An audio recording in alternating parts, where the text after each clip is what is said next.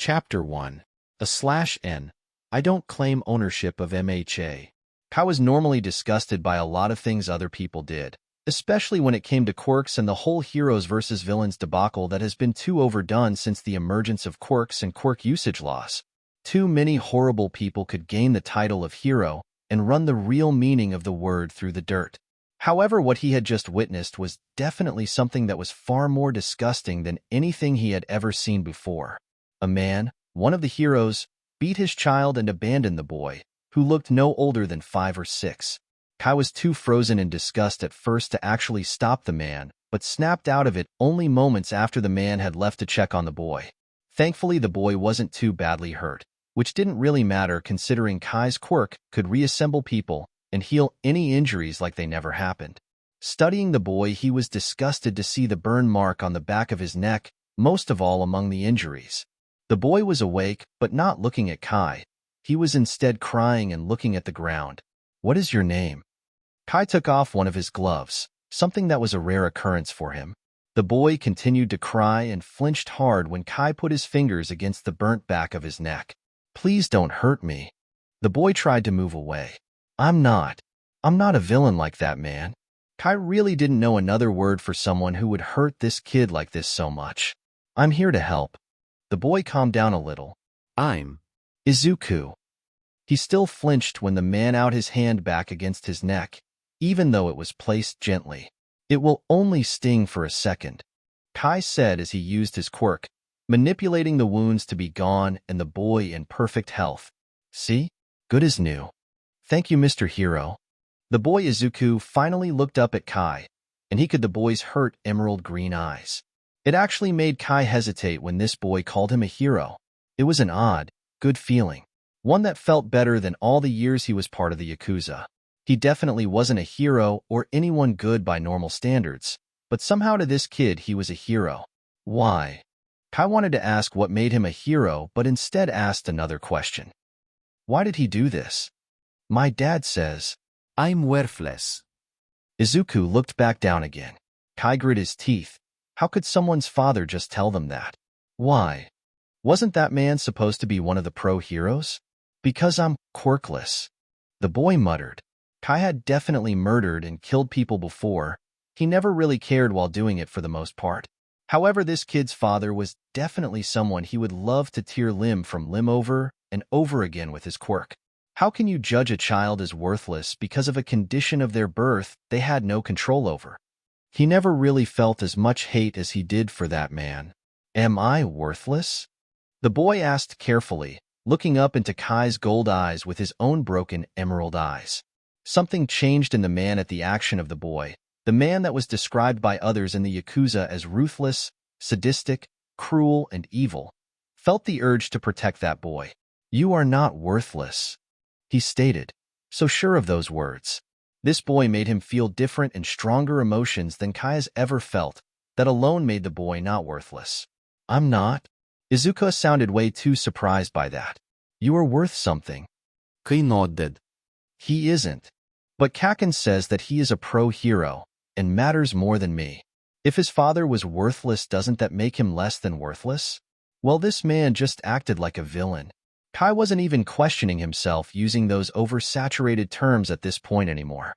"He is worthless for attacking you like that." "Really? Really?" Kai nodded. "I see a spark." He really did. He didn't know what the spark was, but this boy definitely had it. "What does it do?" The boy was confused about this spark he apparently had. "I don't know. Do you have anywhere that is a good place to stay?" The man really didn't want to leave the kid until he knew wherever the boy was out it was a place he would be safe. The boy shook his head. "I only had my dad." "No mother?" Kai asked. "I never met my mom. Dad said she was a disgrace." This father was sounding more and more of a pathetic human to Kai. He wondered if the father had anything to do with the mother not being there. He also couldn't just leave the boy here. "You're coming with me." "What?" The boy looked up again in confusion. "You're coming with me. You have nowhere good to go, so I am going to find you a place where you are safe." Kai took a few steps back the way he came through the alley, but stopped when he noticed the boy hadn't followed yet. "Come on, let's go." "Okay, Mr. Hero." Izuku shook his hesitation off and got up to follow Kai. I'm not a hero. My name is Kai Chisaki. Sorry, Mr. Kai Chisaki. The boy apologized.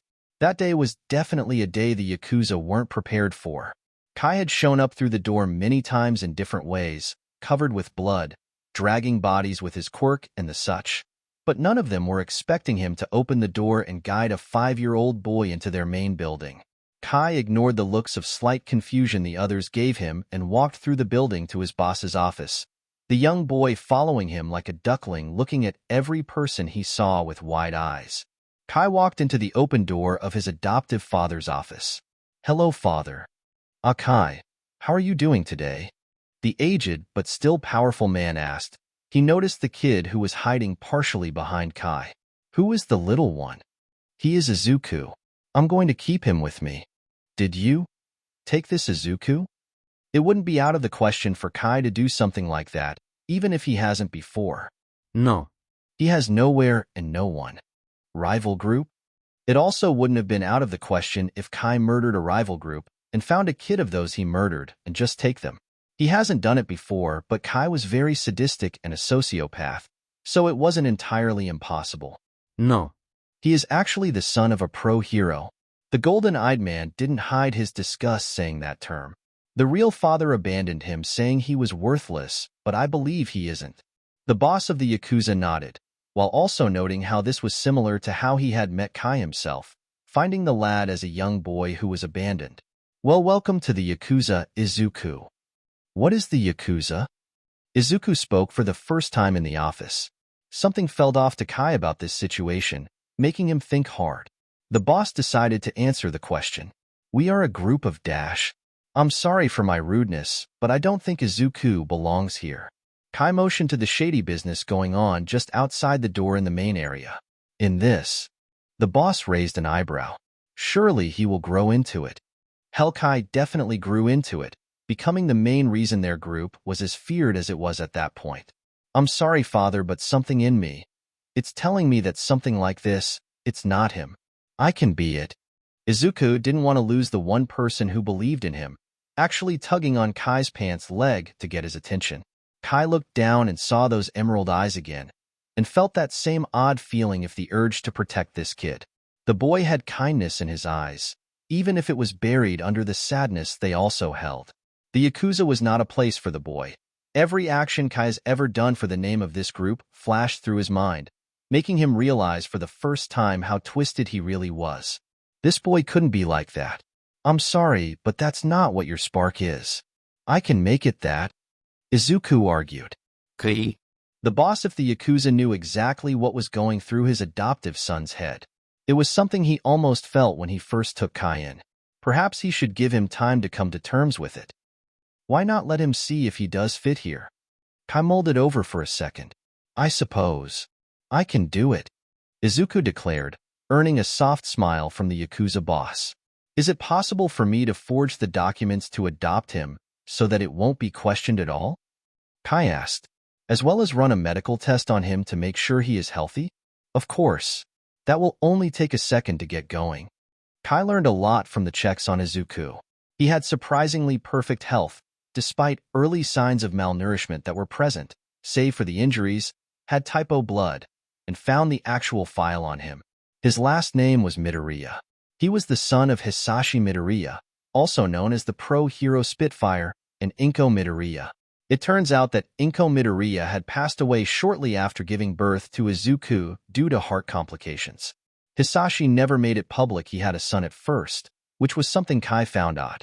The whole relationship between Izuku's parents was odd to Kai because after he did more digging it looks like there were signs of abuse and such, all with Hisashi being the guilty party.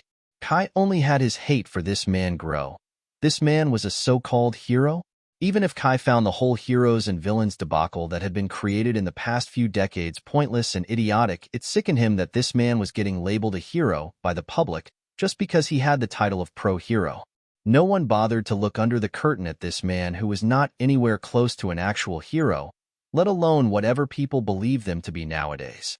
The boy was rather compliant with Kai, not questioning anything at all, which made the man frown because he didn't like how much the boy was just so trusting of him. Kai was definitely not someone a boy like Izuku should trust, but yet the boy did. Granted, Kai hadn't done anything yet to make the boy do anything but trust him, it still bothered him, especially the fact that just a small number of interactions with this boy made him realize all of a sudden how twisted he was. It was confusing how this boy made him reevaluate his life like this. "You're in mostly good health," Kai said to the boy as he gave the boy a bandage to out over the point on his arm where they drew blood. "However, you really need to eat." "I haven't eaten in 2 days," the boy replied. Kai wanted to find this Hisashi and slam him against a wall a few couple hundred times. "Which is why you need food. You should have 3 meals a day. I only had 1. "Well, that's changing," Kai stated.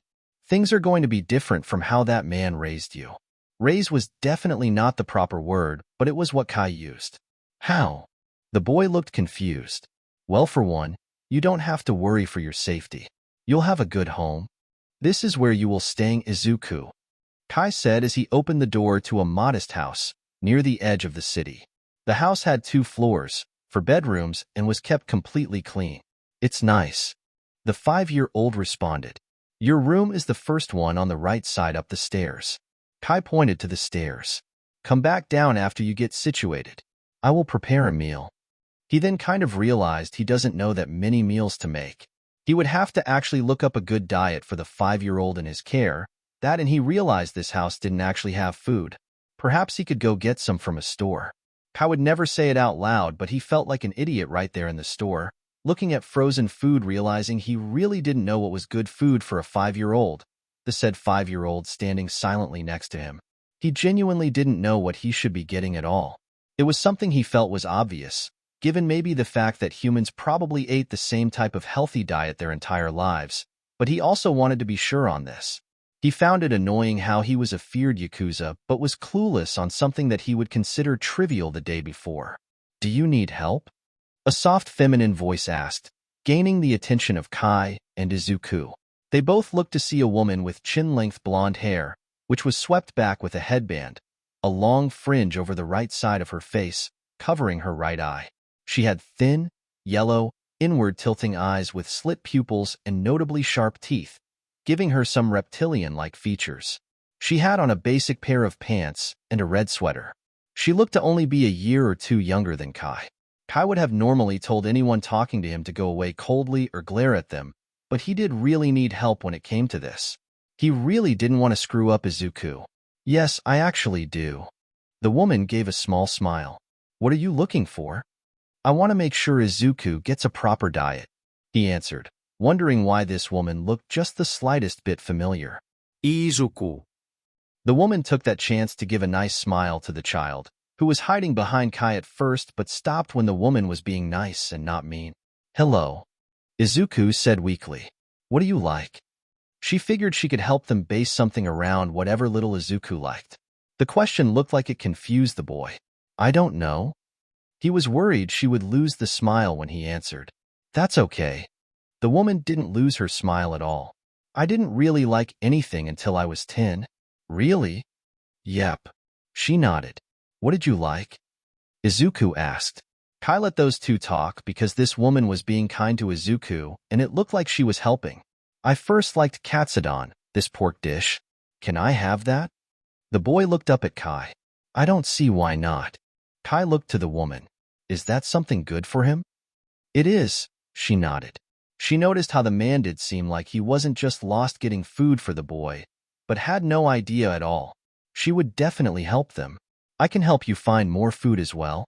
"Thank you," Kai replied, thankful for the woman at that point. I'm Ryuko Tatsuma. The woman introduced herself. Kai suddenly realized how he knew her. She was a pro hero, one who had made news recently over the raid of this Maruta Shiga person. He felt a little concern at that fact. Of all people, why does he run into a pro hero? He had to stay calm and not cause a scene, however, and she didn't know he was part of the Yakuza. Kai Chisaki.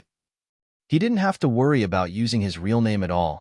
He already had managed to keep a low profile while in the Yakuza. Ryuko smiled. "Nice to meet you, Chisaki. You too, Izuku." After helping them get food, Ryuko offered to help Kai cook it because he really looked like he did not know what he was doing. Kai agreed to let her help this one time, figuring he can just watch how she does it and do that on his own after that. It'll be ready soon, Izuku. The woman said to let the boy know. You should go wash your hands. The boy nodded before he left to use the sink. Thank you for this help, Kai said as he turned to the blonde woman as they entered the kitchen. Ryuko smiled. Anytime. Izuku is a nice boy, and you are a good father to him for trying. Kai would have done a double take at that part, but it did make sense that she would think he was the boy's father. It is definitely an experience. May I ask where his mother is? Ryuko was hoping she wasn't poking a wound asking that. She was just curious. She had some heart complications and passed away. He technically wasn't lying. I'm sorry for your loss. The woman turned on the oven. It's okay now, he replied. So what do we do first? He was wondering in the back of his mind how in the hell he was in a situation like this, which was something that probably the day before would not be something he would do in a million years. Especially the part about being in close proximity to other people, given his normal misophobia, which was oddly not making him break out or even on his mind around Izuku or this woman. The meal was surprisingly good to Kai, who wasn't one for pork, but it was cooked really well. Izuku loved it, which made Ryuko happy for him. She noticed the boy had a bit of sadness to his eyes and wanted to make that go away. Kai was actually mentally questioning Ryuko. She was a pro hero, and he figured they all were arrogant shits, but she hasn't mentioned her title at all, or even hinted at it. He wanted to guess he had the wrong name and she wasn't a pro hero, but using a spare minute earlier he did find out she was a pro hero, and a surprisingly humble one. Once the food was done, Ryuko bid farewell and left. It was nice to meet you both, Ryuko said as she was leaving the front door. It was a pleasure. Kai was surprised he actually meant that a little bit. Why was he thinking different from before? Was meeting this little kid really making him behave so vastly different from what he was just the day before? By Miss Tatsuma. Izuku waved happily. By Izuku. Ryuko gave a warm smile before she left. Now it was just the two guys, Izuku looking up at the man who had taken the rope of his caretaker. What do we do now? Kai was not liking how much he didn't know about raising a child. Then again, he had an excuse when he was a 24-year-old sociopath who spent a majority of his time doing shady business and crimes for the Yakuza. What did he want to spend his time doing at 5? At 5 till 7 he was homeless, so not have to live in alleys was the answer he had. What do you want to do, Izuku? The man figured the 5-year-old would be a better expert on things he would like than Kai. The 5-year-old thought hard. Can we watch the news? Was the news something kids enjoyed? Kai didn't know, but he still turned the TV on to the news. A report of the weather was on at that moment. The boy actually watched it with interest, and Kai was finding it a little amusing when the news swapped to a news report of a contest in Hosu that had taken place that day. Sure, it was about pro heroes, and he despised them, but the boy was more focused on the contest itself, not really caring about the heroes. Anytime it swapped from the events of the contest, which was a regular team event that barred quirk usage, to talking about participating pro heroes, Izuku would lose that look of interest. Do you not find the heroes interesting? Kai asked, wondering if the boy had an opinion this early in his life. Some of them, no, Dad, Izuku said quietly, pointing at one person with flaming hands. He is actually Dad's sidekick. They're jerks. They treated you poorly too? Kai figured he should get a list going of the people he would disassemble. They didn't know. He did. He didn't stop Dad. So do you think all heroes are bad? Kai was trying to figure out where Izuku's head was at that moment. No. All Might is a hero. Kai didn't really like All Might, but that might be the biased criminal in him, not liking the strongest hero of Japan. What makes him a good hero? He is a hero. Dad isn't. Izuku responded. All Might tries to protect everyone for the sake of them being happy and safe. Dad wanted the title of number 1. So to you, just because someone is a pro hero, that doesn't make them a hero? Kai asked. Heroes don't hurt the people who can't protect themselves. They help them, like you. Izuku answered. This kid still really thought Kai was a hero still? I don't really think I qualify as a hero, Izuku. What do you think makes a hero? Izuku asked with curiosity, the 5-year-old focusing on Kai. Kai never even liked pro heroes, so he never really guessed what made a good one. The closest thing to a hero to him was the Yakuza boss who saved him from living on the streets and gave him a home. That was exactly what he just did to Izuku earlier that day, and he also saved Izuku from those injuries his father gave him. By Kai's own logic, that made him the most heroic person he knew, but that didn't sit well with him given his previous beliefs. He didn't want to not answer the boy. He wanted to tell the boy what was the closest thing to the unbiased truth. What'd make a hero? A real one, and not those fakes who wanted attention and glory. Or was that the key to what made a real hero? Going into those situations not because you want the glory and praise of people, but because you genuinely wanted to help those who needed the help? If that was what made a true hero to Kai, then that makes All Might one of the only ones he could think of that fit a real hero's mold. I guess someone like All Might, someone who doesn't want the praise or doesn't do it for the praise as a primary goal.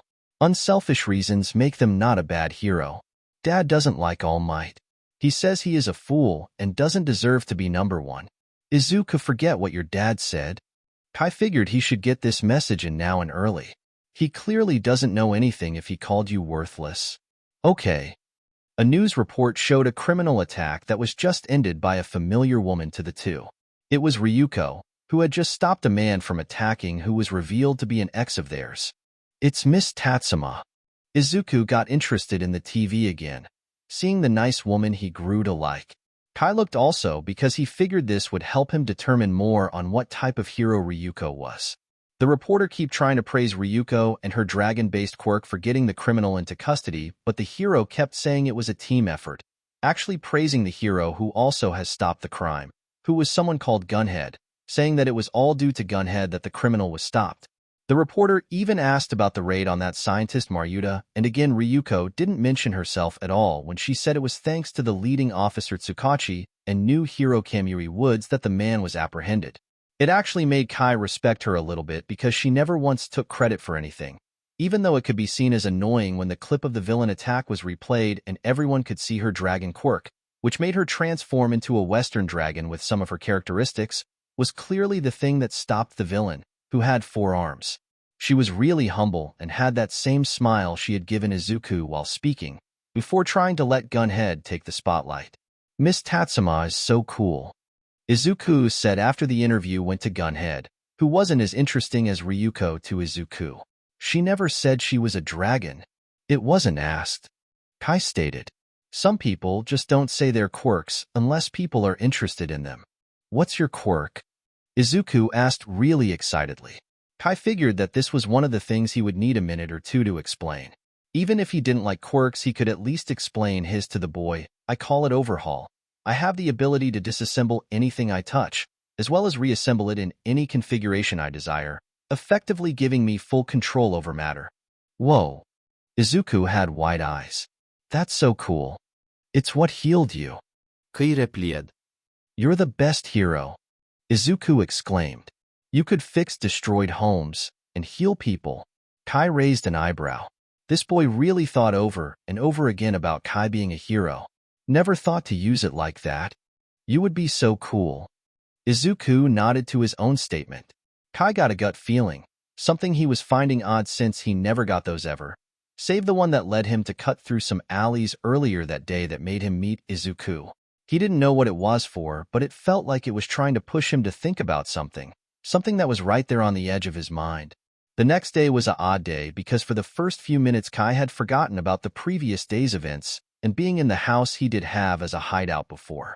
After remembering everything, he looked up something to make Izuku for breakfast and had made bowls of rice and strips of fish with egg.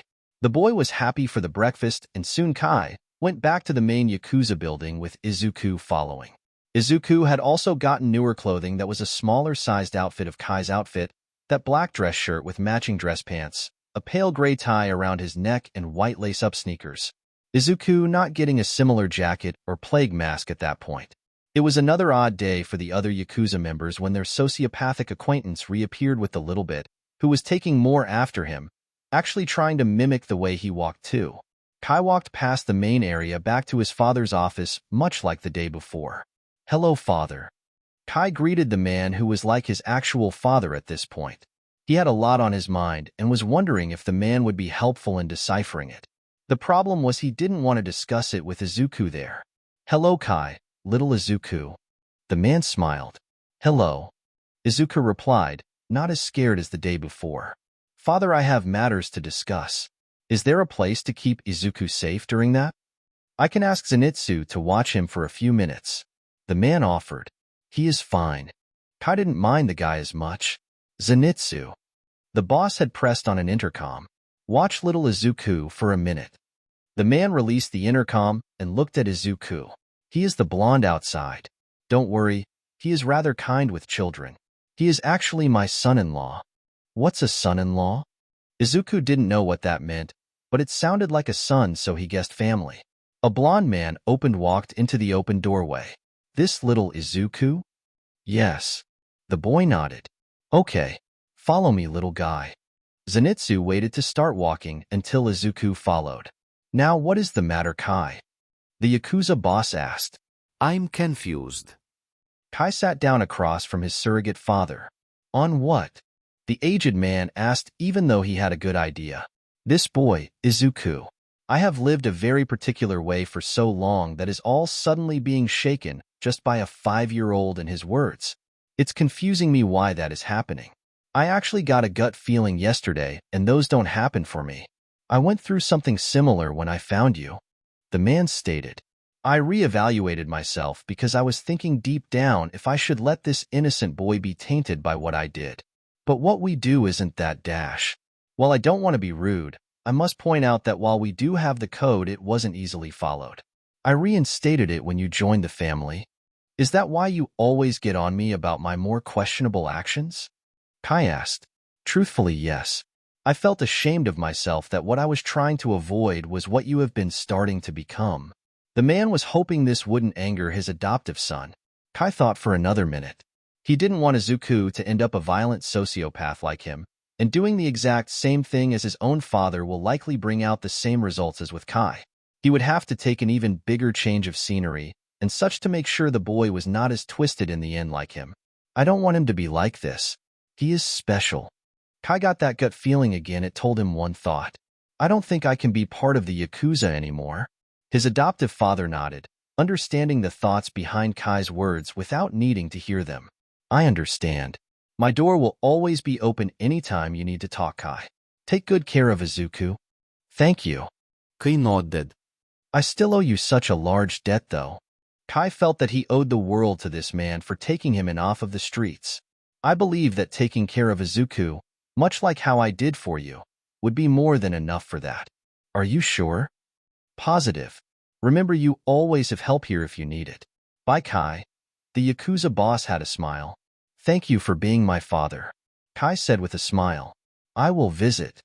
I will be looking forward to it.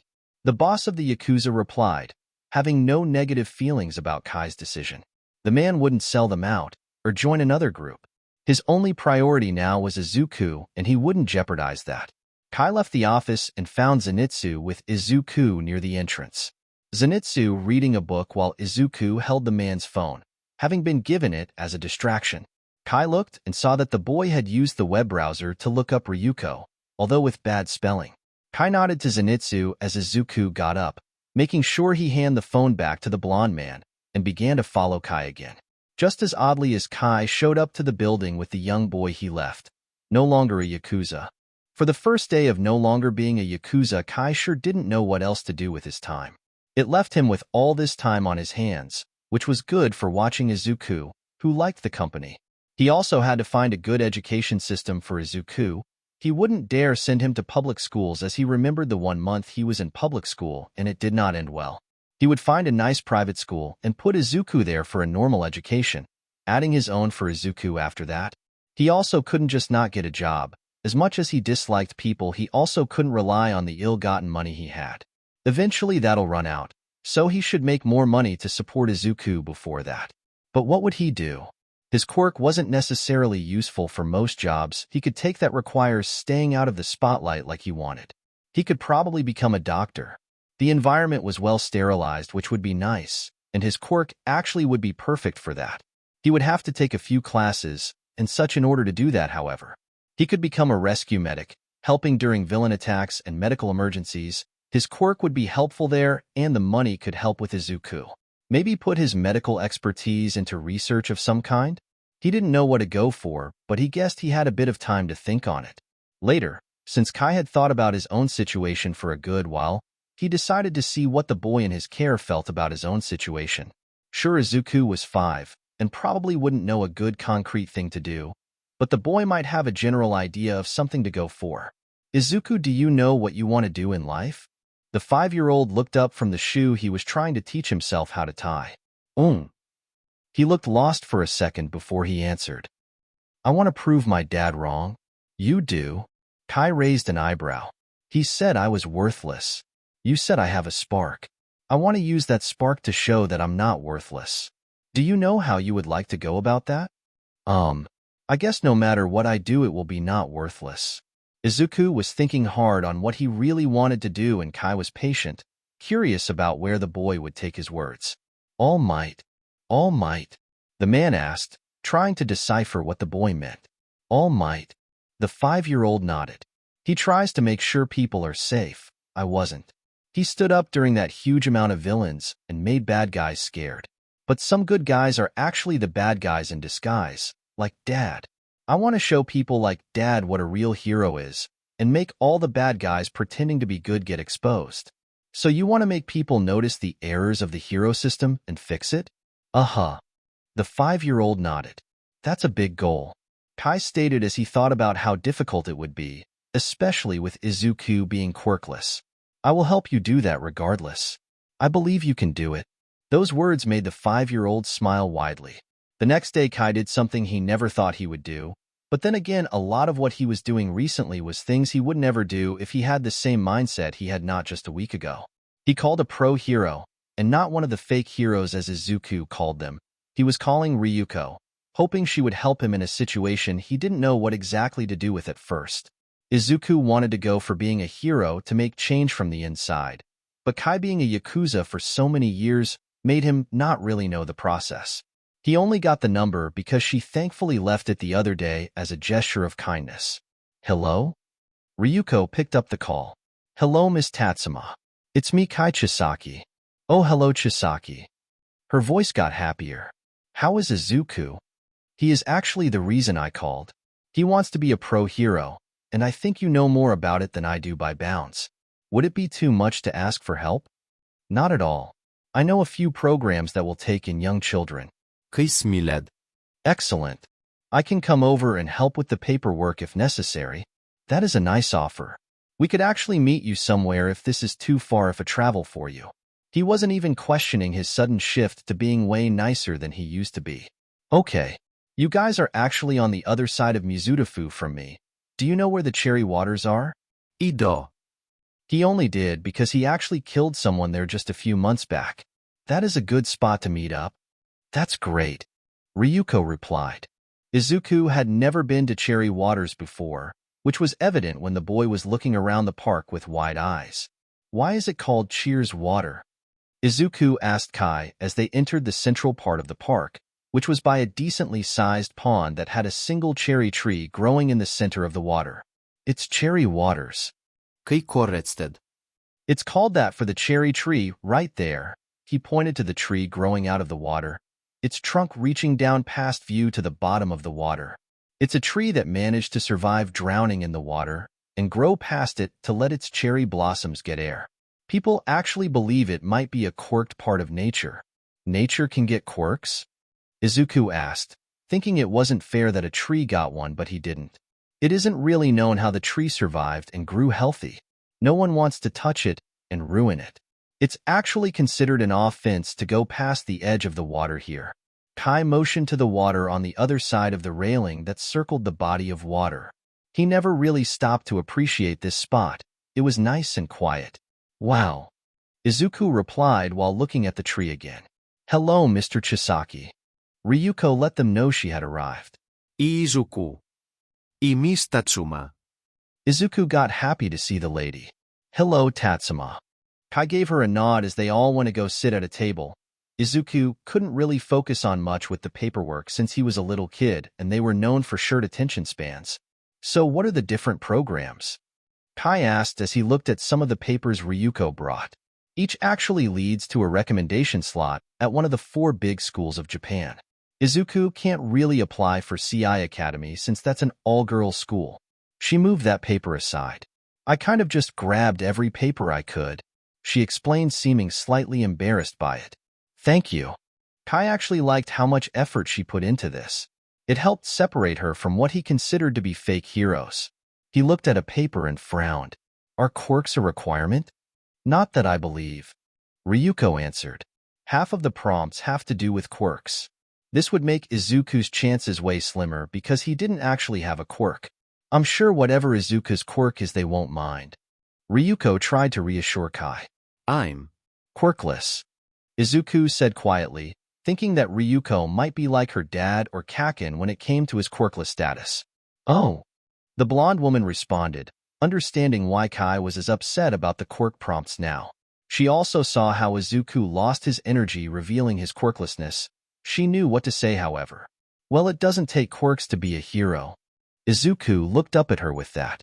If you want to be a hero, that's all it takes. Heart and will. Really? Izuku asked with growing happiness. That's what I believe. Ryuko nodded. Kismiled. Heart and will, that does make a good hero. But won't the schools pick the kids who have quirks to take the spots of the program? Izuku asked. They would. But that doesn't mean you don't have what it takes to be a hero also. The woman thought for a second. How about this? I can teach you. Really? Izuku got excited. Wouldn't it bother your schedule? Kai didn't want Izuku to miss an opportunity like this, but at the same time she was a pro-hero and enforcer of the law, and Kai was a Yakuza member up until the day before, and he had done a lot of things that would definitely out him in jail quicker than he could blink. Being around her might actually be dangerous for Kai, despite how much of a good thing it was for Izuku. It will actually be okay, the woman said happily. Plus he has heart, and that is the defining trait of heroism. She noticed a slight bit of hesitation in Kai's eyes. Is it fine with you? I'm sorry if this offer is too much. We did just meet 2 days ago. Can I do it? Izuku looked at Kai with his big emerald green eyes, a look that worked in the boy's favor. It's fine. Kai was going to have to learn to look away from Izuku at times like this if that look was enough to make him agree. Yay! Izuku got happy, which made both adults smile. For years later, a lot has changed for both Kai and Izuku over the past 4 years. Kai had become even more domesticated, as he would call it. He had gotten a research job on quirks, something that seemed outlandish to him and anyone who knew his beliefs more than a year prior, but he only did it for one reason and one reason only, to get Izuku a quirk. Not just any quirk, however, but Kai's own Overhaul.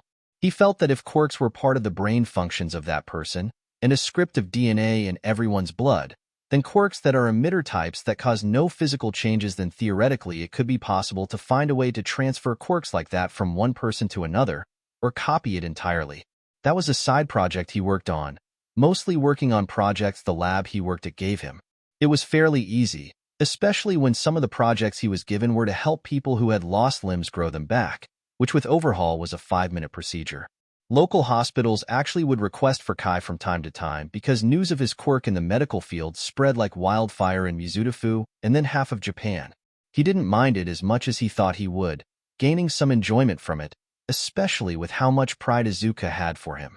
The boy still considered Kai to be one of the best heroes, even after learning that he was a feared member of the Yakuza before Izuku came along. Ryuko had become a stronger presence in Izuku's life, and Kai's as well, them seeing each other more than 2 or 3 times a week when he would come check in Izuku's training. The woman was one of maybe 5 heroes Kai could think of that he had met that honestly deserved to be known as heroes. She had taught Izuku some advanced taijutsu, saying that he had a natural talent for hand-to-hand combat, even at his young age. Izuku himself had changed drastically from the unsure boy left abandoned in the alley 4 years before. He had confidence in himself, and the 2 adults he looked up to, Kai and Ryuko. He had cut his hair shorter to mimic Kai's style, and kept the signature outfit he had mimicked from Kai with some changes. His black dress shirt had changed to dark red, and he had taken to having dark green ties. His shoes went from black to a dark golden yellow. He had finally gotten a bomber jacket like Kai, making it dark green like his tie with a much thinner lining of dark red fur than Kai's own thick purple. Izuku was currently in Kai's lab with him, looking at some papers the man had. Izuku had shown a lot of growth in his intelligence as well, taking after Kai in that regard. Shogi was something that Izuku actually managed to after a while challenge Kai at. It was something they would do on the daily to improve Izuku's skill. What's this? Izuku looked at a binder labeled Project Overhaul. Oh, that? The golden-eyed man looked up to see what binder Izuku had. That's a side project of mine. The 9-year-old boy opened the binder and read a section. It's about Overhaul? Yes. It's also about passing it on to you. The man said. The boy looked up. Really? I believe you are deserving of a quirk, Izuku. More so than most people. You actually understand what it means to look at people for them, and not the quirk. I was going to try and surprise you with this when I was finished it. It's still a nice surprise. The boy smiled. Can I help? I think I should earn this. Kai already believed the boy had more than earned Overhaul when Kai could find a way for the boy to have it. However, Izuku had gained a bit of Kai's stubbornness, and he knew the boy might try to help either way. Of course. However, this shouldn't get in the way of your training with Ryuko. I promise. Or your schoolwork. I don't want to see your grades drop. They won't. I know they won't. Kai grinned. Izuku to him was truly a genius and a prodigy of his generation. The boy was leagues above kids his age, and despite his young age the boy was in good condition physically. He wasn't overly strong but was fit enough it put him above people his own age. The boy had perfect grades across the board and should be a person that all the high schools and prestigious schools of heroes should be working hard to go to their places. However, they stopped with Izuku once they saw that he was quirkless. That fact made Kai mad. The boy was more than just better than some kids his generation that would get spots in these programs. But those kids got picked for promising quirks and nothing else. How far did you get into the research? The boy opened the binder to another page of notes. Not far. We can discuss it this weekend. Kai was serious about it being a weekend task. Right now, however, we need to be getting you to training with Ryuko. Miss Tatsuma said she was going to start teaching me one of her 3 forms this week. Izuku responded as Kai began to put away some of his notes. Really? Which one? The one she calls Breath of the Dragon. She says it is focusing on attacking areas that would limit the opponent's breathing while staying on my own toes, and it requires speed. Miss Tatsuma says I have more than enough speed for it. You are quite fast. Kai nodded, remembering one time he sparred with the boy, and he managed to completely avoid Kai's touch. Granted, Kai was holding his speed back, but it was still impressive. She says if I master it fast, I might get to learn her Fist of the Dragon form. That one targets limbs of the opponent. It's the one she used on you the one time you guys sparred. I remember that. Kai thought back to the spar, which only happened because her normal sparring partner was out of town and Kai was there, which led to Izuku begging them both to spar. They hadn't used quirks and Ryuko definitely made it a fun challenge. Since then they would actually spar every once in a while because they both enjoyed it. It is definitely a good style. Later Kai was tapping a pin against his beak like Plague Dr. Mask, in the middle of a dilemma. His Project Overhaul had hit a snag, and he couldn't find a way around it. He had found a big difference between quirkless people and people with quirks. Their blood is different. Quirkless people actually had a missing layer to their blood that quirked people had, if you took out the part of the blood that held the coating of one's quirk. A quirkless person's blood could be defined in this sense as smooth, whereas people with quirks had blood that could be considered jagged, that extra layer almost like a puzzle piece, a really complex puzzle piece. That layer was unique to every quirk he had looked at so far. A few others at the lab were interested in this project. That layer itself wasn't the quirk, but was the connecting piece to quirks. They saw it as a way to help identify quirks earlier on for children, but Kai kept seeing it as the way he could give Overhaul to Izuku. If he could learn how to make that layer that Izuku's blood was missing, he could theoretically make it the one that connects Overhaul to blood for Overhaul and add both to Izuku's blood. However, that had so many different variables that could be bad for Izuku. It didn't help that the extra layer to a quirked person's blood was almost as complex as the quirks themselves. Kai felt like he had barely scratched the surface of this study, and he had been working on it since he joined the lab 3 years prior. To say this frustrated him would be a big understatement. He wanted Izuku to have Overhaul so bad. It would help the boy on his goal to change the status quo of the hero society for the better so well. Kai didn't believe that it would be easy as Izuku is now. a quirkless person in a society that practically worshipped quirks, which was something that still rubbed Kai wrong. He didn't despise quirks the same way he used to. He actually began to think they were nice puzzles to look at while working in the lab, but he would be a damned liar if he said that he liked how they were viewed by most people. Kai exhaled slightly as he tapped his computer to awareness and turned on the browser.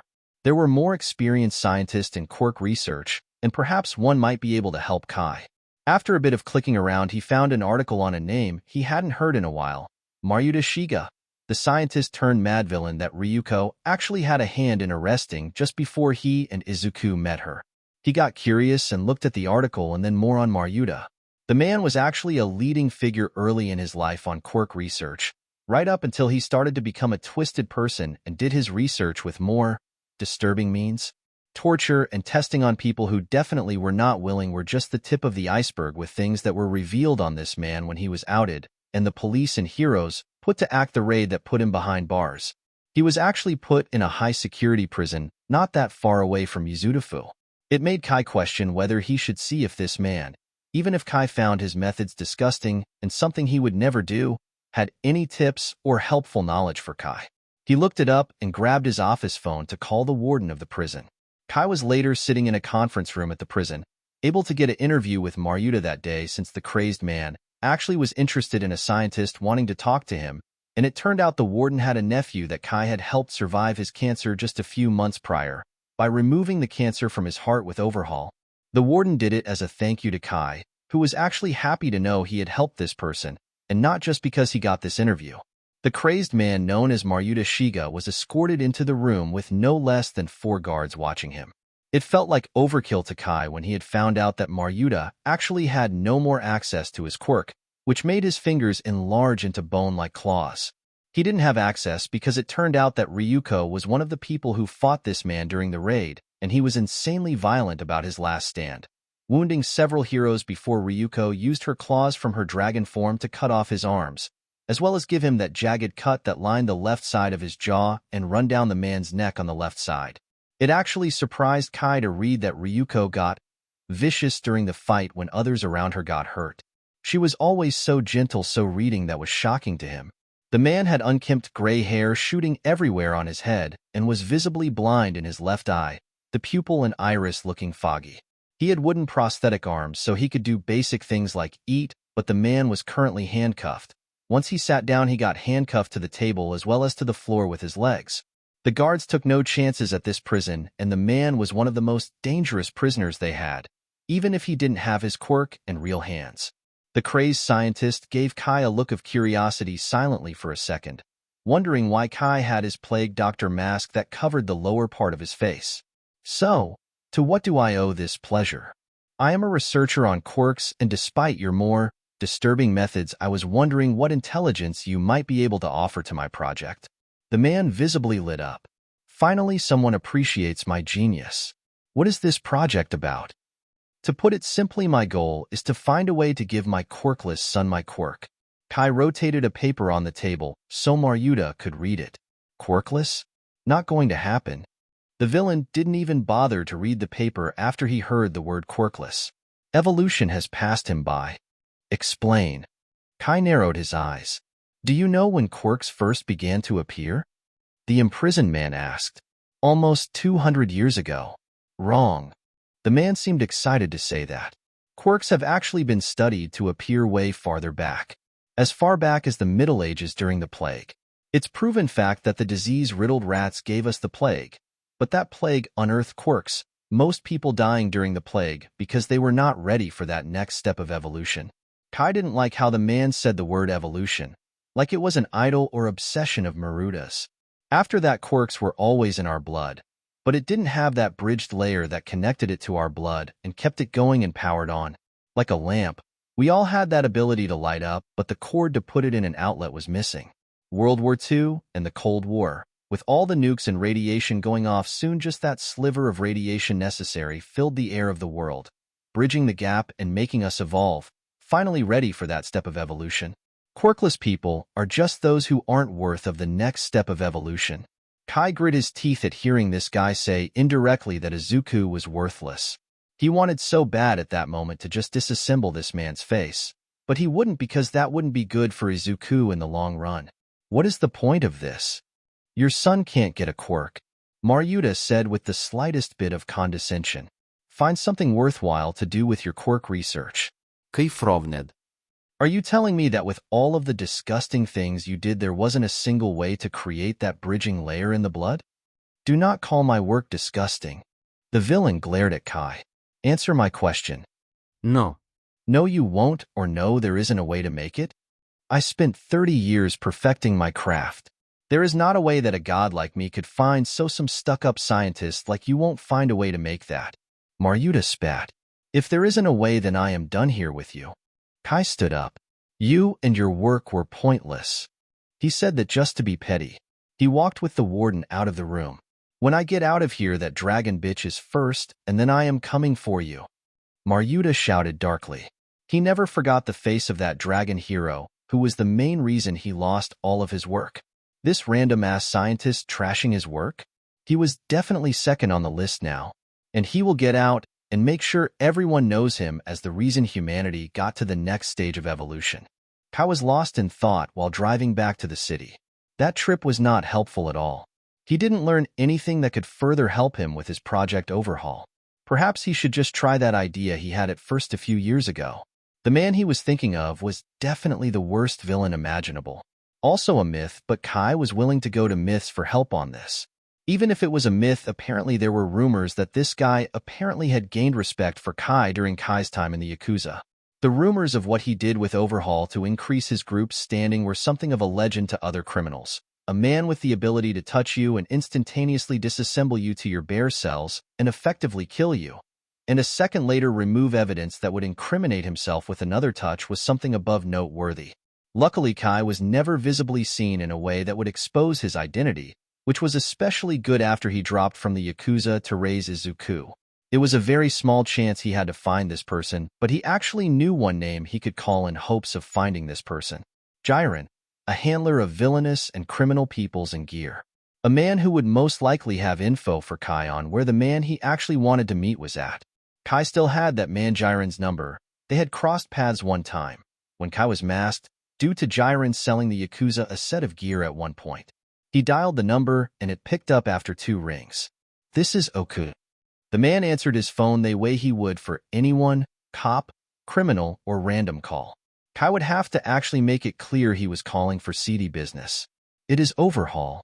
Overhaul? That's weird since I heard he stepped out of the business. Jiren had disbelief that this was the Overhaul. No way would he believe that the real Overhaul would suddenly return just like that. You have a missing front tooth, Kai stated. Anybody who has seen me can tell you that. I told you that if you touched me I would blow your arm off with a touch, and to get your disgusting smoke away from me. I'll be damned. It's been quite some time since we met like that, but I wouldn't lie when it was definitely memorable. Jiren accepted this as the real Overhaul. No one else was there when these two met and had that altercation. How might my business be of service to you? Do you have contact with the man that is referred to as All for One? Kai had never associated himself with villains on levels of, well, villains, but All for One was what could be classified as supervillain as an understatement. I cannot divulge information on who is in my clientele. I want to make a deal with him, and this is the only way I know to contact him. There was a pause for a second. Let me call you back in a minute. Take your time, Kai said as he heard the call end. He looked to see his gas was getting down there in level, and a gas station was just a few seconds away. He decided to get gas while waiting. For all he knew, he would have to drive away to a meeting spot if All for One did in fact want to meet. This also all confirmed to him that All for One was indeed a real person. He didn't know if that should make him worry at all. A shadowy figure controlling Japan from the darkness that could just remove and steal quirks away from people, as he felt, was definitely something that would bother most people. This meeting actually could go completely bad for Kai, and the man could kill him and keep Overhaul for himself. Was Kai too quick to do this? He was mulling that thought over when he got a call from the untitled number he knew was Jiren. How is it? Kai asked. He is very interested. Can you meet him now? Yes. Kai had a gut feeling telling him to stay on his toes if he would really be doing this. That's good news. I'll send you the address.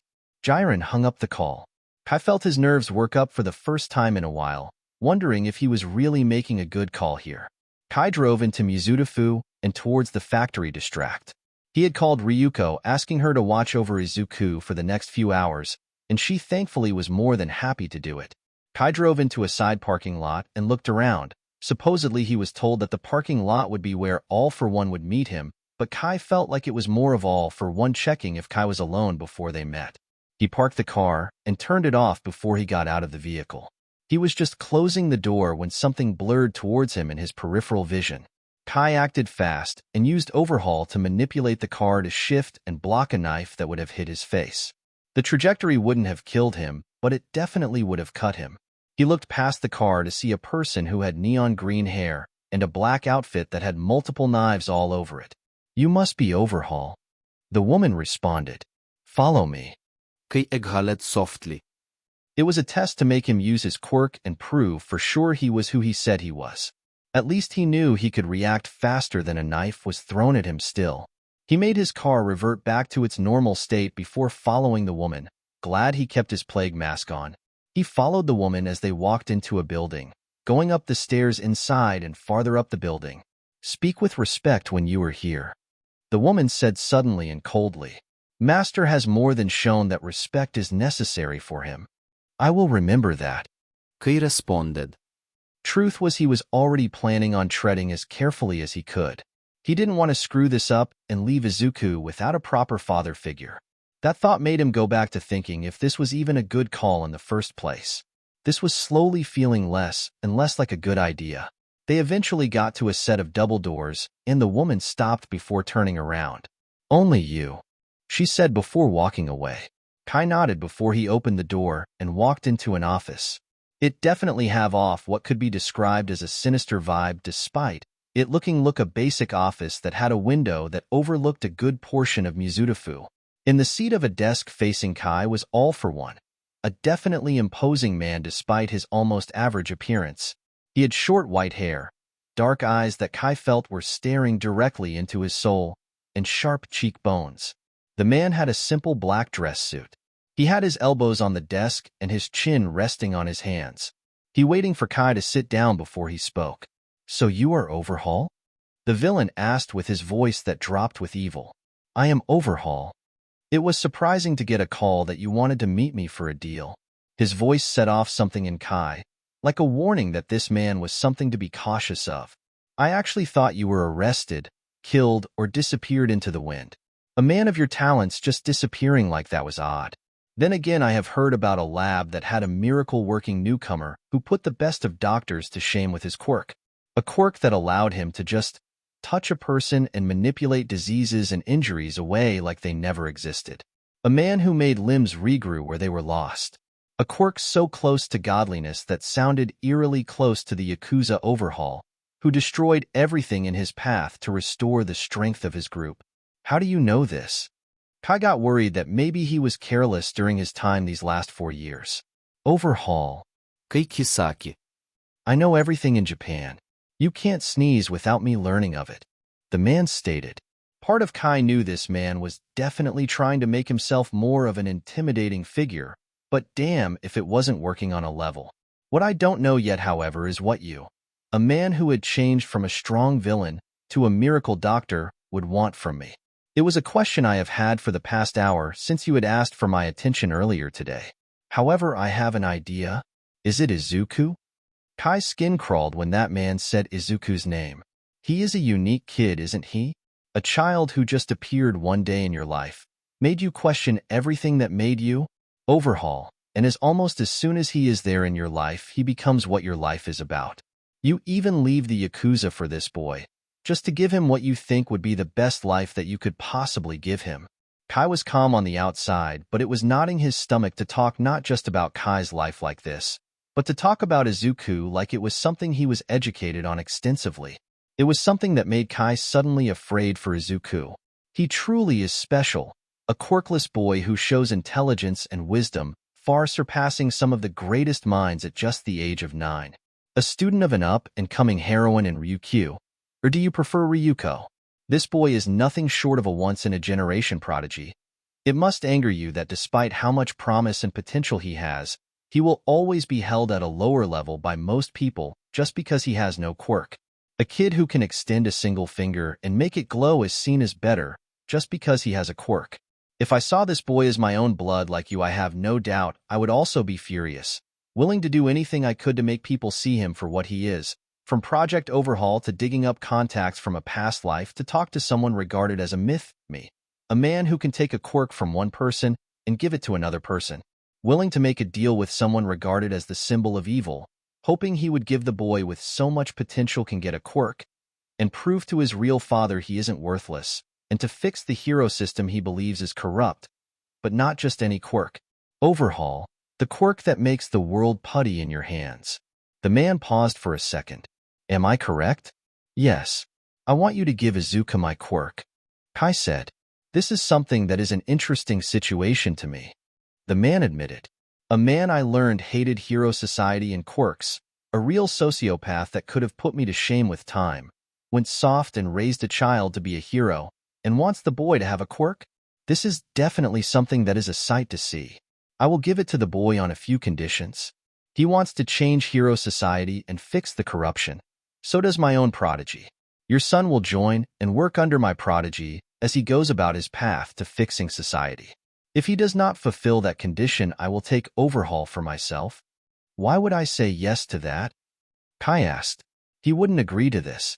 The man knew so much that he had to know Izuku wouldn't cross into full villainy like this. He must have been trying to throw Kai off and make him agree to a deal that would inevitably give All for One full reign of Overhaul, which was a little ridiculous when it can be remembered that All for One can take quirks. They both have similar goals, do they not? Both being treated poorly at first because of their quirk status and cast aside to the trash, but a man finds them and helps them, seeing them as a child of pure potential with a true cause. Surely he would agree to that. Izuku is not like that. Ah yes. You only choose to see the hope in him, oblivious of his true resentment of society. Sure, you know he doesn't like how things go, but you don't acknowledge that growing hatred in him. The jealousy and hate of other kids his age getting attention by the world around them because of quirks, despite his immense intelligence, and such that should make him the one everyone notices. It is there in the boy, and it will only grow worse until he gets to unleash it. Wouldn't it be wise to let him use that resentment with my prodigy to reshape society for the better? This isn't what he believes to be better. Kai wouldn't let this man shake his belief in Izuku. The man was clearly trying to make himself appear all-knowing to make his seem absolute. The man sighed. Fathers really do sometimes ignore the negatives of their children. He stood up and Kai's instincts were screaming at him to move away. I guess I can just take Overhaul for my pupil. The man was over the desk in a second, with a hand reaching out for Kai's head. Kai reacted just in time to dodge away, grabbing the floor as he rolled to create a wall in between the two. Kai, do not insult me like this. The man punched a large hole in the makeshift wall. Kai wished he had a future sight quirk, so he could have seen how big of a mistake this was. He didn't know how he was going to get out of this horrible situation he had gotten himself into. Why couldn't he realize earlier on that of course the evil dude who can take quirks will end up deciding to take a powerful quirk like Overhaul for himself? What was worse that now he knew that even if he got out of this situation here, the threat of this man coming for him. As if God himself was intervening in Kai's favor, a blue and yellow blur smashed in through the window, revealing another massive man that was actually the #1 hero in Japan. It was All Might, who might not have been smiling like he normally was. It was a good thing for Kai that the scowl that replaced it was aimed at All for One. All for One. The pro-hero spat. If it isn't All Might. All for One forgot about Kai for a second. Finally done crying over your precious mentor? All Might's scowl got bigger. I'm putting you down once and for all. Not if I and my associate have anything to say about that. All for One indicated to Kai, who had gained the attention of All Might with that. This was a huge moment in Kai's life. One that would have drastic effects on the entire course of history, all dependent on the simple reaction he gave to All for One's statement. You want to corrupt my son? Kai spot.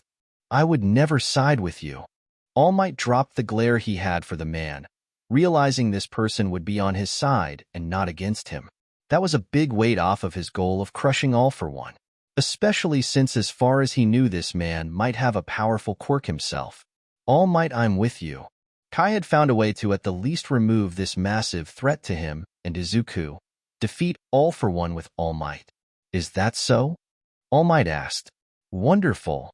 All for One gave Kai a scowl. You'll regret that. He wants my quirk, Kai announced as he stepped farther away from All for One. I suggest staying back if it can be helped. All Might charged All for One. The two clashed strikes. Got it. Kai took being part in what could be considered a huge battle rather well. He ran his hand along the wall and shot spikes out of the wall behind All for One to impale his back. The man had reacted fast enough to get out of harm's way, the spikes stopping before they would have hit All Might.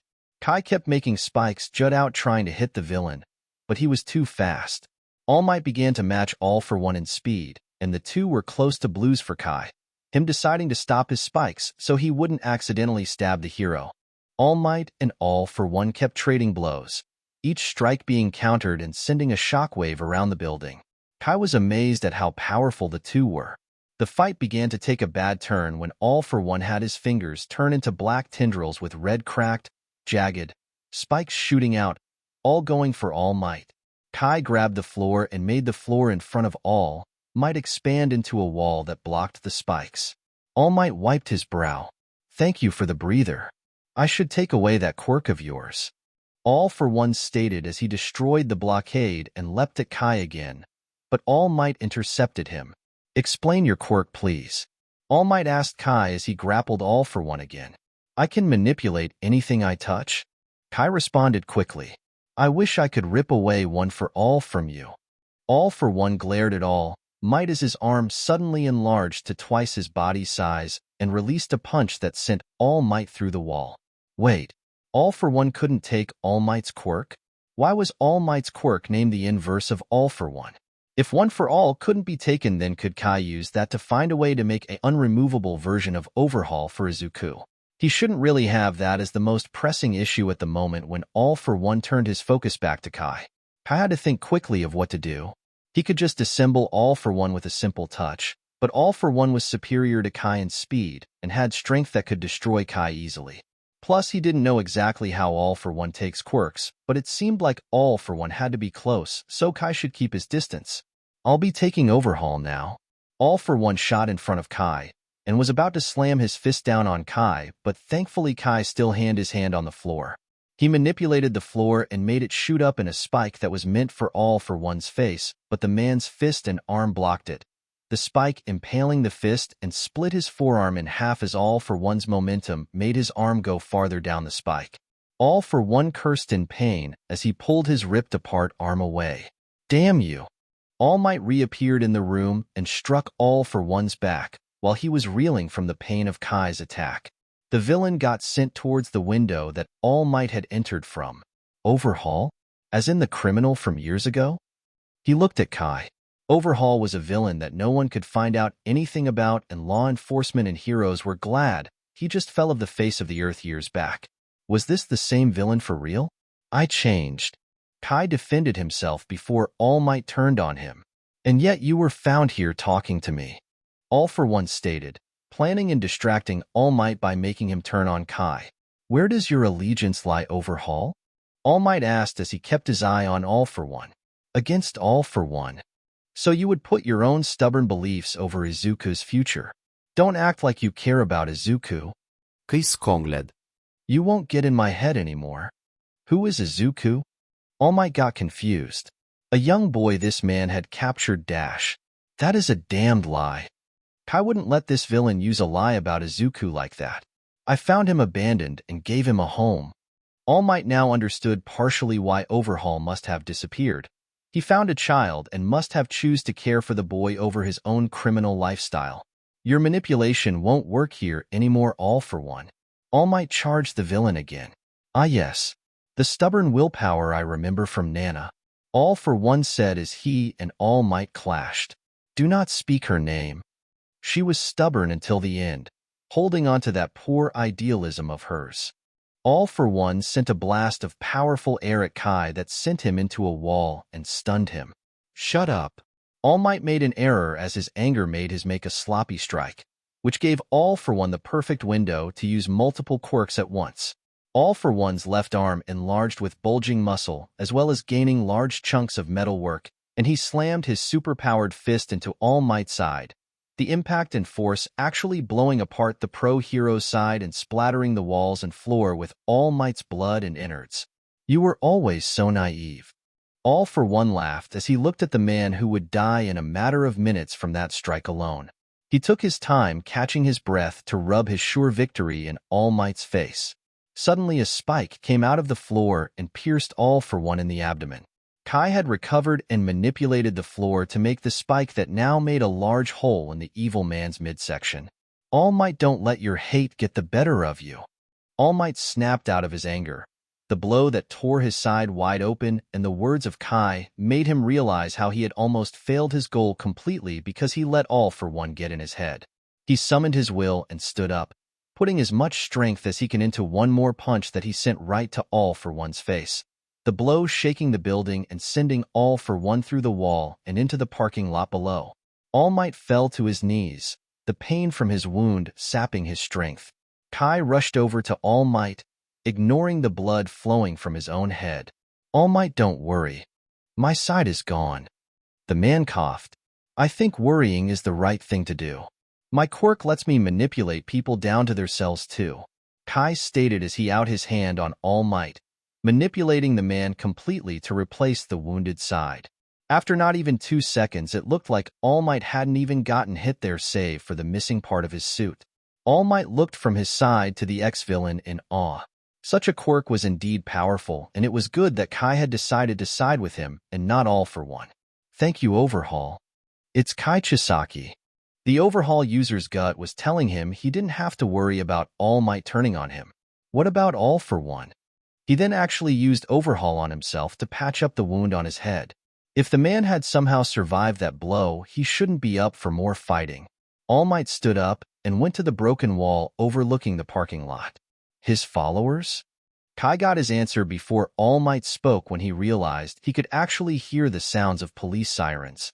A raid had happened just moments after Kai came here. What were the chances of that? Kai had to consider himself lucky for this outcome, however, as he got away from All for One before the man could steal Overhaul from him and leave him to be arrested by the police. They should all be getting arrested at this very moment. All Might frowned when he couldn't spot All for One in the parking lot. He could see a crater covered with blood, but he couldn't see the evil man anywhere. He must have been dragged away by one of his subordinates that wasn't arrested. The man had to be dead. A blow of that strength would kill anyone, right? He shook that negative thought and turned to Kai. He wondered about the man who was revealed to be a massive underground criminal years prior. Was this man truly turned around?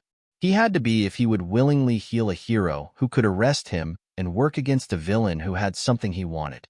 Stay with me when the other heroes sweep the building. That way they don't go after you. So I am not getting arrested? Kai asked. You had a part in putting down the biggest evil to ever corrupt Japan, and saved me from a wound that surely would have been my end. You know I am Overhaul. Overhaul hasn't done anything in a long time. He disappeared. All Might patted Kai's shoulder. He is gone, and in his place is Kai Chisaki. I actually have heard of you being an excellent doctor as of late. I don't know what for sure caused your change to good, but you are clearly working on redemption, and I can't just ignore that. However, I want an explanation of why you are here. It's my son. Kai began to explain, telling the truth. Once Kai finished explaining why he was meeting with All for One, there was silence for a moment. All Might didn't have children of his own, but he did understand how much Izuku meant to Kai and why he would even do this. He was glad that Kai had stated he was aware of how poor of a choice it was to even contact All for One. This boy of yours sounds like he is a good kid. He is. Kai agreed. The Overhaul user had to follow All Might when the man returned to another pro-hero who reported that the entire complex had been swept and every villain was in custody. You should become a real hero, All Might said. It would help redeem you more. I believe getting Izuku Overhaul will be the best way to redeem myself. Passing quirks on like this is an impossible thing. This is certainly a challenge. How come he said he couldn't steal one FO dash? All Might cut off the man in a low tone. I would much rather keep my quirk as much of a secret as possible. I can explain it to you as a returning favor of you saving me, but later. My lab? Kai offered. It's the research lab close to Cherry Waters. The pro hero nodded. That is acceptable. I will be there as soon as this is all finished here. You are free to go now. A little while later, All Might had appeared at the lab. My quirk isn't something that is common knowledge. All Might figured to just outright explain it. Kai had saved his life and clearly sided with him against All for One. It had made him someone trustworthy in All Might's eyes. It is called One for All, and I can guess you see its similar name to All for One. It was made when that man tried to force his brother to take a power stockpiling quirk.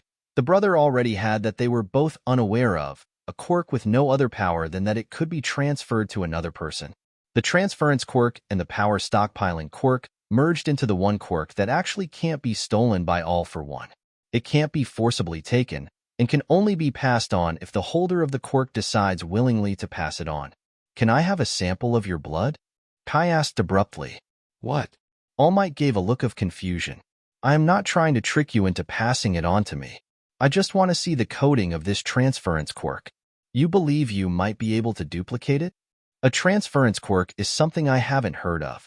It's essentially the easiest coding I should be able to do out of all of my options, and if I find a way to duplicate it and make it fuse with Overhaul, I can pass Overhaul onto Izuku.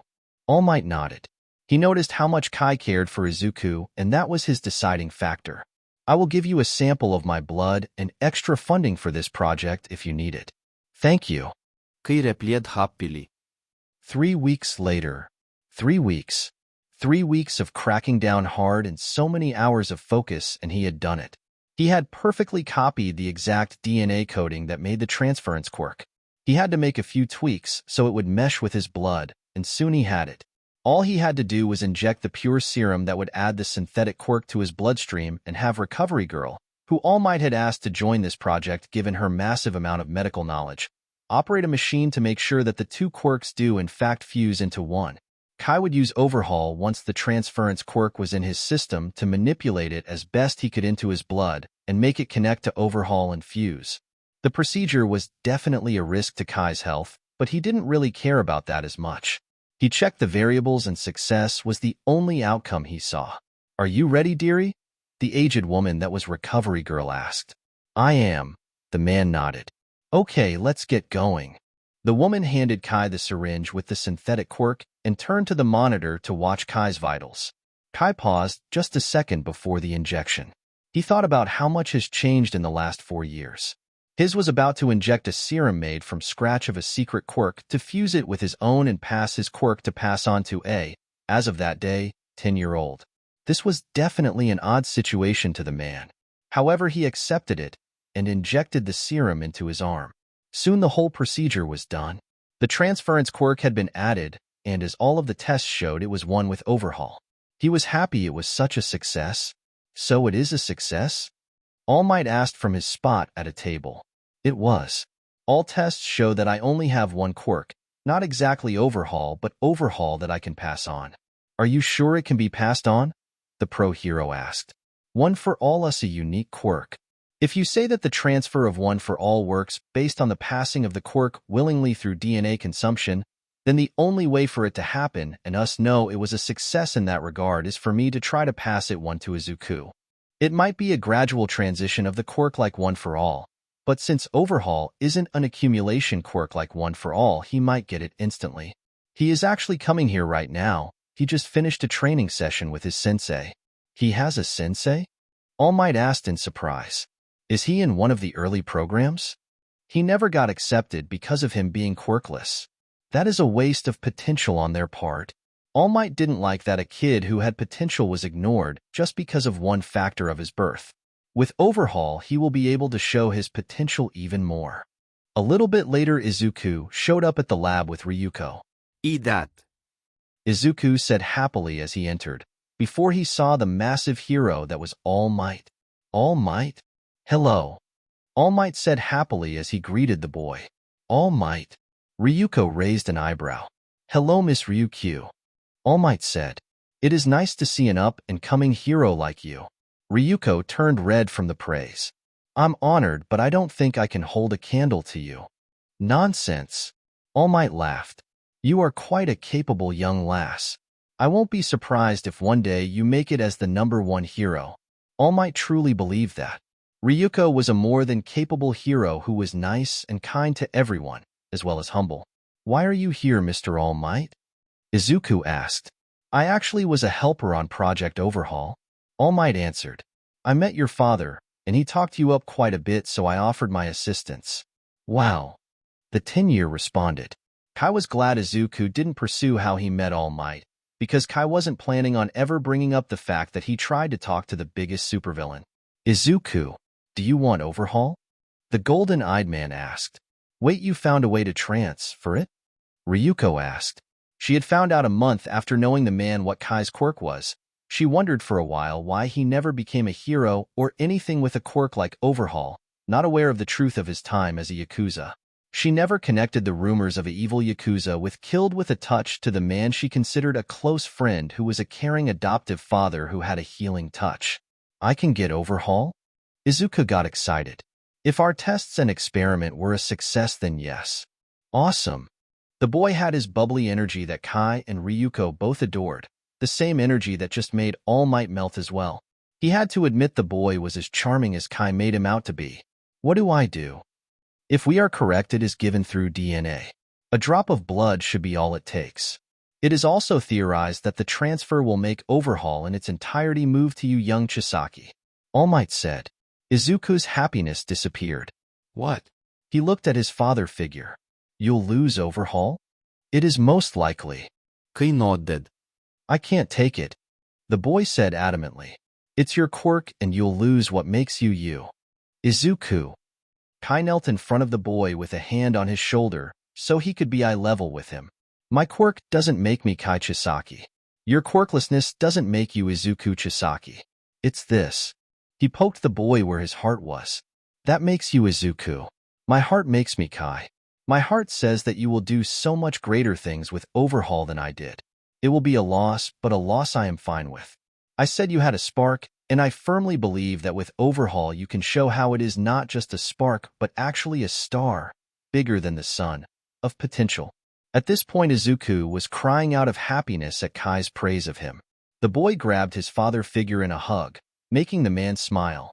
I'll take it, Izuku said firmly, regaining his wand of Overhaul with renewed vigor. I promise I will make you proud. You already did. Kai smiled and patted Izuku's head as he grabbed a scalpel from the table next to him. It's just one drop, I believe. He pricked his finger and passed the scalpel to Izuku to let him do the same. Once the boy cut his finger and placed the scalpel back on the table, they both nodded and pressed the cuts together. Kai wishing badly for Izuku to get Overhaul from this. The room was silent for a minute while the two stood there, pulling their fingers away. After a moment, no one saying anything. Ryuko was the one to break the silence. Did it work?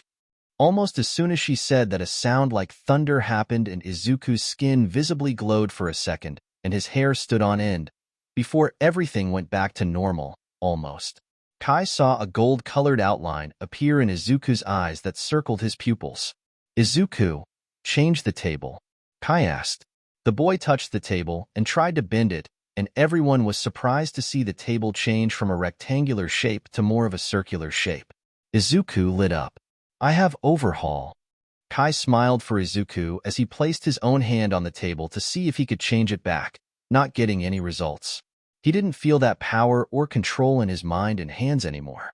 Overhaul was now completely Izuku's and Kai didn't have a trace, but he didn't care, believing it to now be in the best possible hands.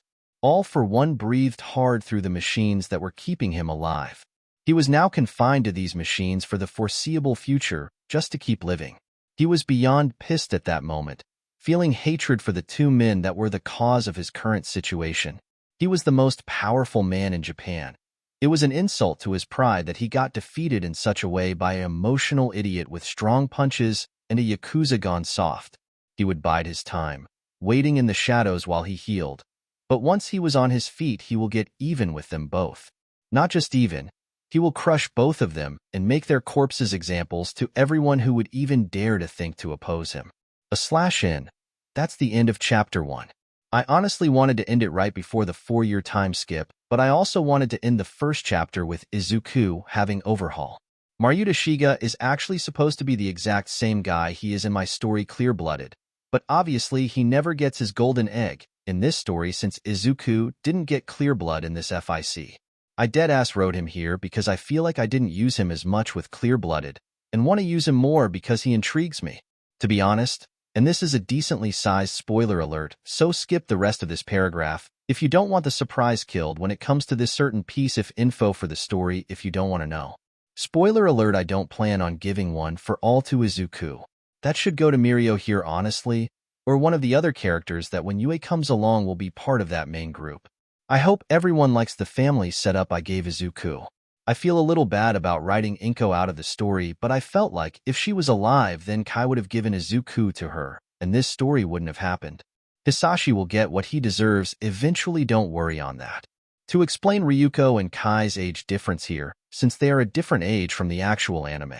When Izuku was 5, Ryuko was 22, and Kai was 24. When Izuku is 10, they are 27 and 29 respectively. The pairing of this story is actually already decided, but I won't reveal it at first because mystery is neat. Plus, upon meeting her in this story, it is kinda obvious that that's the pairing. I have a Discord server for this story, and my others if anyone is interested in that. We discuss my stories among other things there. The link is in my bio. I hope everyone enjoys this new story of mine. Let me know how it is and have a good day. Chapter 2. /N. I have no claim to owning MHA. I am replying to things at the bottom, and I also have a question pertaining to the story itself at the bottom as well as other things. Please check it because I like your guys' input. Part of my enjoyment of writing comes from you guys reading and saying things to me. 5 more years have passed. Izuku was now 15, and it was just a few weeks until he could take the entrance exams to UA, the hero school he had chosen to go to. He had gotten taller and had more muscle to him, still having a runner's build since he decided to build himself around speed due to Overhaul. The only major change over the past 5 years to his wardrobe was that he actually got a custom plague mask to go along with the outfit he never changed over the past 5 years. The plague mask was not as long as Kai's, and it had emerald green where Kai's had red and the gold was now silver instead. He also added claw-like attachments to the sides of the mask that were reminiscent of Ryuko's dragon claw headpiece, the claws looking like fangs on his mask that he always had either on completely or around his neck. He would never go anywhere without it, because it was one of his most prized possessions since it was inspired by the 2 people he looked up to the most. For the most part, Izuku kept his wardrobe the same because it was a good look. He actually even considered making his casual outfit what he wore during hero work. He moves around in it just fine, and with a quirk that lets you treat the area around you like Play-Doh gear isn't as necessary. Are you ready to try it? Ryuko asked, them in the middle of training, with Kai nearby for tips. They were working on the one part of Overhaul. Izuku waited to practice until he was confident completely in his ability. He had an easy time learning how to use Overhaul over the past 5 years, especially with tips and the teaching of Kai, who had mastered Overhaul when he had it. It was a blow to the lab and the medical world when they found out that the man who had the miracle touch had lost his quirk. Kai stated it was a sickness he had so that it wouldn't be discovered. He actually found a way to make quirks go from one person to another, feeling that there would be a good number of people who would abuse that knowledge. Project Overhaul was actually destroyed after Izuku got the quirk save for the knowledge of the ability to read the bridging layer of someone's blood. He was still an excellent doctor, but nowhere near what he was with Overhaul. Izuku had offered to use Overhaul once he got comfortable healing others to heal them. Despite the loss of Kai's Overhaul, he still was a magnificent doctor and was actually working on a cure to a degenerative disease that affected people that had quirks that made them have metallic properties. He even had Izuku as a young assistant since the teen had Overhaul, and the studies could go better with him there once in a while. Recovery Girl had actually offered Izuku an internship with her once he joins UA, saying he had the perfect mettle to be a great doctor himself, even withholding Overhaul as he had natural talent there. The only part of Overhaul Izuku hadn't used yet was the fusion, or merging ability. The ability to merge with another person and have both people's strengths, skills, and most especially both people's quirks. It was something Kai only used enough to know how to do it, back then when he used it in the Yakuza, finding most people filthy. Ryuko had offered to let Izuku try to merge with her. Just a minute. Kaire minded Izuku. Overhaul was only mentally straining the first few times you used a section of it. Merging would definitely be a migraine at first, so they had to pace it. Right? Izuku nodded as he put his hand over Ryuko's forearm. A sound of lightning was heard and smirk covered the two as the electric sound intensified. The smoke cleared and just one person was there. Izuku had done a perfect fusion. His hair had extended and gained blonde streaks like Ryuko, and his eyes looked more reptilian. Izuku had gained height and muscle mass, both of their masses combining despite him not being as big as he should have with the total mass. Whoa, Izuku said as he rotated his arms and saw how his muscles looked much denser and compact. This feels good. You have two systems of energy during fusions. Kai said, everything you both have is at your disposal. Try to use her quirk. Okay. Izuku did a pose like he was trying to transform. Wait, how do I do that? There should be a fire in your chest. Izuku suddenly heard Ryuko's voice in his head. Oh, what the heck? The boy spun around trying to look for his mentor. You heard her on the first fusion? His father figure asked. That's amazing. Took me 5 fusions. Granted, I didn't make a perfect fusion my first time. I can hear her. You did react. Picture it like you were the driver, and she is a passenger. Kai explained. She sees everything you see, feels everything you feel. You can't read each other's minds, however. Person you fuse with can speak to you telepathically, but you do have to speak verbally for them to hear you. That's weird and cool. Izuku stated. So a fire in my chest? Yep, try to picture it intensifying, like you are adding fuel to the fire. All right. Izuku felt the fire she was referring to and pictures the fire getting bigger. His body began to shift again, but into a Western-like dragon, soon looking close to Ryuko's dragon form, but more like himself and slightly bigger. Well, this is cool. You should split soon. It can give a headache the first few times. Kai reminded them. Okay. The large dragon-like boy nodded before he reverted back to the normal fusion mode. After that, another sound of crackling electricity erupted and smoke appeared around him. Seconds later, it ended at Izuku and Ryuko was standing side by side. That was certainly an experience. The woman stated. How does it feel being the second person? The Overhaul user was curious. Like I was floating there and also not. The woman explained. It was odd. Is there a way that I can work alongside whoever I fuse with? Izuku turned to his father figure. The man actually raised an eyebrow. He had never considered that when he did use that aspect of Overhaul. I never tried. That's what we should do. The boy declared, his bubbly energy kicking in. You should give your head a rest for a minute. Ryuko stated. All right. The boy nodded. Plus, I still have that paper to finish for the recommendation course. Make sure all of your assignments are done.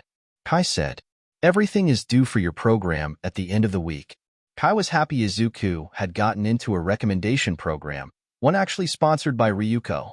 She had pushed for him to have one before he got Overhaul, and they finally actually processed his papers once he got Overhaul. Granted, it was under the name manipulation, a fact that Ryuko didn't understand, but that was because she still didn't know the truth of Kai's past as a criminal. Kai actually felt immense guilt not telling Ryuko the truth about his past. She was the closest person to him, but she didn't know how evil he used to be. Part of him worried about how she didn't know because she was a new hero at the time he was the villain Overhaul, but then again he was one of the more twisted villains that the pro-hero society tried to cover up as best they could, like All for One. Got it. The boy replied as he ran into the house. Where does he get that? Ryuko laughed. Not me. You are too antisocial for that. It's not antisocial. Kai, you talk to only me, Izuku, All Might, and the people at your lab. Only people worth talking to. What about my friend Emi? Ryuko asked.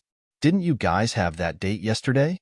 Ryuko had recently decided to try and set Kai up with a friend of hers. The date was yesterday and he and Emi hadn't mentioned it yet. She didn't know what the feeling was, but a feeling in her made her feel like she needed to know how that date went. It was okay.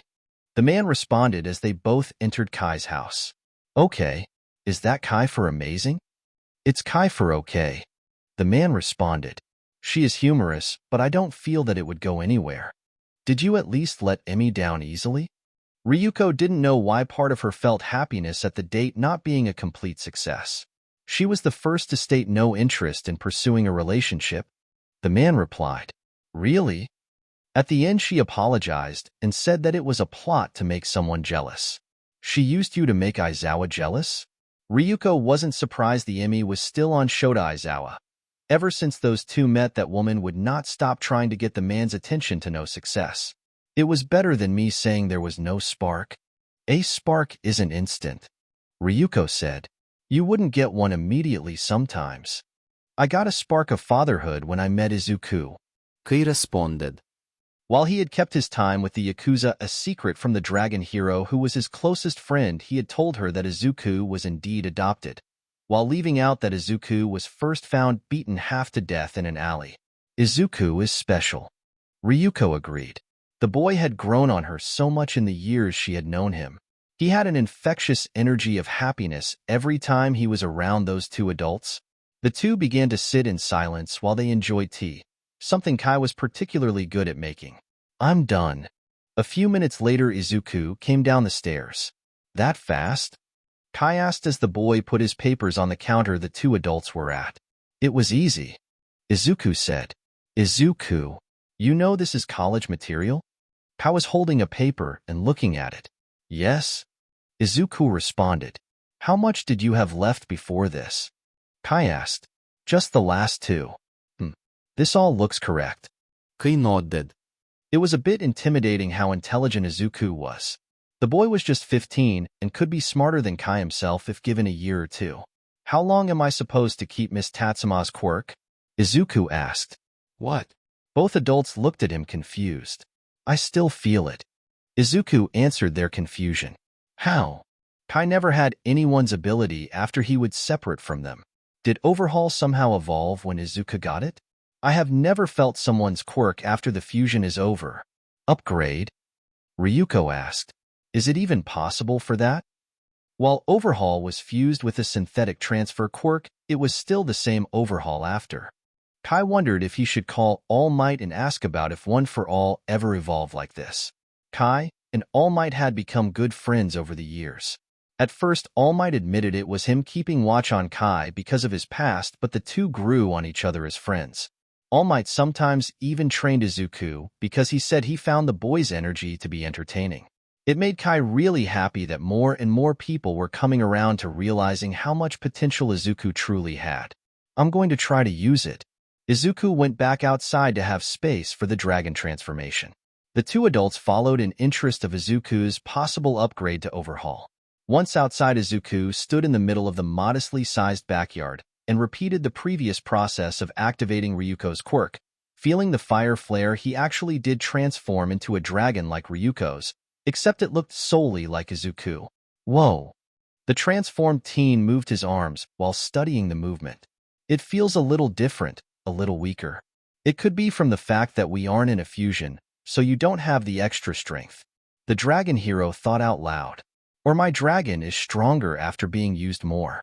I feel weird. Izuku had an uncomfortable expression before he was forced out of his dragon form and back to normal. He no longer felt that fire in him, like the quirk was gone completely. It's gone. You lost her quirk?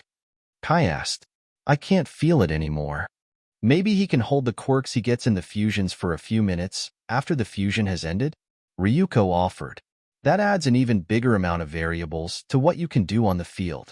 Kai stated. I don't really want to use the fusion without permission. Izuku stated. Permission? Kai asked. That's combining myself with someone else and using both of our arsenals on my own. And now I can even use their quirks. It would seem wrong to do that without asking. Izuku explained. Kai got a smile and patted his son on the head. You are a good kid. I blame my upbringing. Izuku joked. Yeah, that's on me, I guess. Kai nodded. Want to go with me to visit my father? Doesn't All Might want to train today? The teen asked. He liked who counted as his grandfather now, but he remembered All Might said he wanted to talk to him. Kai remembered All Might saying he wanted to talk to Izuku about something important, so he figured he should let the teen do that. All right, I'll be back in a few hours. I have to get back to the agency. Ryuko added, seeing this as a good time to go as well.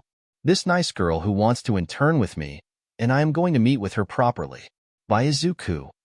She pat the boy on the shoulder as she and Kai walked out together. See you, Izuku. Kai waved as he closed the door. He knew he could easily trust Izuku to be all right by himself at the house. They were in a good neighborhood, and Izuku was more than capable of taking care of himself in any situation. Bye. The teen called out as he decided to go to his own secret project. After he got Overhaul from Kai and learned that Kai had lost the quirk completely, he decided to make his own project Overhaul to find a way to duplicate Overhaul to give to Kai. He knew Kai was fine without the quirk, but he also believed that the man should have it as well. He couldn't just pass it back because that would be spitting on Kai's original project Overhaul, so he decided to learn how to perfectly copy the quirk to surprise Kai with. The problem he had was finding a way to perfectly copy and it to give him. The transference quirk had lined itself into Overhaul in a slightly confusing manner, as well as how it webbed itself into Izuku's blood. The synthetic quirk acted as the layer Izuku wasn't born with, but Izuku didn't necessarily need to know it for this. Sure, he had a copy of Kai's notes on the original Overhaul, but he also needed a way to duplicate it to give Kai, and like they have been finding out, Izuku's Overhaul is slightly different, so he would have to account for that as well. What Izuku needed was something that could copy his quirk from him, so he can work on it without dealing with his own blood, and the way everything had crossed over each other to confuse him.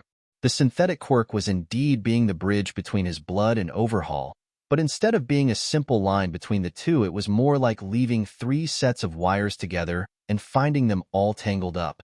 He knew he could do it, but he really needed something that could untangle the 3 things so he could analyze the new Overhaul on its own and copy just it. Because at this point he wouldn't know if he would end up missing parts and writing in parts from his blood or the synthetic quirk instead. Once he made that one all good and ready, and most likely in a vial, he could work on making a newer synthetic transfer quirk, but not one he would use to move the duplicate Overhaul. He would try to make it an inverse transfer, so it would be technically a synthetic receiving quirk. That was a whole other bag of issues that Izuku wasn't going to stress about till he had the duplicate Overhaul made. However, he knew that he would have to make it a receiver of solely Overhaul's coding, so Kai wouldn't gain new quirks on accident every time he got different DNA near him. That was a risk, especially since Kai was a doctor and spent a good portion of his time around DNA. Izuku heard the front door open with the sound of keys. He closed the unmarked binder and slid it back onto the shelf by the counter as the arrival to the house spoke. Young Chisaki, it was All Might, who had gotten a key to the house a good 2 years before. Izuku actually saw All Might at least once a week and actually learned his real name a few months ago. It was Toshinori Yagi. You are home, correct? In the dining room. Izuku answered. Truth was, while it was meant to be a dining room, they never really used it like that, only for get-togethers. Most of the time they just ate at the kitchen counter. The dining room was mostly just a study, or the room papers were done the most by the 2 men of the Chisaki name. The large blonde man of muscle came into the room with his signature large grin. Hello, Izuku. How have your studies been? I'm finished with all of my assignments. They look good from what Dad says. Between now and the recommendation exams, I have no more assignments, so I get to just train. That's excellent. I actually have something that has to do with your training. Is it that thing you mentioned on Saturday? It is. Toshinori nodded. While I am not in a position of extreme rush, I want to ask if you'll be my successor. Izuku waited to ask questions. He figured All Might had a different meaning than what Izuku thought. Toshinori saw Izuku's patience and nodded to himself to continue. We never mentioned it to you, but the synthetic transfer quirk Kai made was actually copied from my quirk. It is a quirk that is 2 that had fused long ago at the dawn of the age of quirks, from the transfer quirk and a power stockpiling quirk. It was named One for All by the original holder. It is passed down from master to apprentice through time, and each person holds the ideals of peace and being the one who will stand there to stop evil. I believe you are maybe one of the most perfect candidates for your generation to be the 9th holder of this quirk, Izuku. Will you be that successor? Izuku thought for a second, not on his answer but the other information instead. His synthetic quirk was from this One for All? If Overhaul evolved from Kai to Izuku, and All Might was the 8th holder of his quirk, then changes definitely do happen with the quirks that get transferred. Izuku couldn't currently think of anyone that would make sense as the holder before All Might, so it definitely got a glow up. He realized he should think on that later and give All Might his answer. I'm sorry, Yagi-sensei, but no. Kai walked into the household of his father and was actually surprised to see a sad-looking 6-year-old girl. She had pale blue-gray hair long enough that it was almost reaching down to her waist. Her eyes carried a sad look and were bright red in color. Poking out from the right side of her forehead was a small, brown horn. She was staying near the farthest part of the couch in the living room from him and seemed scared by Kai's entrance to the house. Kai's pseudo-father was also there. Hello, father. Kai said his usual greeting. Hello, Kai. The old Yakuza boss stood up with a smile. How have you been? Well, patient count in the hospital has lowered, thankfully. The two would talk a bit about their different professions, Kai's more so than Kinjiro's, his father. Regular villains have been less active as of late. Kinjiro nodded. Plus they have you as a doctor. People can't get sick with you around. Kai smiled from the praise before he asked a question that was growing. May I ask who the girl is? Kinjiro lost his smile. This is Eri, my granddaughter. Zenitsu and Siren had a daughter? Kai actually got an amused look for a second. He never really got along with Kinjiro's real child and Siren. She was a bitch in Kai's opinion. He actually told Zenitsu last time he saw him like 5 years before that he thought Zenitsu deserved better in a woman. He rarely saw Zenitsu because the man did spend a lot of time traveling. Zenitsu saying he wanted to soak in the world's many stories. They did, but Siren has disowned her. Kinjiro said the part that made him sad. He actually got into an argument with his daughter when she cast out Eri, and he took in. What? Kai looked back at the small child who had began to cry hearing about her mother disowning her. Why would that? He stopped himself before he cursed in front of a child. Why would Zenitsu allow this? Can we talk about this in the other room? Kinjiro really didn't want Eri to have to hear about the tragedy again. Kai nodded, and they both went to the dining room. Father, what happened? Eri had an accident. Kinjiro started the story he had gotten from his daughter, but he would leave out the horrible things his daughter said. She gained her quirk. It made Zenitsu disappear completely. What? Kai was straining to think what the quirk could be.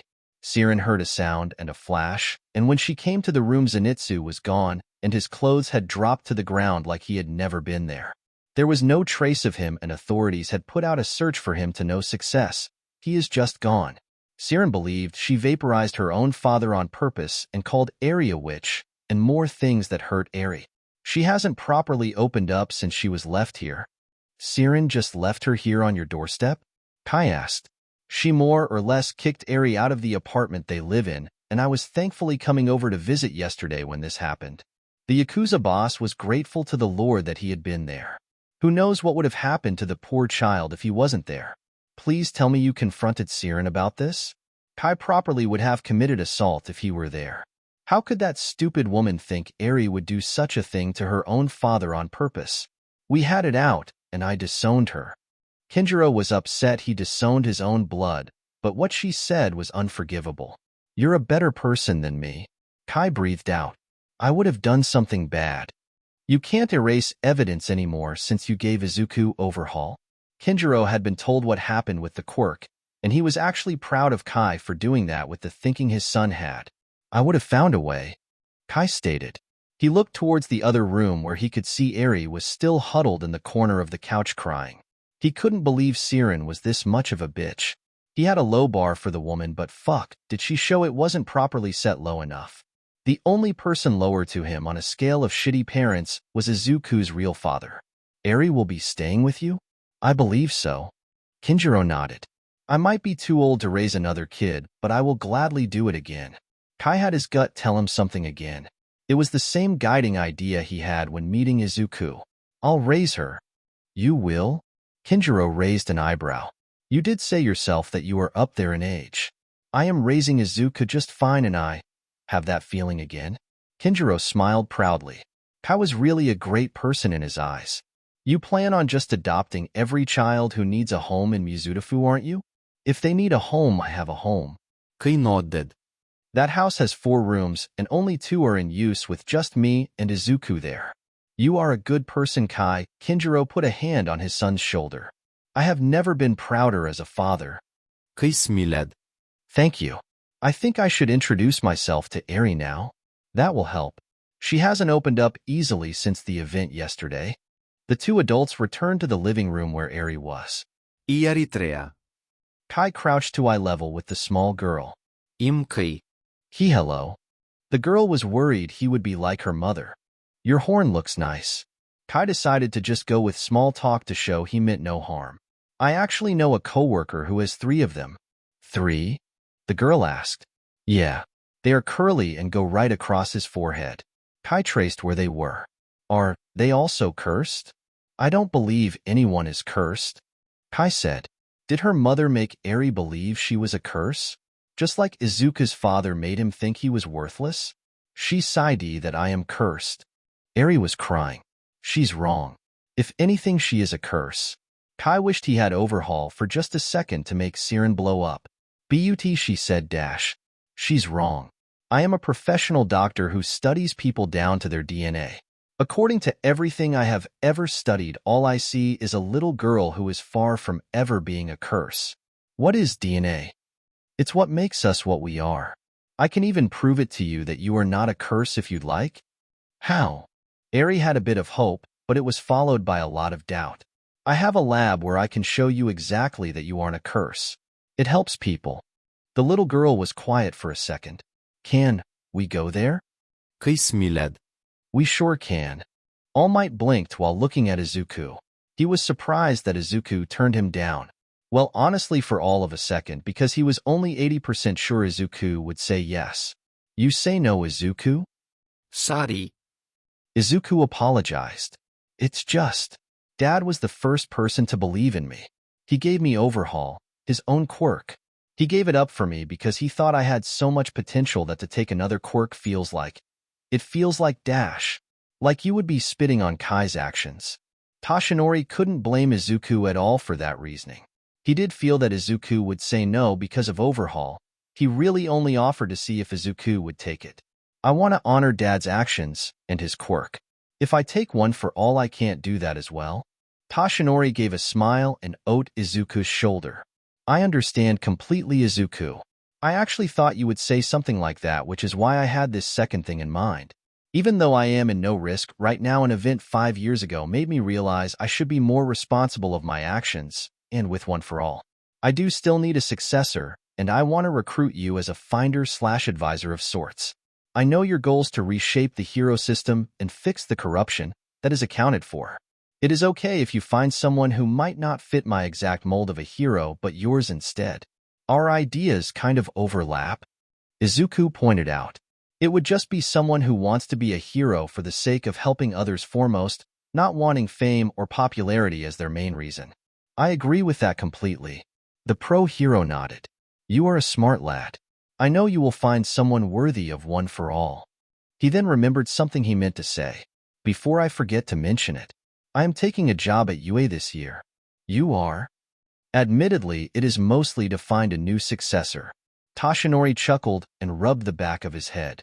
I might still be at the top of my game, but I should have an apprentice to pass on my skills, and one for all to regardless. Life does have many unexpected things at play, so I shouldn't be reckless. What will you be teaching? The Foundational Heroic Studies class. The previous teacher has decided to retire to stave off his growing health issues and age. This is honestly a good opportunity because I believe that the current generation's best should train all of the next generation because you should all surpass us. Izuku nodded.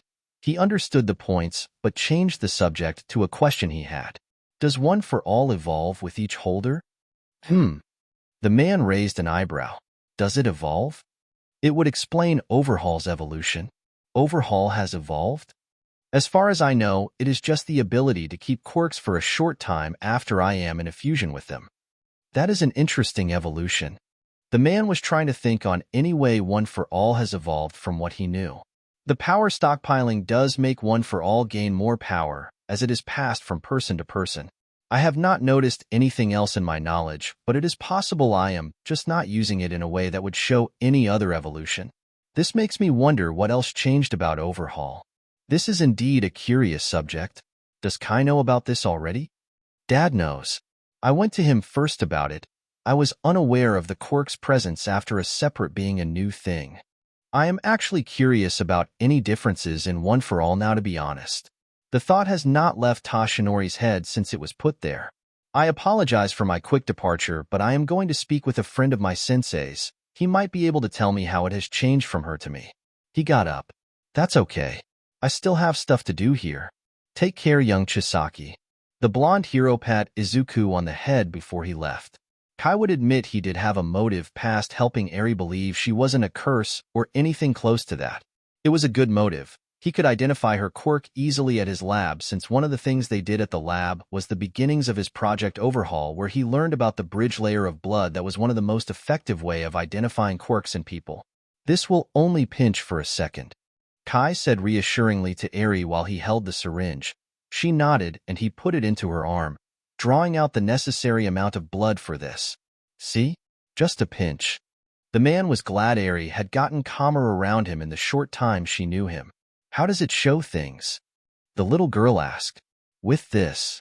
Kai finished wiping off her arm and wheeled his chair behind him to machine. This helps us see the building blocks of blood at a level our eyes cannot. It will let us see far enough down that I can show you that there is nothing in your blood that makes you cursed. Okay. Eri was paying hard attention, absorbing everything Kai said because he was so kind with how he spoke. The original holder of Overhaul began to use the machine and inspected the blood, making sure to show what was on his small screen on another screen that Eri could see. From just a first glance, he easily identified what class of quirk Eri had. There were emitter-type quirks, abilities that allow the user to generate and possibly control certain things, or alter existing things around them in certain ways. Good examples were like the ability to control or generate fire, water, any of the elements. This was the most common type of quirk. There were transformation-type quirks, abilities that cause the user to take on a temporary alteration of some kind, sometimes enhancing existing features, removing features, or adding new features to the body altogether. A good example was a person Kai was currently helping with a deteriorative disease from his quirk that let his skin turn to bronze. There were also mutant quirks, abilities that cause the user a permanent abnormality directly related to their power. Mutant-type quirks create bodily structures that grant the user more complex abilities that emitter and transformation quirks cannot safely provide. They could be used in a similar manner to emitter-type quirks. Good examples were people who had wings, extra arms. A child he actually helped with a sickness back when he had Overhaul, whose head had the resemblance of a glue dispenser. Those were the three classes of quirks, but there was also a subclass that was known as accumulation-type quirks. Powers that, in order to function properly, require the user accumulate something ahead of time, such as power, energy, mass, or a particular resource. All Might's One for All was an accumulation-type quirk, and he identified Ares as another one. Looking at it, he saw parts that were actually pretty unique to what he has seen before, but to be fair, accumulation quirks all were pretty unique. They had more to that bridge layer and the quirk itself to store whatever energy they gathered to be used in the quirk. One thing that couldn't be found, though, was whatever Eri used as an energy source for her power. It all must have been used the day prior on her father. See this? Kai turned so he could face the 6-year-old girl. He was indicating to the bridge layer and the quirk she had. This is your power right here. It doesn't have any part that indicates it as being a curse. It is just a blank power that will only be a curse if you yourself want to make it one. I don't want it to be a curse. Then it is not a curse, he stated, liking how that made Eri replace some of her fear and worry with happiness. We can even study it to find out how to use it for something better. Like what? Right now I don't know exactly. This is new to me. But would you like to find out what it is? Eri nodded in response. That's good. I don't want to do this if it makes you uncomfortable. What does that do? Eri pointed at the screen at the part of her blood that was her quirk. That part specifically is your quirk.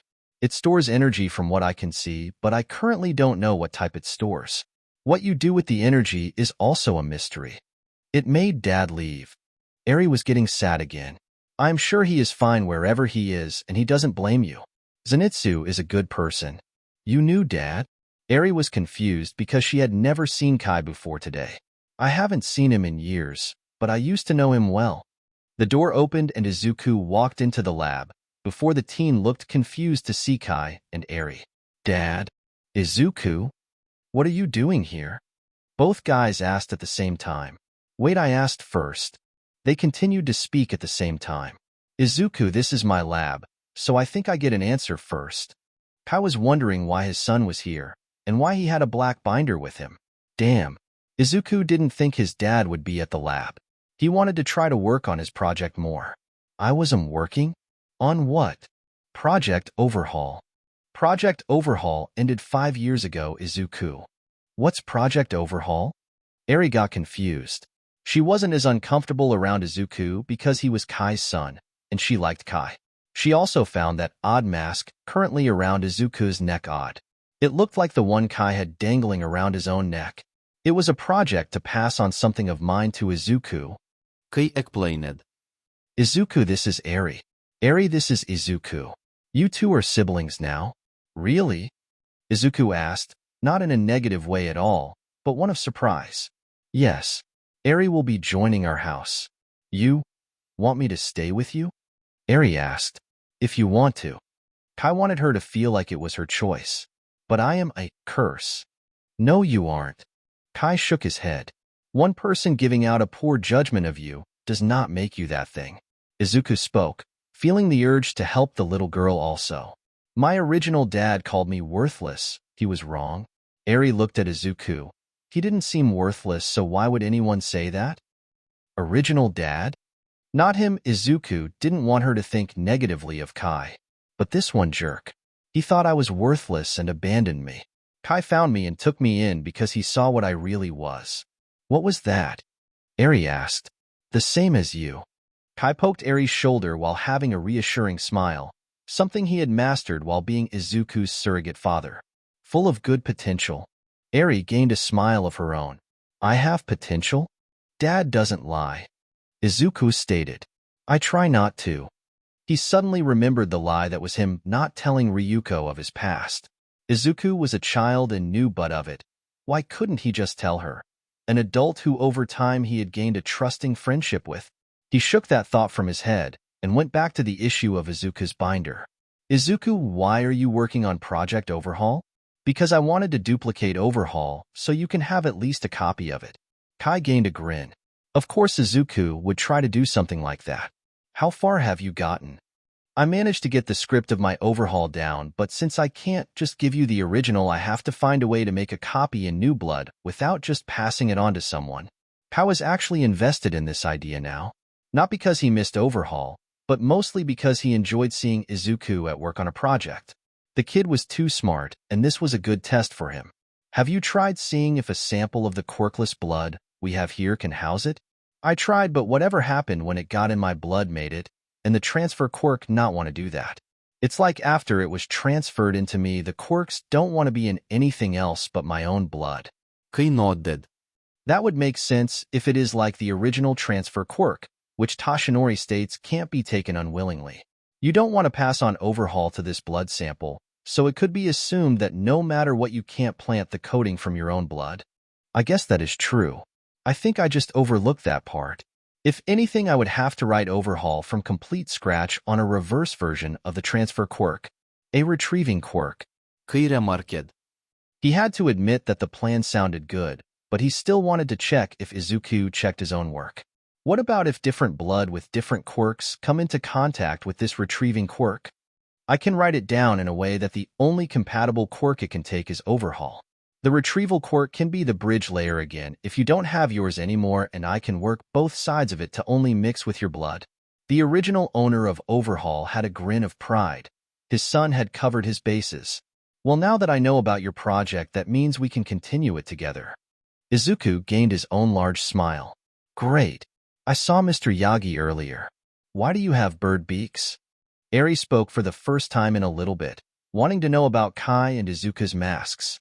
I used to have it as a symbol of one goal I had, but after that it became a goal with a different meaning. Kai answered. Cure the world, one of my goals as a doctor. Mine is kinda based on my two heroes. Izuku admitted. Oh. Eri nodded in understanding. Who is Overhaul?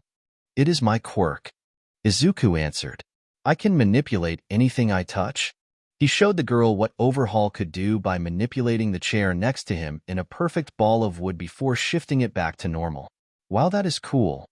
Eri had wide eyes. What is yours, Mr. Kai? Overhaul. I gave it to Izuku because I thought he would do better with it. But I thought he said he was going to give you it? Eri got confused. I want to copy it and make a second one so Dad can have one of them. But I thought quirks were unique.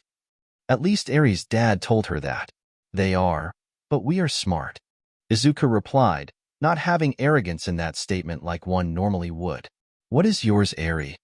Eri got a worried look for all of a second, afraid that Izuku would call her a curse before that thought left her head because it didn't make sense to her that he would. I don't know. It is an accumulation type quirk. Kai stated. Just a little more research or even a test might show what she can do with it. Izuku sat down in the chair he had previously manipulated, eager to help Eri because he had quickly taken a liking to the horned girl. What is the energy she uses? That is currently unknown. But from a small look at this section of the blood, makes me think it isn't regular energy. The man zoomed in on a section of Eri's quirk on the screen. It seems closer to perhaps radiation? Maybe the energy is a compound? The current holder of Overhaul offered. There is always a small layer of radiation in the air, and she might take that in as well as something else that isn't currently there yet. Kai nodded and began to type away at his computer. If it were a compound, maybe they could find it in her as long as they search for the compound that had the radiation. What type of radiation is it? Izuku had already grabbed a new binder, a tradition of both of the Chisaki men that no matter what it is, a study gets a binder. After a bit of enhancing the DNA to get deeper into it, he found radiation in a compound, only seen within her quirk. Sunlight. That is interesting. The masked teen nodded and began to jot down notes, making a section labeled energy. Light radiation makes whatever her quirk is be more helpful, or at least build up more in the daytime. What does my quirk do? Eri was entranced by how efficient Kai and Izuku were at this. They just kept bouncing things off of each other, and it made them go that much faster. We can test it. Izuku offered. What does her quirk do from what we know? The one time it was used resulted in Zenitsu disappearing. Kai said in a quieter tone to Izuku. The teen nodded, understanding the reason for the quiet tone. Maybe she releases the energy onto living organisms for an effect of teleportation. Possibly. We can test it on a plant since that doesn't have as much risk. Eri, will you be fine with that? The horn girl nodded. I can do it. Kai nodded. I shall go get one from the other room. Eri looked at Izuku once they were left in the room. Did your dad really call you worthless? My original father did. The teen nodded. Dad here made me realize that my original father was a jerk and helped me get better. Mom said I was a curse. Eri replied. Well, she was wrong. I haven't seen you do anything curse-like since I got here. Based on evidence, you would be actually the opposite. Really? Yep. Izuku nodded. If Dad says so, then definitely. He hasn't been wrong about people since I met him. Kai came back with a plant, a pot with 4 blue and orange flowers in it. Eri, do you remember what it felt like when you released your energy the first time? Yes. She felt happy right before it happened. Try to make that feeling again, but touch just one of these flowers while doing it. Okay. Eri nodded and tried to make herself happy while touching the plant. At first, she couldn't think of a positive thing because her thoughts went to her parents, one who was now gone and the other hated her. However, she got better memories when she just thought of the past but of time that day with Kai and Izuku, both of whom accepted her and were really nice. Her horn began to give off light and her hand glowed before the plant had the same pale yellow, white light and a flash encompassed it. When everyone could see again, Kai noticed first that the flower wasn't gone. It had shrank? No, it actually looked like it aged rapidly in reverse. He then noticed Eri's horn had gotten shorter. I think I know what it does. Izuku announced. I think I have an idea too. Kai nodded. State yours first, Izuku. The plant didn't teleport like I originally thought. It aged backwards at a really fast pace. Her horn seems to be where the energy is stored primarily too. If I had to say, I think that she doesn't make things age in reverse, but actually rewinds it. I had the same idea. Kai nodded. Eri, would you like to continue testing on the flowers? Uh-huh. Eri nodded. She was amazed by what just happened. Any of the other flowers will work.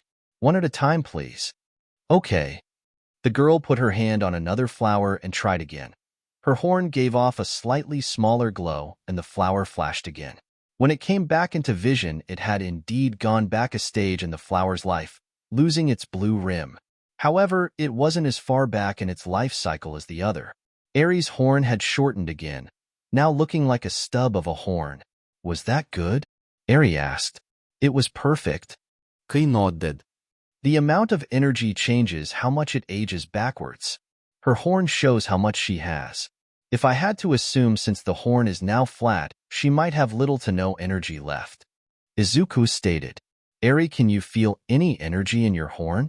The girl tried to feel her horn by actually touching it at first. I can't feel it. Try feeling it with your mind. Kai offered. She tried to think about the horn and then felt a light in her mind. A pale yellow, white light, just like when she used the energy. I can feel it, she announced happily. Both guys had smiles. Excellent. How much do you have? Not that much, Eri stated. So the horn does grow with the energy you have. Kai nodded. I think we should call this quirk rewind, since that is what it does. Do you like that, Eri? I like it. She nodded. Later on, the three had returned to the Chisaki household and Eri was given a room right next to Izuku's. She loved the room and how it had a view of the decently sized backyard. Izuku and Kai were at the dining table while Eri was looking around the first floor of the house. So if she rewinds things, does that mean that Mr. Zenitsu got rewinded so far back he got to a point where he never existed? Izuku asked. As sad as that seems, it is the best explanation. Kai nodded, making sure to watch Eri while she was looking at things in the kitchen.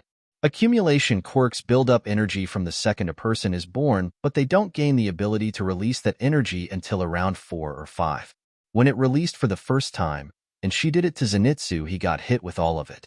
I don't think there is any way short of time travel, which is a big impossibility at this point unless a quirk is gained that does that, to get Zenitsu back. Izuku frowned at that. He didn't like that Eri would have to go on with the knowledge that she accidentally killed her own father. Kai knew what his son was thinking. It was an accident, and we have to make sure she knows that. Until she gets better control, I think it would be wise if she didn't really have physical contact with anyone. Izuku got an idea. Overhaul. She can train with me? How so? It seems like she might be able to not as much de-age things as make them go to a previous state. I can use Overhaul to manipulate myself to something simple, like an extra finger or so on, and she can train by reverting me to normal. That does sound like a good idea, but it hinges on your idea that she rewinds things to a previous state and not just de-age them. The teen lit up again. I know how to prove it.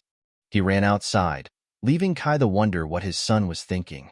Izuku ran back in with a flower, right to Eri. Eri, try to rewind this flower as little as you can. Okay. Eri touched it. But before she activated her quirk, she saw Izuku rip a few petals off of the flower. Still do it, Izuku said when he saw his confused look. The horn girl nodded, and her quirk soon activated. After the flash, the flower didn't look like it got any younger, but it had all of its petals like Izuku hadn't torn them off. Well, I guess it is not just de-aging, Kai stated. So she can train it with me? Izuku asked. If it has no negative consequences, then I'll allow it. Kai nodded. It was now late evening and Ryuko stopped by, something she did a lot since she really liked Kai's and Izuku's company.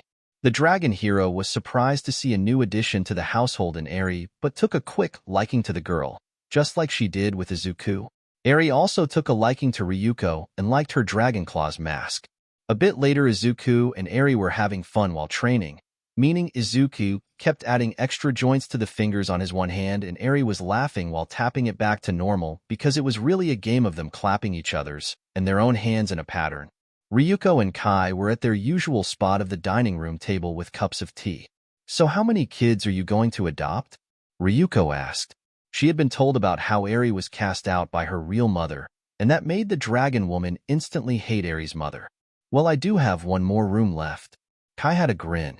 So you are going to adopt another kid? If I come across a third kid whose original parents didn't accept them, then I have the room for them. Kai said this not knowing that in a few short weeks that room would actually be occupied.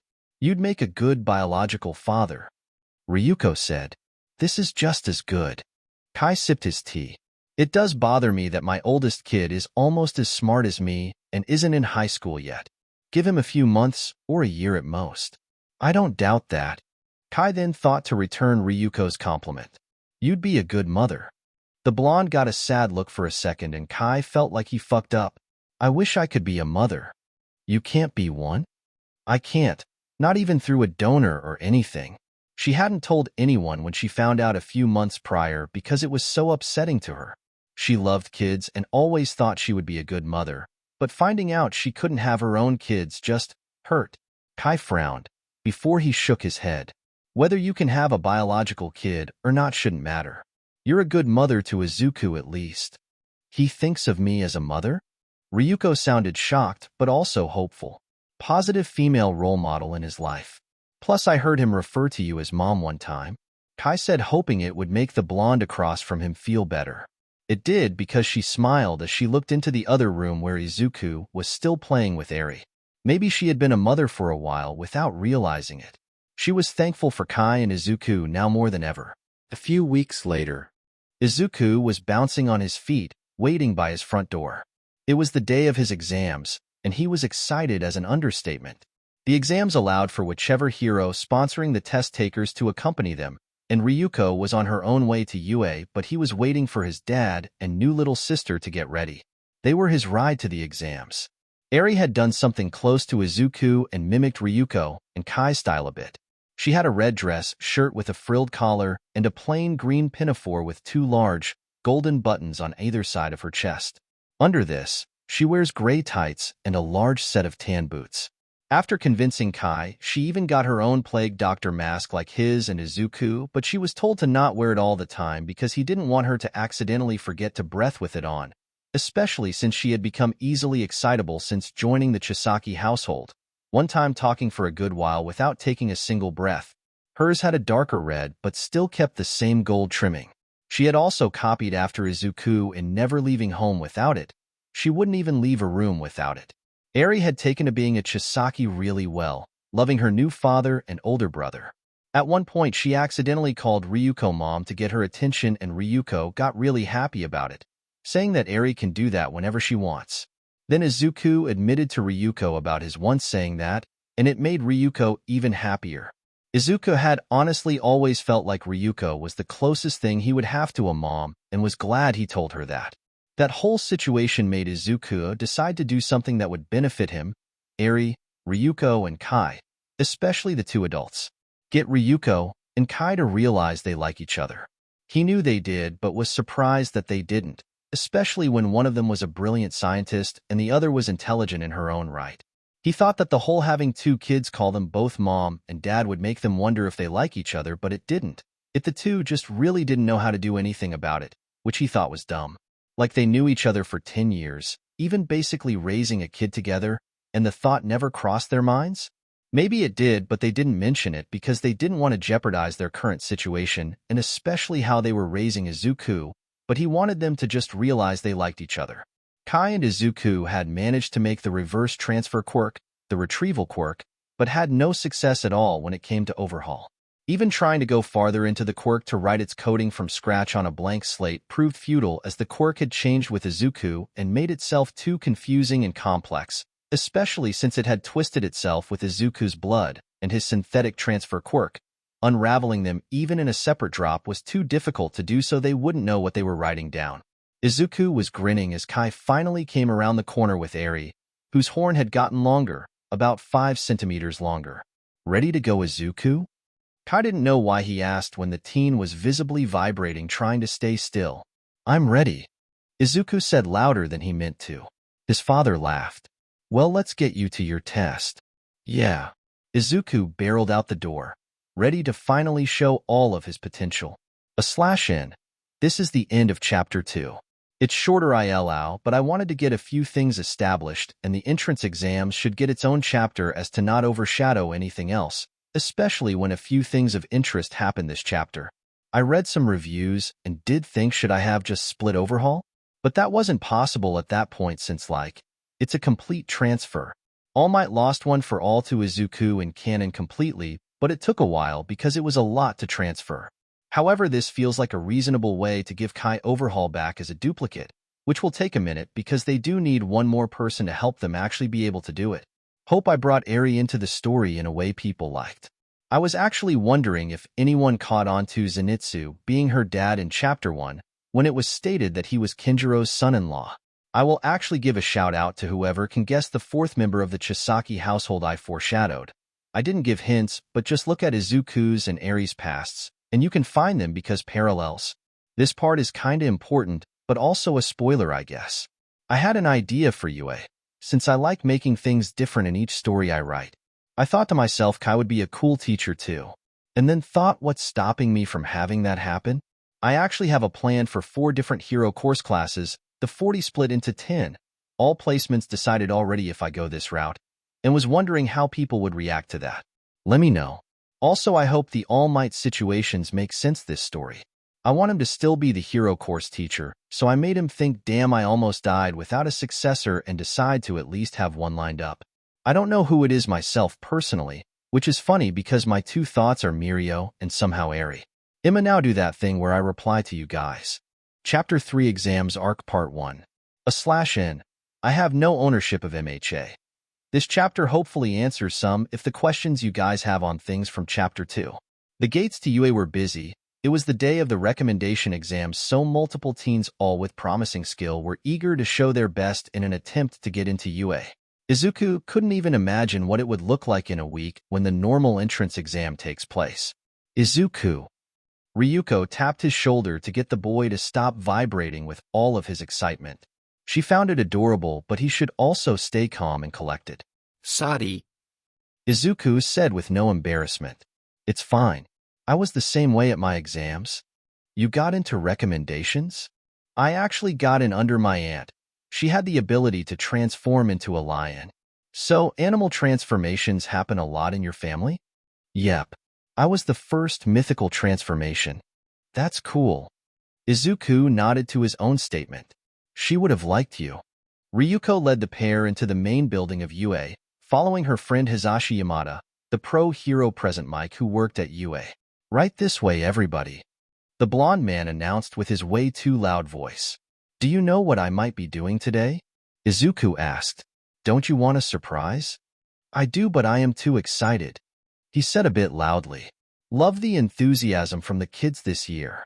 Hisashi up front had heard Izuku. No flash photography, please. All will be explained in the auditorium. Izuku guessed he could wait until the auditorium to find out. They were only not even a minute away from it anyways. Once everyone had taken a seat, Izuku looked around to see if he recognized any other pro heroes. He saw Cementos with a teen who had no lips and ash blonde hair. Midnight had brought a teen who had a really mischievous green and green hair like his own. The third group he saw made him stop, glad he was sitting down so he wouldn't visibly buckle his knees. He recognized both people because they used to be the biggest abusers of him. It was his real father Hisashi Midoriya, who had brought Katsuki Bakugo as his recommendation. Kai turned when he heard a sound of something in the alley by his lab. It sounded like something was thrown, and his instincts said to investigate. Eri, I want you to go into the lobby of the lab and stay there. Tell Miss Tetsue that I am checking something. He nudged Eri towards the entrance. Okay. Eri nodded but was getting curious about what was happening. Kai waited till Eri was inside before he walked into the alley, doing his old habit of putting his mask on because honestly he still found alleys disgusting. Even this one by the lab that was pretty clean. The man followed the sounds of what he thought was something rustling through something. Was it just a rodent? Or something digging into the trash in the alley? He should still check regardless since his gut said to, and last time, his gut led him into an alley he met Izuku. Rounding a slight corner, he found the source of the sounds. A teenage girl, no older than Izuku, was actually digging through the giant trash bin next to the lab. She had on a middle school uniform, but it looked ragged and in desperate need of being cleaned. Same as the girl. Her blonde hair was filthy and held in messy knots on both sides of her head. Was this girl homeless? Excuse me. Kai cleared his throat. Almost immediately a knife was thrown at him, but thankfully missed and went behind him. Back off. The girl had faced Kai and had another knife. She had an unhinged look and yellow cat-like eyes. She was looking at Kai like she hated him. I'll cut you. Kai, momentarily forgetting the fact that he didn't have Overhaul anymore, ignored the threat. Why are you digging through the trash? Because I have to eat, idiot. She replied like she thought Kai was dumb. Where are your parents? Who needs them? She went back to digging through the trash since Kai hadn't moved towards her and she was hungry. I don't. The former holder of Overhaul took a shot in the dark, hoping he was correct. They didn't like you or your quirk, did they? The girl shot a dirty look at Kai. Mind your own business. The look had obvious pain in it, like Kai had actually hit the target dead on. Stop digging through the trash. Kai didn't get to continue when he got cut off. I don't see your name on this. Finders keepers. It's not your trash either. I have more claim than you. It belongs to my lab, so I have more ownership than you. Kai wasn't even questioning the fact that he was now arguing over the ownership of trash with a knife-wielding homeless teen. Go away. The girl responded with irritation. If you get out of the trash and come out here, I will give you food. Kai figured he could get her to at least explain her situation. The girl actually swapped attitudes extremely fast, beaming at the offer before jumping out of the trash. You got a deal. Izuku was on the verge of a panic attack. Seeing his real father in person for the first time in a decade made him start to stress out. His reaction was to clutch his seat as tightly as possible. Ryuko saw his panic and immediately out a hand on his to comfort him. She looked around to try and figure out what would send the boy she had never seen stressed out into such a mood. She didn't really see anything that would. Izu, what's wrong? She used the nickname she gave him while speaking softly. Izuku didn't take his eyes off of the floor. I saw him. Him who? Ryuko began to look at every single male in the auditorium. My real father. Izuku hoped that man never noticed him at all. As much as he made it a goal to expose that man as a fraud, he was apparently still had trauma to sort through. It also didn't help that Katsuki was there also. The woman had never heard anything from Kai or Izuku over the years about his real father. Only words from Kai early on that Izuku didn't have a pleasant time with his blood father. She felt like that was an understatement for years, but now that she saw Izuku so stressed out, she knew it was definitely an understatement. She then saw one hero who actually had a bit of resemblance to Izuku, Spitfire. They both had emerald green hair, and their facial structure was similar. Izuku, however, had emerald eyes while Spitfire's were black. Was Spitfire really a father? She wasn't aware of him having a family life. He wasn't a kind person, she knew that much. Wait, did that mean that one of the top 10 heroes in Japan was an actual child abuser? Izuku's panic made it seem that way. He also had a negative viewpoint of his own person before Kai and Ryuko made him believe in himself. Was Spitfire really the cause of all of that?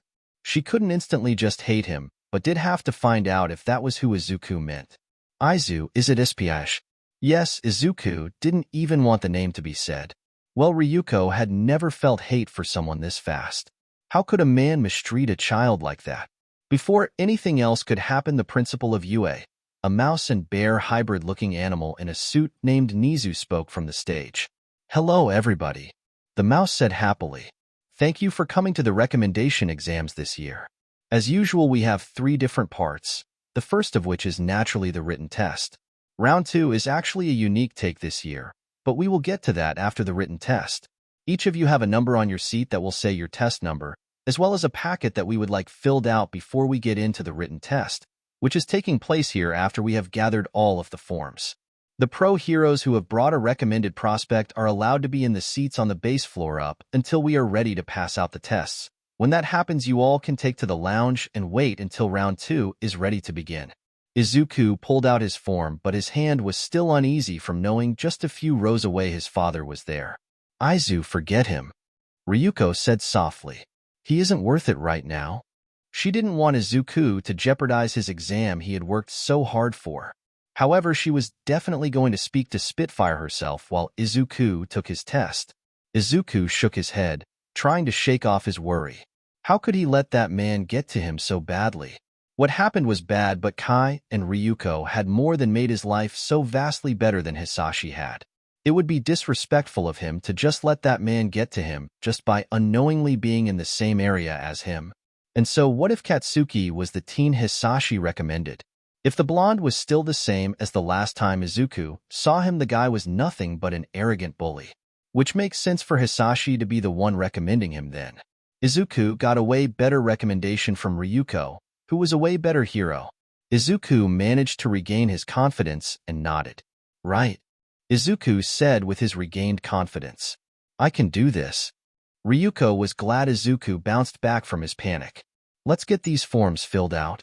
Kai planned on sanitizing his entire lab the second he could. No offense to the teen he got out of the trash, who he had learned was named Himiko Toga, but she was filthy. She thankfully wasn't being violent once he gave her his food. He could always get another lunch at the deli down the street, but she was still a little defensive. He had used her name to look up anything and found a good bit of information. She really was Izuku's age for one.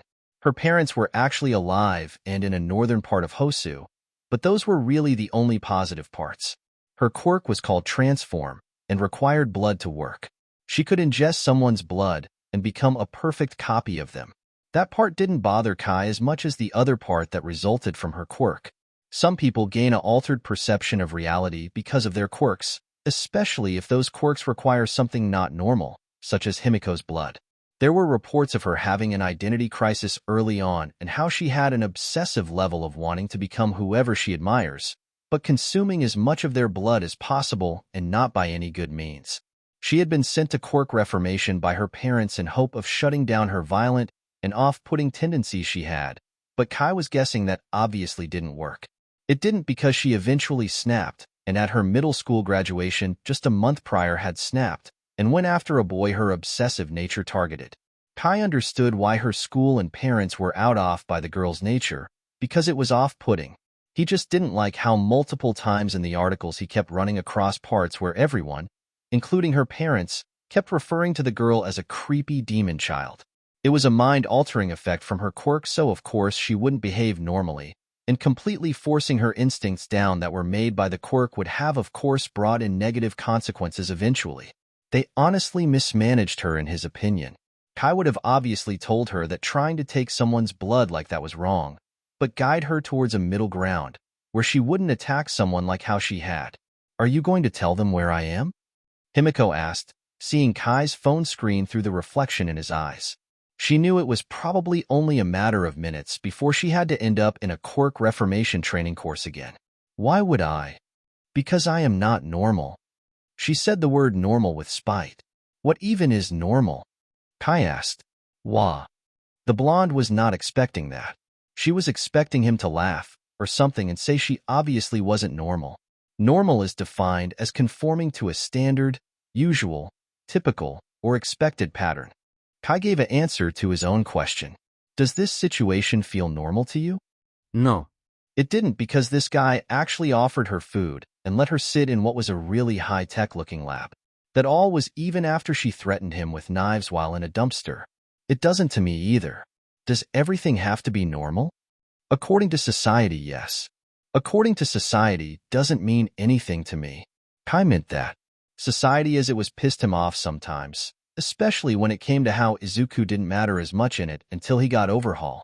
While you shouldn't be what could be described as a violent sociopath, you don't have to by any means be normal. Normal isn't interesting.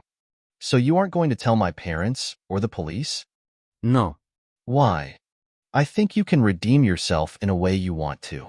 Why should I redeem myself? She got angry. It's not my fault I am not normal. Kai was glad Eri was still with Tetsue. He didn't want her in here in case Himiko snaps, which she looked close to doing. It isn't your fault. However, there are ways to express your quirk and instincts without being homeless and violent towards every person you see. I think that if you wanted to, then you could make it down that path. Himiko was silent for a minute. She hasn't felt actually support, like genuine support and not fake support, in a while. What is this path? I don't know. Kai said honestly. Himiko felt a tick mark grow on her head. How can you be so sure I can do anything then? I haven't been wrong before. That just sounds cocky. It happens when you are always right. How do you know you are right this time then? Eventually you'll be wrong. Do you want me to be wrong? Himiko looked confused. She guessed part of her wanted him to be wrong, but she also wanted him to be right. I don't know. You can stay here until you know. I have a research project to work on today. Kai did have something very important to work on. Ever since he found out 4 weeks prior that Ryuko couldn't have kids, he honestly spent a good portion of his time trying to make it a possibility for her. He can let Himiko reflect on her thoughts while he worked. Himiko slumped down against a wall and stayed silent, trying to clear her thoughts. Eri can come in now, Kai said into the intercom that connected most of the lab. He felt that Himiko wouldn't harm Eri and wanted to make sure Eri was okay. The 6-year-old was guided in by Tetsue, who gave a glance to Himiko before leaving. Eat that. Eri had ran up to Kai immediately, happy to see him. Miss Tetsue showed me a picture of her dog. She said it was a husky. Kismiled. Glad you enjoyed yourself. Eri saw the red binder in Kai's hands. Knowing that the binders were things that Kai and Izuku both used for anything, and it meant they were studying. What is this one? It's a surprise for Ryuko. He actually didn't want to tell her about it until he found a cure for her disease. Mom is getting a surprise? A big one. We have to keep it a secret though, okay? Eri nodded in complete understanding. Mom is going to be so surprised. She will be for sure. Did you bring your book? He was surprised at how much Eri loved to read. It wasn't really the reading part, but she was reading already at a high school level, and he hadn't even found a good school for her yet. Honestly, he didn't know how every kid he basically adopted was way too smart. Yeah. Eri grabbed her Sherlock Holmes book. The girl loved mysteries a lot.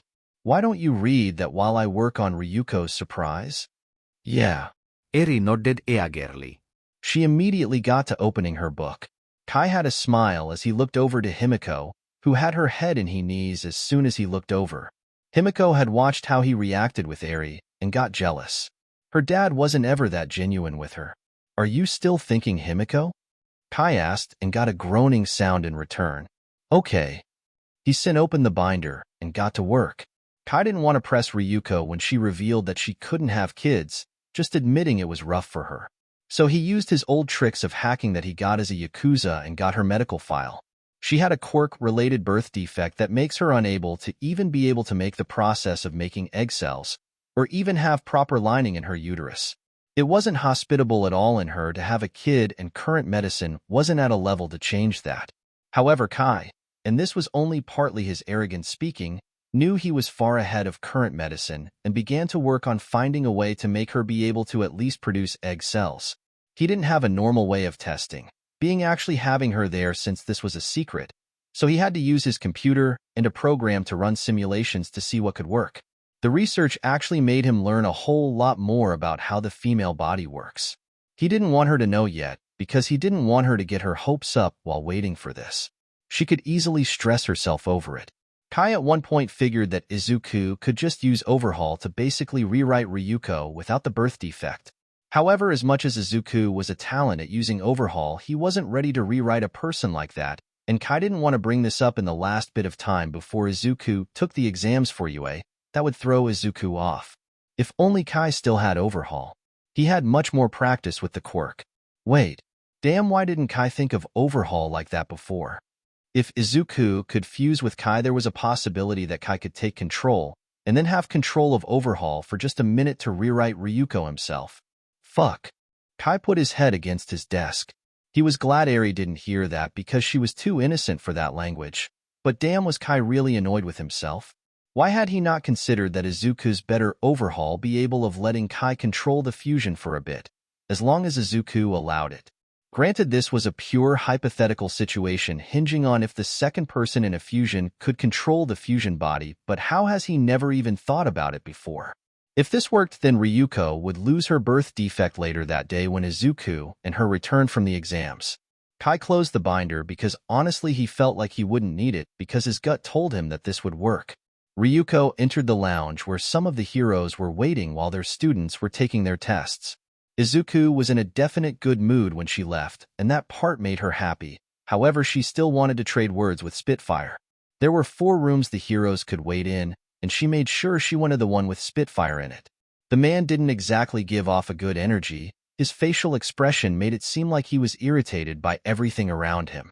There weren't that many other people in this lounge, but she still wanted privacy to talk. However, before she spoke to Spitfire, she should check with Kai on this whole subject. Calling him would not be wise, so she sent a text. She would start with a question she actually had growing. Ryuko, what did Izuku's father do to him? Not even a minute later, Kai responded. Kai, I can list it off, but you might not like it. Kai, why is this being asked exactly? Ryuko, he is at the exams right now. It is Spitfire, right? That bastard Spitfire was at the exams? Kai felt so many different types of panic. Did Spitfire recognize Izuku? Was he going to try to mess with Izuku? That bastard better not lay a finger on Izuku, or nothing in the known universe would stop Kai from making that man regret it. Kai, he is. Is Izuku okay? Ryuko, he panicked for a bit. What happened? Kai, promise me you won't do anything to Spitfire. Ryuko, from what it sounds like something bad happened. I don't know if I can make that promise. Kai, Ryuko, please make that promise. As much as I know you won't want to keep it, you have to make it. Ryuko, why can't I do anything? Kai, because it can have consequences for Izuku. Spitfire doesn't even know Izuku is alive right now. Ryuko had to reread that last part a few times for it to truly sink in. How did Spitfire not know his son was even alive? She had to know now because her thoughts would probably make it worse than it really was. Ryuko, tell me everything, please. I promise I won't do anything. Okay. And then Ryuko got a string of texts from Kai that honestly made her sick to her stomach. Kai told her everything about Izuku's past, from how he was mistreated by Spitfire for being born quirkless in ways like not even providing proper food to actual abuse. Kai even told her how Kai had actually met Izuku in an alley after Izuku was beaten half to death. She always thought Izuku got adopted the normal way, but this was just... She thanked the Lord that Kai was there to save Izuku. She now understood way more about why Kai was so defensive of Izuku's potential and his worth. She gained way more respect for Kai and so much hate for Spitfire. How could someone just consciously do any of that to a child? Especially a child who was younger than 5. A child. It wasn't a wonder why Izuku panicked earlier, and she actually had to fight the growing urge to attack Spitfire herself. It felt wrong that he could just sit there in the lounge, like he hadn't done something that he should be put away for life because of. What was worse was that he was a hero, one of the people that were supposed to be pillars of the community, upholding justice and peace and protecting those who can't protect themselves. But yet he spat on all of that and did horrible things to Izuku for an effect of his birth that was out of the poor child's control. Ryuko lost some of her faith in the hero system right there. Spitfire was the number 5 hero in Japan. Someone so high up there in a list of strong individuals that should Spitfire was the number 5 hero in Japan. Someone so high up there on a list of strong individuals that should be protecting people, it made her worried thinking that there were others who were just like him that were also hiding their horrible actions behind their title of hero. She finally stopped to collect herself when she actually felt the table begin to crack under the pressure she was using. She took a breath and looked back at her phone when Kai sent one more text. Kai, I know how you feel. It took a lot of willpower for me to not use my quirk on him. I didn't because Izuku needed me. Ryuko, he can't just be here like he isn't monster. Kai, I'll agree with you, but Izuku has a goal to take down his father. It might take longer than originally thought if Izuku isn't ready to face that man. Ryuko, it still doesn't feel right that he gets to just be here like he isn't a monster. She had no other way to describe how she now viewed Spitfire. Kai, I wouldn't like it either. Ryuko, he doesn't know Izuku is alive? So my going over there would make that man know Izuku is in fact alive and here at the exams? Kai, possibly. And I would assume he would do something since Izuku has a quirk now. Ryuko sighed. She didn't like this at all. She knew Kai was right, and the last thing she would want to do was make a bad situation worse. Ryuko, if he tries anything, I won't promise to be nice. Kai, if he tries anything, I will go after him as well. Ryuko looked up from her phone to the man a few tables away. She couldn't talk to him now. She didn't want him to try anything with Izuku before Izuku could handle it. A voice, Principal Nizu's to be exact, came over the speakers. Hello everyone. The written test is now over, and we will be meeting outside of door 4 before part 2. Ryuko got up and left the room at a decent pace, not wanting to be near Spitfire any longer than she had to. If she found Izuku, she knew she would calm down enough, so that was her goal at the moment. I think I am done thinking. Himiko spoke for the first time in a bit, still sitting against the farthest wall from Kai. Kai turned his chair to face her, closing his binder on the corrosive metal quirk disease. What do you think? I want that, she pointed at Kai and Eri. I want a genuine bond with my father. Do you know how you will get it? No. I just want my parents to actually love me despite me being a demon child. Eri's real mother thinks she is a curse. Kai did feel bad he was saying this right in front of Eri, but it was what he felt that Himiko needed to hear. And her real father is dead? What? The blonde teen got confused. So Kai wasn't Eri's real father? So then why did they have a strong bond? Why would? She didn't know how to ask her question. If you want a real bond, you shouldn't go to the people who won't give it. He doubted her actual parents would give her that bond she desired. Find someone who would genuinely want to give you that bond because they want to have that bond with you. If she was a curse, then why did you take her in? Because her mother was wrong, Kai stated. An accident from a quirk does not define Eri, and a quirk-related altercation to you shouldn't define you. But I'm not normal. So? My son was quirkless for the first 10 years of his life. He decided to move past that barrier and push to get past everyone labeling him as worthless because he and I knew he was anything but worthless. Being normal by what a general group of people think is normal is overrated. If everyone was too preoccupied with what others thought of them all the time, then nothing worthwhile would happen. How is he no longer quirkless? Himiko got confused by Kai's wording. I gave him my entire quirk. What? I removed my quirk from myself and gave it to him. Why? I felt that he deserved it more. Himiko went silent again. This was all a bit much to her. Her father never did anything nearly as nice, even before he started to call her a demon child. It was weird to see this guy here who gave up his entire quirk to kid like her. Where can I find a bond like that? I have a spare room at my house if you want a home while you look for a bond. Himiko looked up at Kai in shock. Did he just offer her a place to live? With him and his kids? Why would he? Did he suddenly just forget everything he knew about her being a demon child? But I'm a dash. No, you aren't. I'm not normal. Neither am I. Neither is Eri, and neither is Izuku. If we all aren't normal, then together I think we would be normal. Kai hoped she would take his offer because she seemed like she really needed it. Himiko began to tear up. Why was he being so nice? She was supposed to be the creepy demon child, but she didn't feel like that when he was being so damn nice to her. Can I really stay with you? I'd be glad if you did. Why are you being so nice to a kid you found in an alley? Himiko asked. I used to be that kid in an alley. I figured you would like me to do what my father did for me. I can show you your new home after my shift ends in a few hours if you like. Himiko nodded slowly. She understood why Kai was being nice. They were both Lost Alley kids. So to him, she really was normal. Maybe she already found a genuine bond. Izuku noticed Ryuko seemed a bit tense when they saw each other again. His test felt really easy, so it left his mind completely. Are you okay? Izuku asked as they began to go to where Nizu was walking in front of buses. Ryuko's response was to hug Izuku really tightly once he was within reach. It bothered her so much that this sweet boy was abused by his real father in such horrible ways. Mom? Izuku asked in slight confusion. You're a good kid. Ryuko didn't let go of the hug for a few more seconds after speaking. Izuku was still confused before he connected the dots. She must have asked Dad about his panic at seeing his real father. Did Dad tell you? Yes. She nodded. I'm going to make sure he doesn't get near you ever again.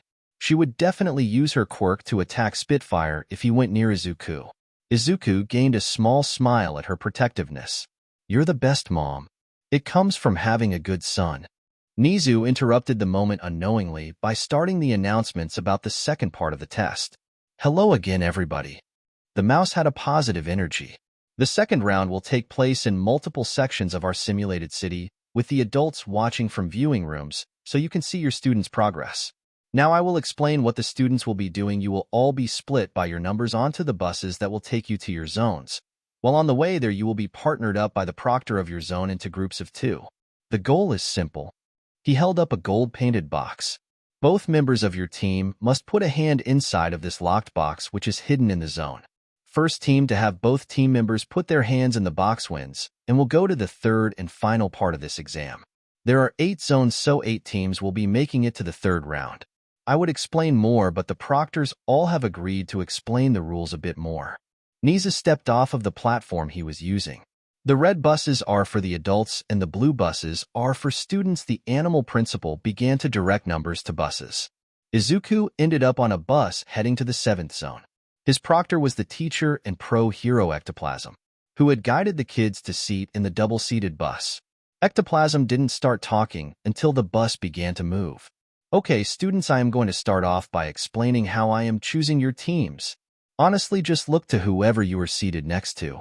Izuku looked at the kid next to him, who was a silent teen with red and white hair that was split down the middle.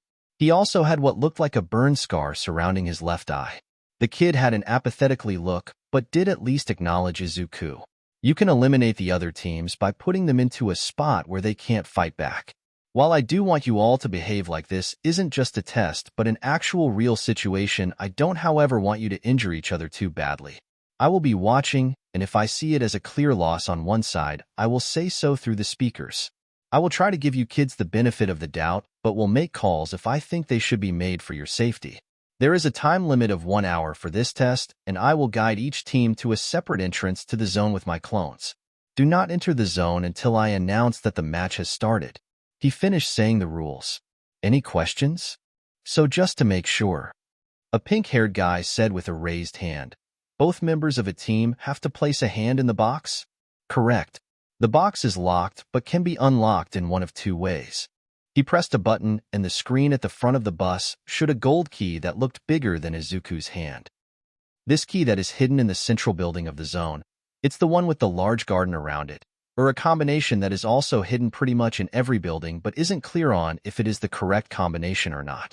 Either one will get the box open. A girl covered in black scales raised her hand. Do we have to get the box if every other team gets eliminated? The proctor shook his head. You can eliminate all of the other teams, and it will count as passing this trial. The box just ends the trial early, and even if the team that doesn't eliminate anyone opens the box, but instead sneaks around for it, puts their hands in the box, they win. Izuku raised his hand now. What if one person gets eliminated on a team? Do we both get eliminated? Or can that one person still go on and get the box? Ectoplasm looked at Izuku and felt like that plague mask he had was familiar, but he shook that for a minute. Both of you will not be eliminated as a whole when one person is eliminated, and you can still win as one person if you eliminate the other teams or get the box. If your teammate is eliminated, and you get your hand in that box, your team wins with that one hand.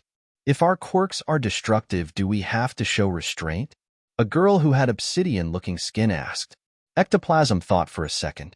Nizu did give all of the proctors permission to let this be on their call.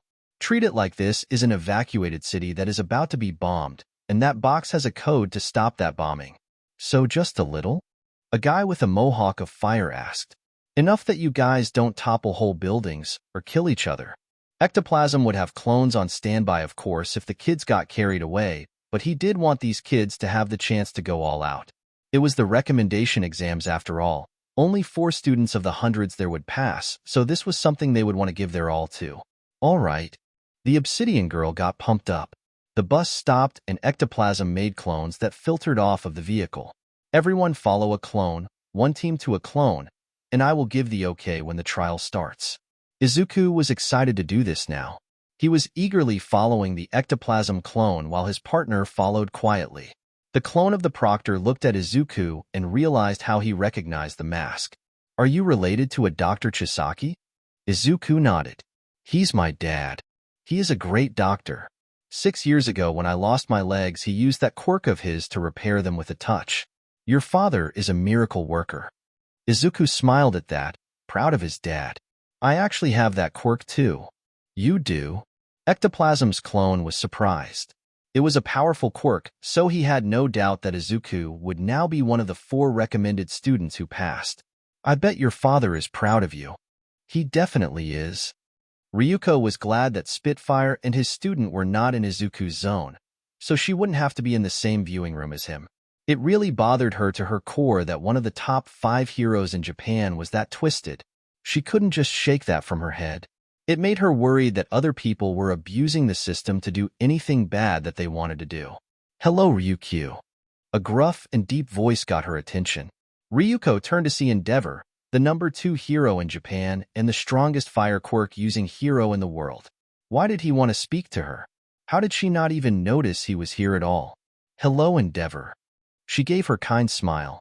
It seems our two have been partnered up.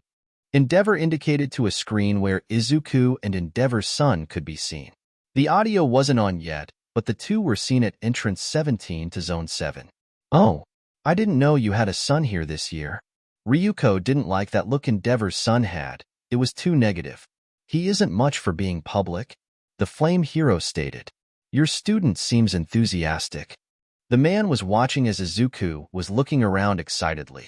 He has been working hard for this. Ryuko couldn't help but smile from Izuku's mood. I think they will be a good team. Endeavor nodded, but wondered why that boy of Ryuko's mask looked so familiar, like something he hasn't seen in years. Izuku had about 12 different plans already made for how they could do this. He wasn't just bouncing in his feet excitedly. He was ready to go. However, he should still talk to his teammate because teamwork makes the dream work. Izuku Chisaki. The masked teen held out his hand to the dual hair-colored teen next to him. The teen gave Izuku's hand a look before slowly shaking it. As much as he thought he didn't need this Izuku, he should still make sure the masked kid wasn't complete dead weight. Shoto Todoroki. Todoroki? Izuku suddenly remembered a college student he and Kai met one time during a tour of the lab. Do you have an older brother named Natsuo? Shoto gained a curious look. How do you know my brother? He was at my dad's lab a few weeks ago. Why? Shoto hadn't seen his brother in a few years. He had interest in going to work at the lab as an intern. What is this lab? Oh, it's the Cherry Waters lab. H-in. Do you want to discuss our plan for the match?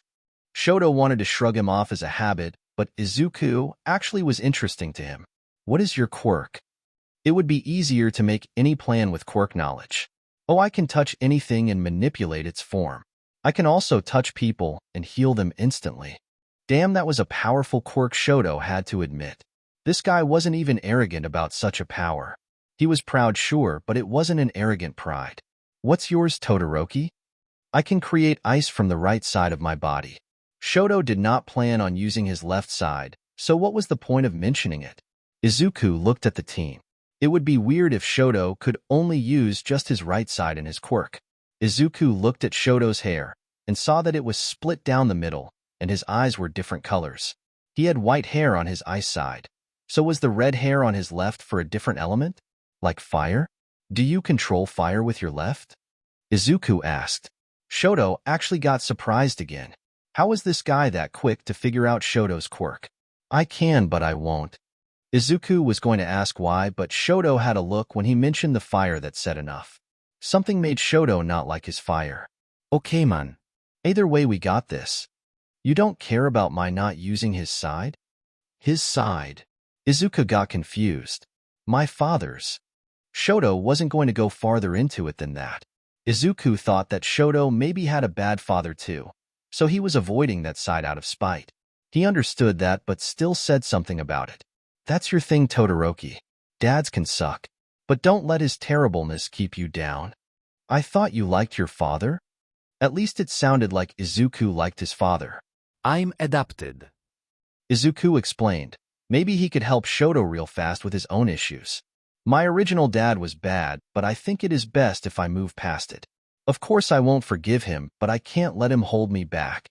Shoto looked at the ground. Why was he even talking about this with a kid he would only know for all of the next hour or two? Izuku had a point though, he supposed. Let's focus on this test for now though. Izuku stretched his hands, then shoving it to our dads. Shoto actually gained a small smile. He kind of liked the plague mask wearing Izuku. The emerald-haired teen gave off a pleasant energy.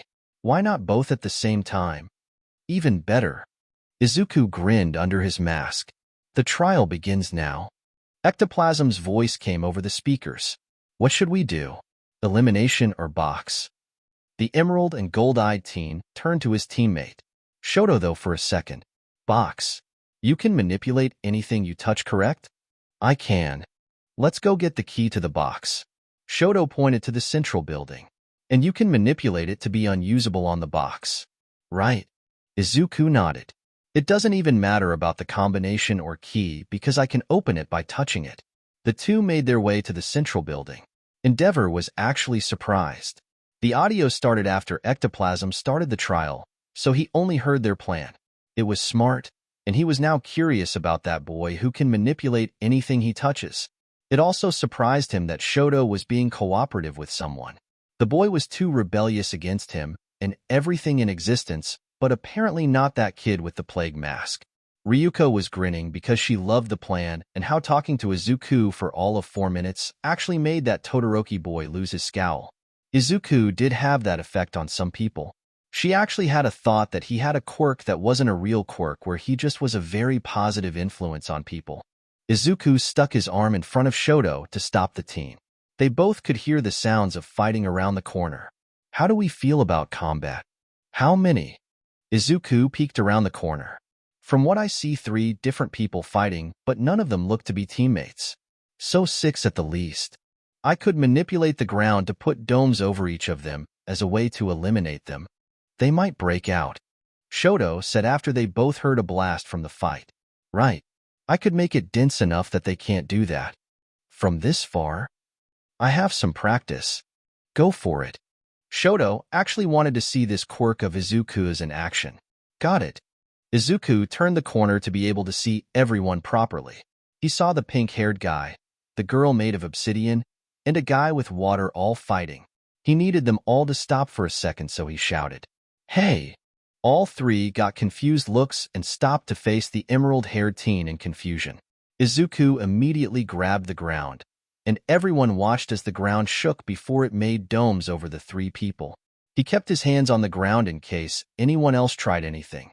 Participants 73, 79, and 80 are eliminated. Ectoplasm spoke through the speakers. Release them, please, 78. Izuku nodded and made the domes open. The 3 kids looked confused. What is your quirk? The pink-haired guy asked. Manipulation of anything I touch. Izuku answered. Dope. The guy with actual water for hair nodded. My teammate will kick your ass. The obsidian girl stated. Let's go. Shoto was impressed. Izuku didn't even need to get near people to fight them. Got it. Izuku walked with Shoto. You got the next one? Ido. The dual-haired teen nodded. We should break the key as soon as possible. If it is in the central building, more than likely it isn't somewhere hard to find. I don't even think the box is hidden too well, just enough out of the way that it takes a second to find it. I actually expect it to be on a roof, last place to look if you go through a building. Izuku got an idea. What if it is? The buildings in our area are at least 10 floors as a minimum. Why do they expect us to search all of this in 1 hour? A roof would be a good place to leave it, since while you could see from one roof to another, that still makes it take a while to go up and down buildings. That gives flying quirks an advantage. But those flyers might be too busy flying to go get the key. Someone else could get the key or a combination. We have an extra advantage then, Shoto said. We can go to the rooftops now and not need to go up and down buildings. We also don't need the combinations or key. Can you use your ice to move through the air? I can. Cool. Let's go up this one first. Izuku smacked the side of the building, and the bricks came apart to make a platform for Izuku to step on. Want to join me on this? I would like to save my ice. Shoto nodded as he got on. This is pretty fun, but you might want to hold something, Izuku stated as he kept one hand on the side of the building and one on their platform. The platform began to move up the side of the building at a decently fast pace. They reached the rooftop not even 20 seconds later. That was something, Shoto said as Ha stepped onto the actual roof. Dad says it is a good way to travel. Does your adoptive father have the same quirk as you? Shoto got confused. He used to. He got a sickness, so he doesn't have it, but I got it by complete chance. Izuku was told by Kai that they can't really broadcast how they developed a way to transfer quirks because that can easily be abused and make one massive supervillain. That's lucky, Shoto stated. The odds of two completely random people getting the same quirk had to be astronomically small. Sure was. Izuku looked around the buildings surrounding them. I don't see it. There. Shoto pointed to a building with large glass windows. Second floor from the top, corner room on the right. Izuku looked where he was pointing and saw the gold box gleaming from the sun. It was sitting on a table. Nice eye. Let's both use our quirks to get to it as fast as possible. Race you? Izuku offered. Shoto didn't know why, but he nodded. Let's go. Izuku started their race once they both got to the edge of the roof. Shoto moved in a wave of ice made from his right foot, and Izuku manipulated the roof into a bridge to the building, pushing forward with him on the edge of his bridge. The two admittedly got into how nice it felt to move like that, and both, despite being smart enough to get into the recommendation exams, forgot that glass was something that can hurt when you impact with it at a high speed. They were too busy racing to consider their point B drove them through windows, both of them crashing through the glass and into the conference room with the gold box. Ah, that hurts. Izuku groaned because he landed on some glass. That was reckless. Shoto felt like an idiot. He couldn't even think of what his father was going to lecture him on first because of this. Ryuko knew she shouldn't have, but what just happened, bro? Her pseudo-son was funny, so she actually snorted in laughter. She also knew he wasn't going to be hurt for long, since he could easily tap himself with a finger to manipulate himself into perfect condition. Endeavor, however, didn't find it funny, wondering why his son was making a fool of himself. It's no issue. Izuku closed on of his hands, making his fingers touch his palms and activating Overhaul. The cuts disappearing from him and the glass falling off. Here. He did the same to Shoto. The ice user was not even surprised that Izuku could just do that. It was useful for sure also, especially with them both somehow being completely reckless. Now let's open this thing. Izuku went to the golden box and put his hands on it, making the box open with his quirk. This was too easy, Shoto remarked as they both touched the inside of the empty container. A team has opened the box. The trial is over for Zone 7. Ectoplasm was impressed. That was actually a new record for the trial. Will participants Chisaki and Todoroki please move to Entrance 1 for instructions? It's weird because normally when someone says something was too easy it gets hard. Izuku added as he made the box close. Yes, but it can't anymore since we passed. True. Izuku nodded. Want a race to Entrance 1? Our last race resulted in us both recklessly going through a window. Is that a no? No. No to the race or no to the question? I'm starting now. Shoto jumped out the window and slid on his ice to Entrance 1. Hey! Izuku shouted as he used Overhaul to catch up to Shoto, who had a smirk. At Entrance 1 both heroes were already there, the viewing room being right next to it. Good job, Izu. Ryuko didn't care about what the others thought and have Izuku a big hug. She was too proud of him breaking a record. Don't go through a window like that again, though. But it was fun. Izuku didn't think it was fun as much as it was funny that he was so smart, but forgot about windows and stopping before you go through them face first. Hello. Nizu was on Ectoplasm's shoulder. It's actually surprising that you both passed this quick. It's a record, and you both get to go to the third part before the other 7 teams. Neat. What is it? A small tournament. Nizu held up a board that showed 16 participants, all of the spots from the second part of the exams. There will only be 2 rounds. The first round will take everyone from 16 to 8, and the second round will take it down to the 4 students who will be the recommended students this year. Izuku noticed how the board was split. Our first match is against each other? It is. Nizu nodded. At Gym Gamma. Shoto and Izuku looked at each other. As much as they both wanted to pass, they had quickly taken a liking to each other. The window mishap definitely helped. Now they would have to eliminate each other? Endeavor actually thought his son might lose, unless he actually used his fire and stopped his ridiculous rebellious phase. The 2 teens were silent up to Gym Gamma. Both were too busy thinking about how they had to fight each other. Even if they had just met not even an hour prior, it was still something they didn't like. However, they still had to do it, and were now facing each other in a ring at Gym Gamma, made by Cementos to be elevated just off of the ground. The rules are simple. Ectoplasm spoke from a side. Step a foot off of the platform, you lose. If it becomes one-sided, I will call it. You can knock each other out, but I don't recommend it. Don't try to kill each other. Right? Both guys nodded. All or nothing? Izuku asked, hoping Shoto would know he meant their quirks. Izuku would want to fight someone at their best, and Shoto, not using half of his quirk, would not be his best. Izuku wanted to win the exams, but he also wanted to have respect for Shoto's skills. If Shoto didn't want to give it his all, then Izuku wouldn't give his. He would use Overhaul at a level equal to Shoto. Izuku wanted Shoto to use his best potential. Izuku really wanted everyone to do that because it took him years to build up his confidence to use his, and it would be wrong of someone to not give their all in what they do. Shoto looked at Izuku, the teen who had actually gotten something out of Shoto somehow in the past hour. He saw that determination Izuku had, the drive to give it his all. Shoto knew he should respect that and give his all as well. Shoto, use your flames. Endeavor said like it was an order from the side. Your ice isn't enough. Something went down in Shoto's mind, hating hearing his father say that. Couldn't the bastard just leave him out of his delusional goal? Izuku saw that almost completely hidden look of pain on Shoto and took a breath. He already made up his mind right there immediately about what was going to happen in the match. Shoto was going to win with his ice and shove it to Endeavor. Izuku was going to throw the match. Kai opened the door to the house and let Eri enter. He turned to Himiko before she could enter. It is the door on the right if you turn left up the stairs. He told her where the empty room was. Thank you. She suddenly felt aware of how filthy she was.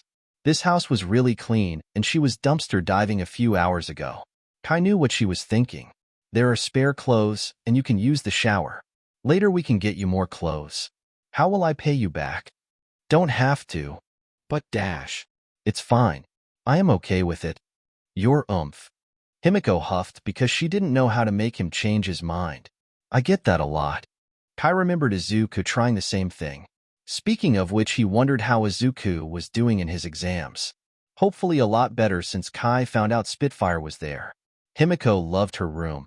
It had only a bed and a dresser at that moment, but it was hers. And Kai didn't mind that she was admittedly unhinged. She made a promise to not screw this up and make sure she has as many genuine bonds as possible. Izuku didn't like how he set his mind on it. He worked hard to get here, and he is just willingly deciding to throw that all away. He could always take the regular entrance exam the following weekend. This decision was all really based on Shoto's look when his father spoke. The look of someone who wanted to prove something wrong. He had to show Endeavor that he doesn't need that fire, and that Endeavor wasn't in charge of Shoto like that. Of course, Izuku wouldn't just up and say I quit. No, he had to play this off as Shoto beating him with the ice, and make it realistic. Of course, this was all harder with Izuku already showing a simple touch heals him completely. This made it hard for him to just let some hits get past his guard and act like they are taking him down. Maybe a ring out would work? Okay, begin. Ectoplasm announced the start of the match. Shoto wasted no time and sent a wave of ice that can be described as a glacier at the emerald and gold-eyed teen. Izuku acted on his reflexes and jumped to the side but let a finger graze the ice, using Overhaul to shatter a good portion of the ice. He couldn't break the entire thing because it was fractured, and he can only affect things that are connected to each other and not just touching. Shoto kept sending even more ice at Izuku, knowing now that Izuku can't affect his entire ice if Shoto cracked it himself as he sent it at the masked kid. This definitely helped Izuku's hole throwing the match goal. Shoto figured out a hole in Overhaul and was capitalizing on it. Granted, of course, Izuku could find a way to counter that he didn't because he wanted Shoto to win. One of them had to shove it to their fathers there today, and Shoto's father was watching from a balcony at that exact moment. Izuku shattered more ice with just a finger and saw a pillar come up below him. He didn't think it would actually knock him out of the ring, so he dodged it and grabbed it, manipulating the ice it was connected to and making it strike Shoto in his chest. The ice user lost his breath and almost fell over, but used his ice to prop himself up and sent ice from 6 directions at Izuku. Izuku found the one piece of ice that would hit him out if bounds and ignored it, using Overhaul to make the ground block all but 2 of the ice attacks. He tapped the one that wouldn't knock him out and got hit by the winning ice attack, it hitting him with enough force to put a crack on his right arm and push him out of bounds. Todoroki has pushed Chisaki out of bounds. Ectoplasm announced the results. Endeavor had an irritated look. Shoto beating that Chisaki kid with just his ice ruined Endeavor, trying to make Shoto realize he can't just ignore his fire. Izuku was smiling. Hey, good match, Todoroki. He offered a fist bump. Shoto looked at Izuku for a second. He felt that with what Izuku has made clear about his own quirk that the mask-wearing kid should have beaten him. It was okay. Your dad looks mad. Izuku had his smile as he said that quietly to Shoto. The ice and fire user understood exactly what just happened. Izuku threw the match. Hell, he must now have even been trying hard. All for what? So Shoto can make his dad annoyed? Why would he do something so stupid? Why? Your ice beat me, duh. He wanted those flames, and clearly you only need ice to beat me. Izuku played dumb on the true meaning of Shoto's question. Ryuko approached them. You gave it your best, Izu. Yep. He had a happy grin, having removed his mask to let it hang around his neck. It might not have been effort into winning for himself, but that was good effort. Todoroki, Recovery Girl is in the locker room if you need any healing before your next match. For you too, Chisaki, if you need it. Ectoplasm said. Infine. Izuku tapped his arm and healed it. He and Ryuko began to leave.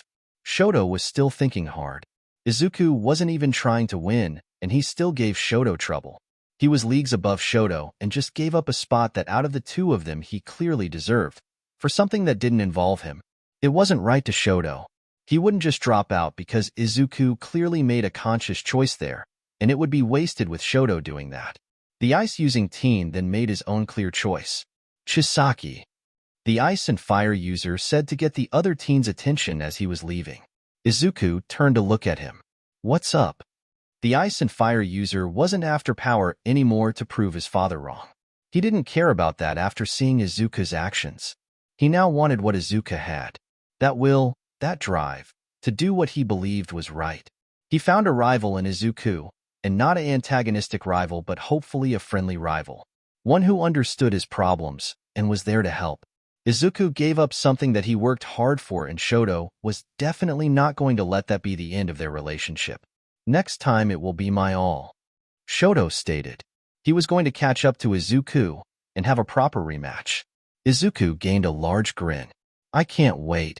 With that, the friendship of 2 of the greatest heroes of the next generation was born. /N. That ends part 1 of the exams arc. I am going to obviously show Shoto's part of the exams next part because out of the UA kids he is a main character in this story, especially if that last bit didn't make it clear. I somewhat feel like I rushed his progress to that, but I liked it. Izuku has been stated to give a good energy in this story. I mean, he had such a great effect on Kai after all. I also am kinda worried I didn't handle Himiko well.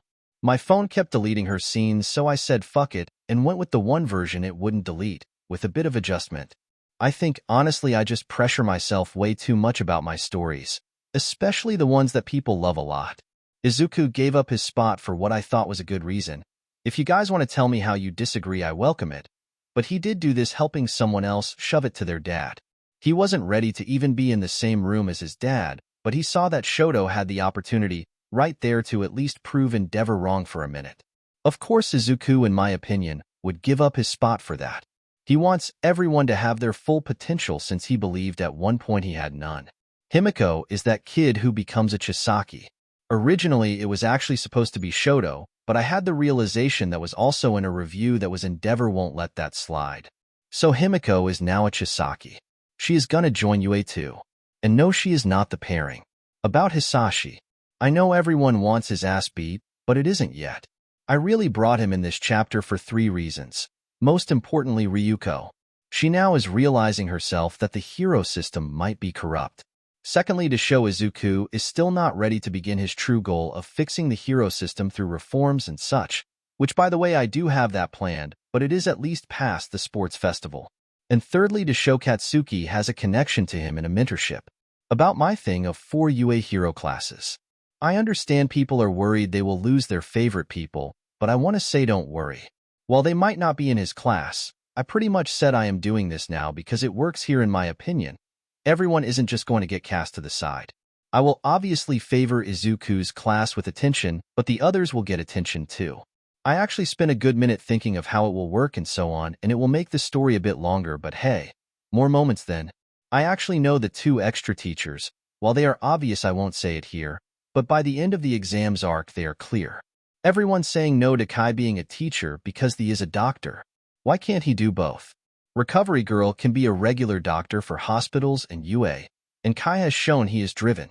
About Ryuko's inability to have kids. I purposely didn't say why last chapter, didn't feel like a good moment to explain it. This chapter explains it and a possible solution because like someone pointed out, Kai won't just let that slide. Also the pairing of Izuku. I bet no one will guess her. I do have a few hints. Kinda hinted it with Izuku about his copying Overhaul onto something else. She is his best friend in one of my other stories, not saying which, and it will be my 3rd sorry that does a pairing like this, clear-blooded being one of the other 2 like that. Honestly, that should be enough hints for someone to guess her. I'm now replying to you guys. Chapter 4 Exams Arc Part 2. /N. I still don't own MHA. As Izuku and Ryuko were leaving Gym Gamma, they got stopped a second time. This time by Nizu. Hello, Miss Tatsuma and Chisaki. The mouse was cheerful. May I have a word? Suche. Izuku wondered if the quirked animal was aware of his throwing the match. He figured Ryuko was aware, but was going to wait till later to bring it up. I would like to hear your reasoning. I believe you clearly made yourself lose there. Nizu was confused by how Izuku threw his match. I was actually going to ask that myself later. Ryuko turned to her pseudo-son. I felt he needed it more. A slot as recommended student isn't gifted, but earned Chisaki. You have more than enough talent to deserve one of the 4 spots. Nizu was completely prepared to offer Izuku one of the other spots if his reasoning was actually good enough, because his answers so far didn't seem like the whole thing. I saw a similarity, but also a difference where his winning meant more in the long run than my winning. Izuku answered, I can just take the regular entrance exams next week, so I was fine with it. You were okay with losing the chance of being a recommendation student? Titles aren't everything. Izuku shrugged. Nizu was quiet for only a second. This Izuku was definitely interesting, and if the boy was this interesting, he definitely wanted him to attend UA, and that manipulation quirk of his will definitely get him into UA. Chisaki, you are definitely an interesting person. Thank you. I can't wait to see your actions next week at the entrance exams. I'll bring my A game. I'm hoping for it. Have a good day, you two. Nizu waved as the 2 left. Izuku would definitely be interesting to watch as he grows into a hero. Nizu was just wondering why that mask felt familiar. Todoroki, your final match is next. Ectoplasm's clone stated as it entered the waiting room. Thank you. Shoto said as he looked at his hands. This was going to be a good match for Shoto. He already proved, even if at Izuku's own actions, that his fire was unnecessary to his father. However, he now wanted to make himself as strong as he could to catch up to Izuku, and for that he would have to go through hard work with everything he has, just like his rival has done. He couldn't just ignore the fire anymore, and he didn't see it as his father's anymore. He would cultivate it in new ways that are his own that will help him catch up to Izuku. He had respect for the masked teen, and this match would show that, by him using everything he has to use his potential like Izuku. Shoto could ignite his left side and it will be fine. His control was good, but nowhere near where he would prefer it. He could shoot balls of fire now, or simple streams as well. Today he will be leaning on his ice still since his control was near perfect, but starting after this next match he will be fine-tuning both sides to perfection. Getting up, he left his waiting room to go to his match, the one where he would go against whoever was in Zone 8. Entering the gym floor, he saw his opponent already waiting on the platform. An unpleasant-looking guy with spiky blonde hair and crimson eyes. He had on black training clothes and was cracking his fingers in anticipation. Hurry up so I can kick your ass. The blonde wanted to get his match over because he knew he would win and wanted to get his recommendation. Shoto had an annoyed look as he got to his spot across from this blonde. He preferred Izuku way more than this person. Izuku was proud, sure, but his pride wasn't in arrogance like this guy. Bakugo, Todoroki, are you both ready? Ectoplasm asked. Yes. Shoto nodded. Let's get this started. Bakugo flexed his hands. Begin. Ectoplasm announced the start of the match.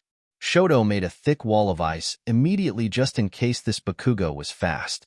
He heard explosions and saw his ice crack. Did this teen make explosions? He got his answer when the blonde blew up the ice and blasted through, with explosions popping from his palms, straight at Shoto. The ice and fire user made way more ice to separate them and figured he should stay mobile for this fight. That Bakugo seemed to only have close combat skill and Shoto had ice to keep them separated. He noticed that Bakugo's hands were sweating way more than necessary. Why are you sweaty? Shoto asked. That's my quirk. The blonde bragged. I make explosions from the sweat in my hands. He blasted at Shoto. So really Shoto should focus on making Katsuki lose the sweat. Maybe he could just keep freezing the blonde's hands until they didn't make good explosions at all?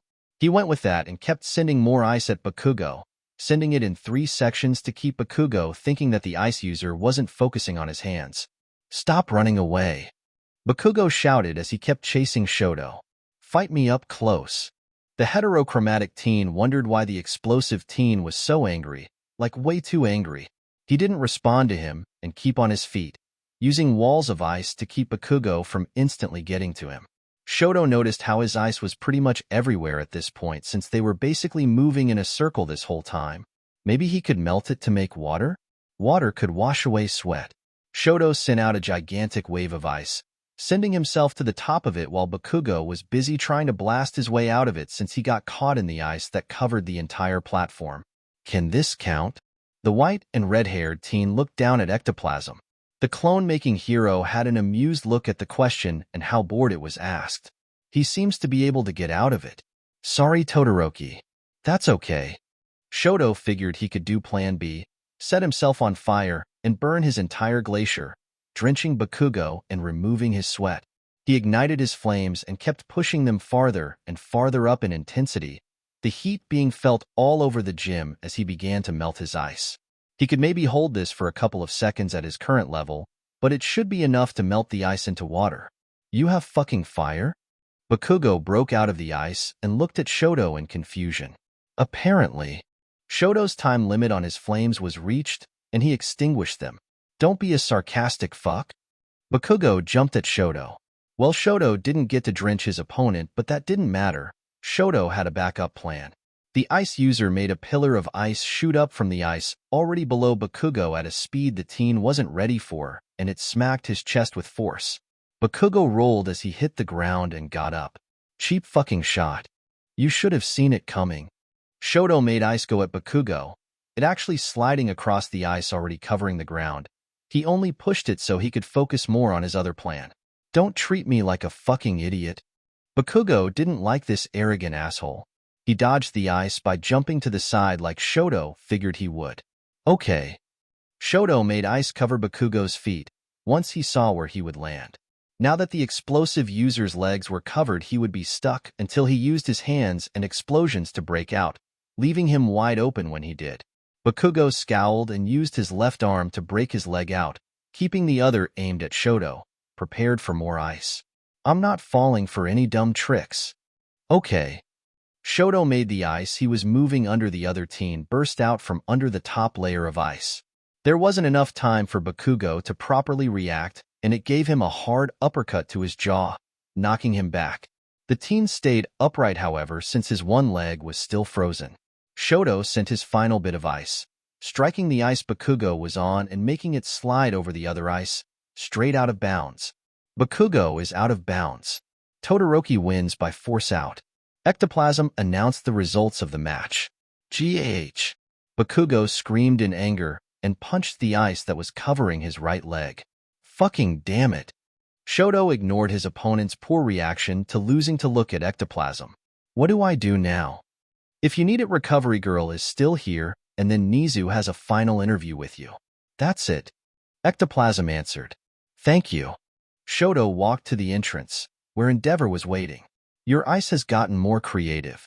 Endeavor stated, not in an irritated or annoyed tone at all. It was the closest Endeavor has gotten to a compliment to Shoto in a while. It has to be more if I want to catch up to him. Shoto walked past his father. Him. The flame hero got confused as he followed his son. Who was his son trying to catch up to? Because Endeavor knew he wouldn't just pick up the goal Endeavor has made for him just like that. My rival. Now Shoto has gotten himself a rival? Endeavor was surprised. The boy had so far not cared for other people. If you need help, let me know. It was now Shoto's turn to be confused. Was his father offering help and not forcing it? Back with Bakugo, he was cursing up a storm in his mind. He was getting into UA no matter what. He was going to get in with the highest record possible, bro. Show everyone how superior he was. Hisashi had an annoyed look as he hated that Endeavor's son beat his student. They would have to train harder. Sensei. Bakugo got Hisashi's attention. We're upping my fucking training. I am breaking All Might's record at the entrance exams. Easy. Hisashi knew that they would obviously have that record taken by bounds. No one but a student of his would break it. Ryuko looked at Izuku as they were driving to Izuku's home. So was that it? About me throwing the match? Yes. I feel like there is more. There is. His dad is a jerk. I don't know how close to that guy. Izuku wasn't going to call Hisashi his real father because that guy is not a father, but somewhere close. Izuku answered. It would have helped Todoroki to beat me with just his ice. Ryuko frowned. Endeavor was also a terrible person? The number 2 hero really? At least she knew All Might. The number 1 hero was a good person. He was actually Izuku's godfather at this point too. She was proud of Izuku for his actions. You're a good kid, Izu. So is Todoroki. I can't wait for our rematch. Izuku knew that Shoto would give it his also Izuku had to do the same. So what part should we tell Kai first? You throwing a match or crashing through a window face first? Not the window. Dad thinks I am smart. Izuku turned a small tint of red, remembering that he crashed through a window. He'll get a good laugh out of it. I don't want to be laughed at. He won't laugh at you, just the situation. I think that's still me. Technicality. Okay, I guess. Hello, Todoroki. Nizu had set up a table by the entrance outside of Gym Gamma. A girl with green hair and sharp teeth had just left the table when Shoto got there. The final part is just a conversation so I can get a feel for you and how you will be as a hero. Okay. Shoto sat at the table, Endeavor having given space to let the interview go with the required non-presence of anyone else besides Nizu and Shoto. My first question. How do you think you would do as a hero? In what aspect? That was a vague question. Nizu was glad Shoto actually asked that. Most people always say they would kick ass or be a strong hero. How do you think you will do in the public eye? Shoto guessed Nizu was questioning each person to see if they were aware of their own flaws. They did have to do a good bit of stuff for the recommendation exams even before the actual exams. So Nizu would have a file on everyone and their personalities, no doubt. He could use this himself as a personal evaluation since he wanted to be equal with Izuku on as many levels as possible. I come across as cold, so my popularity won't be high from that. However, now that I am thinking more on this, I don't think I care for what the public eye says. I should just do what is right no matter what and not what is popular. Heroes shouldn't try to be number 1. At this point, he was using Izuku's actions as an example for his train of thought, and also his own opinion and his father and that man's choices. I want to be strong, yes, but that doesn't make a hero. So what does make a hero? Nizu was surprised by how Shoto's answers were different from what he thought they would be. Shoto thought for a second. Someone who just does what they feel is right, even at a personal loss. That is a good quality. The mouse smiled. He knew Shoto was influenced by Izuku's actions earlier. So should a hero ever have popularity as a goal? I don't care for popularity. If someone has it as a side goal, that is them, but I don't care for it. What are your own goals then? I don't want to be number 1. I just want to be equal with someone. A rival. Yes. Rivals can help people grow. Nizu definitely was more interested in this Izuku kid. To have such a huge and positive influence on someone like this was definitely noteworthy. Perhaps he should also look into Izuku's background more to learn where he developed such character. Dad, we're home. Izuku announced their return to the Chisaki household. Izu. Eri jumped out of seemingly nowhere and tackled Izuku in a hug. Eritrea. Izuku hugged his little sister and set her down. How was your day? I saw a picture of a husky. That's so cool. Izuku grinned. How was the exams, Izuku? Kai came out from his study. Izuku was going to say how he threw his match, but Ryuko spoke at the same time. He jumped through a window. She stifled a chuckle. Kai had a blank face for a second before he laughed also. How? He used Overhaul to move from a rooftop to an office building. Ryuko offered part of the explanation. I raced my teammate, and we both forgot about what windows are and crashed through it. Did you win the race? Kai asked as he stopped laughing as much. Izuku blinked. He didn't actually remember who hit the window first. Dang, I wasn't paying attention. His parental figures both laughed more, making him turn a little red. That's not the only thing that happened. Izuku was blushing hard. Izuku, I shouldn't laugh, because I have made some dumb choices despite how smart I am. Ah.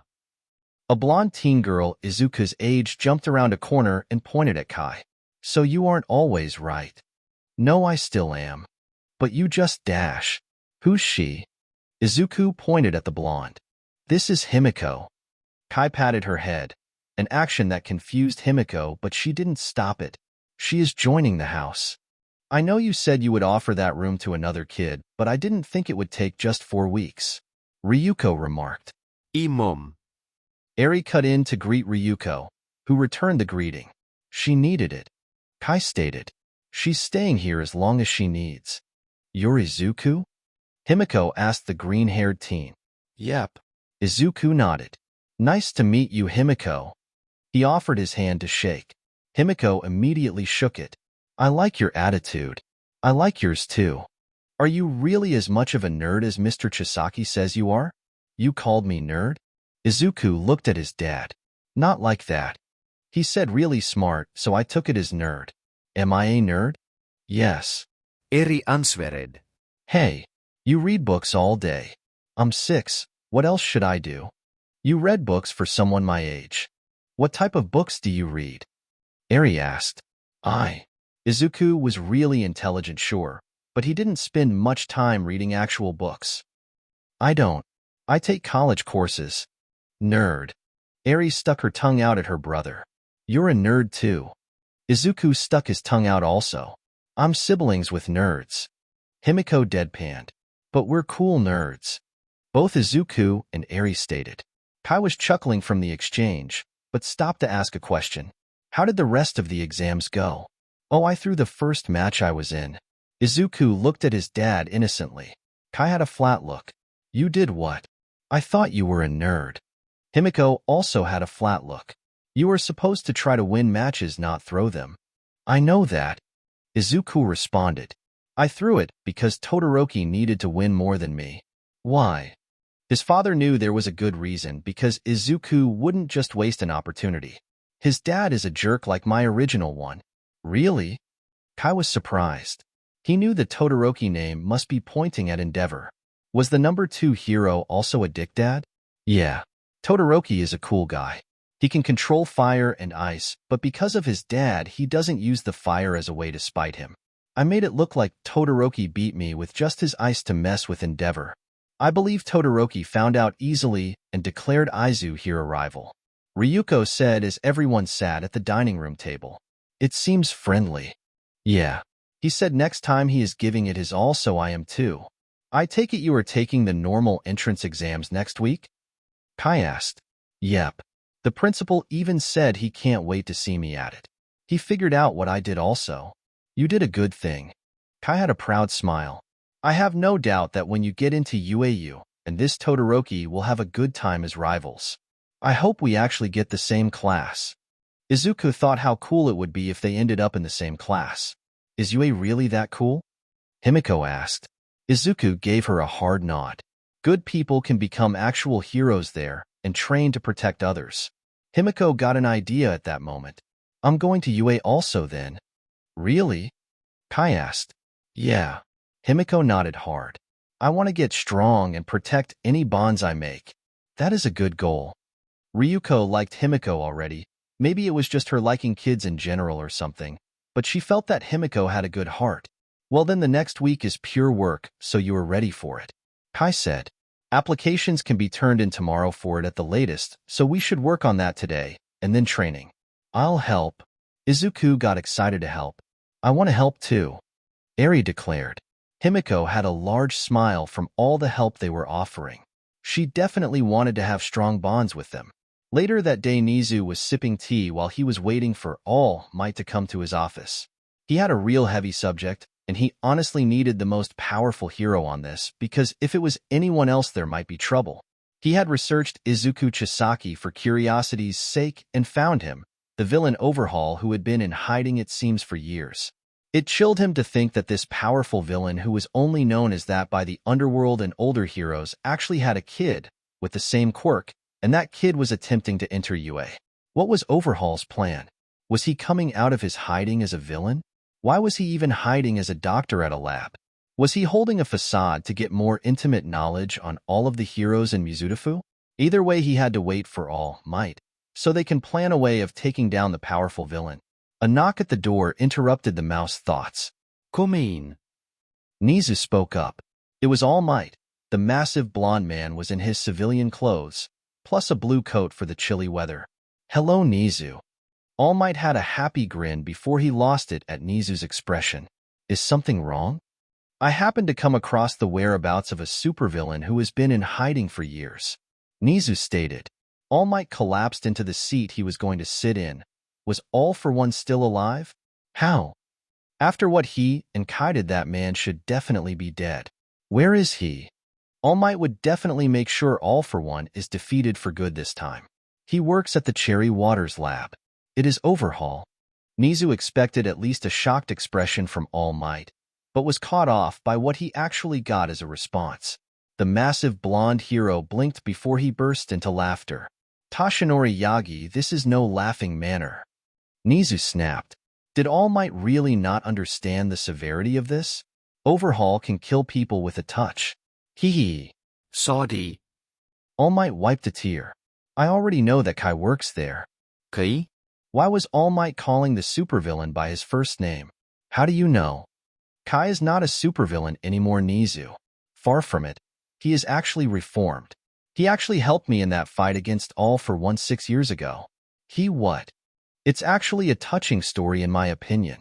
He reformed himself after he found this little child close to death in an alley and took him in. You met the boy. Izuku. Nizu was almost never confused, but this definitely made him that. It made him actually the most confused he had ever been. Really? It is true. He doesn't even have Overhaul anymore. Explain. Nizu expected every detail. All Might gave every detail. As much as he didn't want to give out Kai's private information, he didn't want Nizu to call a raid on Kai. After he explained everything to the mouse, the quirked animal leaned back in his chair. Nizu had a lot of new information to process. This is definitely something I would never expect. It caught me off guard too at first. All Might nodded. But he is genuinely good. He is a good father to Izuku and this other sweet child Eri. I was actually going to visit them in a bit to see how my godson did in his exams today. He lost a match and cost himself his spot on purpose. Nizu answered. He did it because he thought it would help the other student with a personal problem of theirs. That Izuku is intriguing. He has a heart of gold. All Might agreed. I am going too. Nizu got off of his seat. I have never shared a cup of tea with a reformed supervillain before. Nizu wanted to see and speak with Kai himself, because this was all new to him. I will let him know a guest is coming. Anything you touch? Himiko was sitting upside down on the stairs while talking to Izuku, who was at the bottom playing checkers with Eri. Yeah, I can actually fuse with people too. Really? Himiko got an intrigued look. Like, completely fuse with them? Yeah, or even a partial, like our arms could be conjoined sort of. That's neat. Do you get anything from the fusion? I would guess super strength. Kind of. It's like my strengths and theirs stack. I also get their quirk. Like permanently? Just for a little bit. It's like a time limit. Can you get it from a partial? Izuku blinked. Never checked. Do it now. Himiko turned to sit up and put her arm in front of Izuku. Okay. He poked her arm and a small flash of smoke and the sound of electricity sounded. Once the small amount of smoke disappeared, they could all see that half of Izuku's hand was gone, inside of Himiko's forearm that looked slightly contorted from the fusion. Whoa, this is weird. Himiko moved her arm up and down, seeing Izuku's hand follow. I can feel your hand. I can feel your arm and pretty much everything, including your quirk slightly, Izuku said. He felt like he could access her quirk, but at a very weak level compared to the real thing. It helps me when it comes to manipulating things. Wait, can you change how I work biologically? If I know what I am doing, yeah. I just have to know it to work it. What if you know someone's quirk? If I know someone's quirk? Yeah, could you change it? Theoretically, I probably could. But quirks are like really complicated. Each one is like a very complex and long sheet of coding that is completely unique. How much coding? If each digit of the coding was the size of a quarter, then it could cover more than half of the planets in our solar system. Some quirks would need every planet for space. That's a lot of quarters. How does that all fit in our blood? Really compressed. Dad's lab is one of the best when it comes to researching them. Wait, so other people actually know how to pass on quirks too? No. That was just Dad. He alone is honestly better than the labs. Wait, so does anyone know that he actually made a way to pass you a quirk like that? Himiko was shocked. That was like the scientific discovery of the century. Dad said villains or terrible people might abuse it. He didn't want that, so it stayed a secret. We passed it off as I developed late, and he got a sickness that suppressed his quirk. Only people who know is us here, Dad, Mom, and Yagi-sensei. Who is Yagi? All Might. Himiko jumped up in surprise, yanking Izuku as a result since he never undid the partial fusion. You guys know All Might? Yeah. Izuku tried to regain his balance. He is big. Eri commented. He has to duck into the doorway. Izuku added. Why do you know All Might? Himiko was confused. Dad is friends with him. The emerald-haired teen answered. Really? Yeah. Yagi-sensei was actually going to visit today. He should be here soon. Cool. He said he would bring me caramel apples. Eri remembered what All Might promised her. He said caramel apple, not plural. Izuku pointed out. I heard apples. Eri took 2 of Izuku's pieces. He probably is bringing at least 4 anyways. Izuku shrugged, the statement making Eri grin. I would like 4. Kai walked past the 3 as he went from his study to the dining room. Hello. Eat that. Both Izuku and Eri got happy. Hello, Mr. Chisaki. Himiko replied. All Might said he was bringing a guest who wants to meet me. Kai told them as he grabbed a binder from work off of the dining room table and walked back to his study. Did he say who? Izuku asked. He didn't. He just said the person was interested in my work and meeting me. Will Mom be back for dinner? Eri asked. Ryuko had left an hour earlier because she got a call from her agency. It wasn't anything major, just a computer mess up, and she was one of the people who had a key to restore the files from the backup. She should. A knock happened at the door. Izuku, being the closest, went to open it. When he did, he saw his godfather, All Might. Hello, Izuku, my boy. Toshinori had his signature grin. He held up a bag that Izuku could see had at least 6 wrapped-up caramel apples. Where is little Eri? Hi, All Might. The girl blurred past Izuku to hug her godfather. Her short was compared to how tall All Might was made her just hug his calf. Eritrea. Toshinori's grin got bigger if possible. He loved those 2 kids, and they made him happier just by being around. I have brought the apples. Yay. Eri took the bag happily. Thank you. I take it Toshinori is here? Kai's voice was heard from his study. He can practically hear his close friend's booming voice from the other side of Japan if he tried. I am here. Toshinori got a good laugh from saying his signature quote. He then noticed a new child he hasn't seen before, a blonde girl who seemed nervous. Hello, youngster. I am Toshinori Yagi. I'm Himiko to Chisaki. She almost used her real name. Himiko was told by Kai that he was filing adoption papers and such for her, so she would legally be a Chisaki.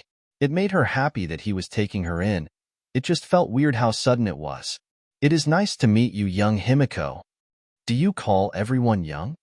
When you are a less than half my age, you are a youngster. Can I call you oldster? Himiko asked innocently. The man burst into laughter. That is new. I would enjoy that very much. Okay, oldster Yagi. Himiko smiled. Hello, Tosh. Kai walked around the corner again, holding a different binder. Ikai. This is my guest. The muscular blonde moved to reveal Principal Nizu. Principal Nizu? Izuku got confused. A midget bear?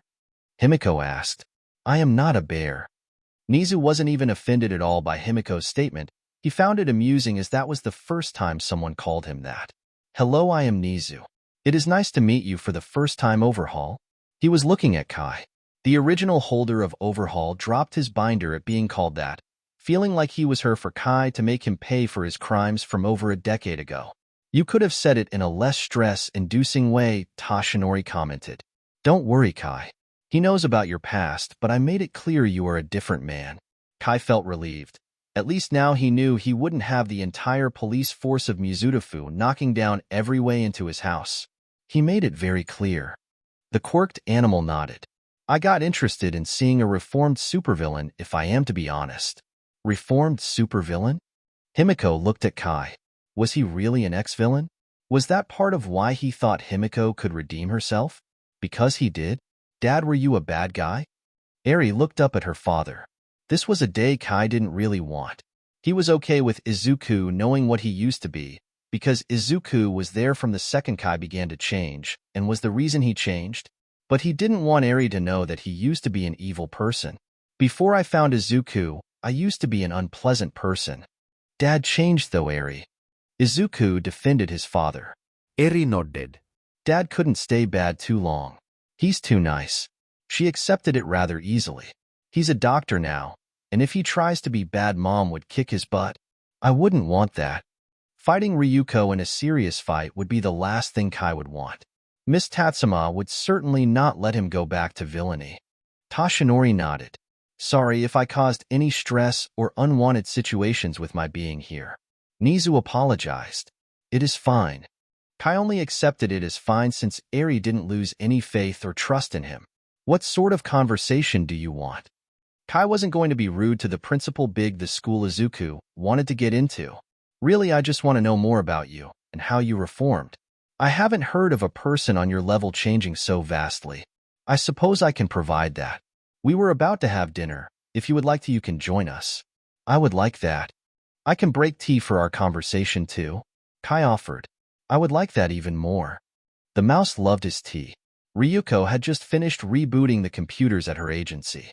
She didn't leave immediately because she needed to make sure all of the files were actually restored. She was going to open a recent one she knew well about since she was the one who had filed it, but noticed a few files that were marked as unresolved, and they were from over a decade ago. She opened the first one, Unsolved Murder, that was actually at Cherry Waters.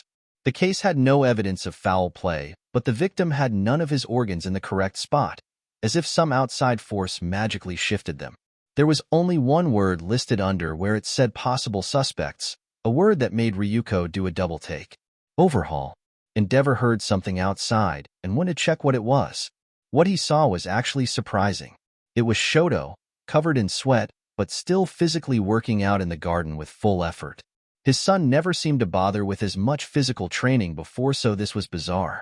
What was more off-putting to Endeavor was the cloak of fire and ice Shoto had the entire time he was training. Shoto had a new flame in him that was guiding him, and Endeavor was surprised at how driven his son looked. Shoto collapsed after a few more minutes. His exhaustion had finally gotten to him. Shoto. Endeavor moved to his son's side and was surprised as the boy pushed himself up. Boy, don't push too much. The ice and fire using teen looked at his father with an annoyed expression. Funny that you say that. Now that felt like a smack to Endeavor. Shit.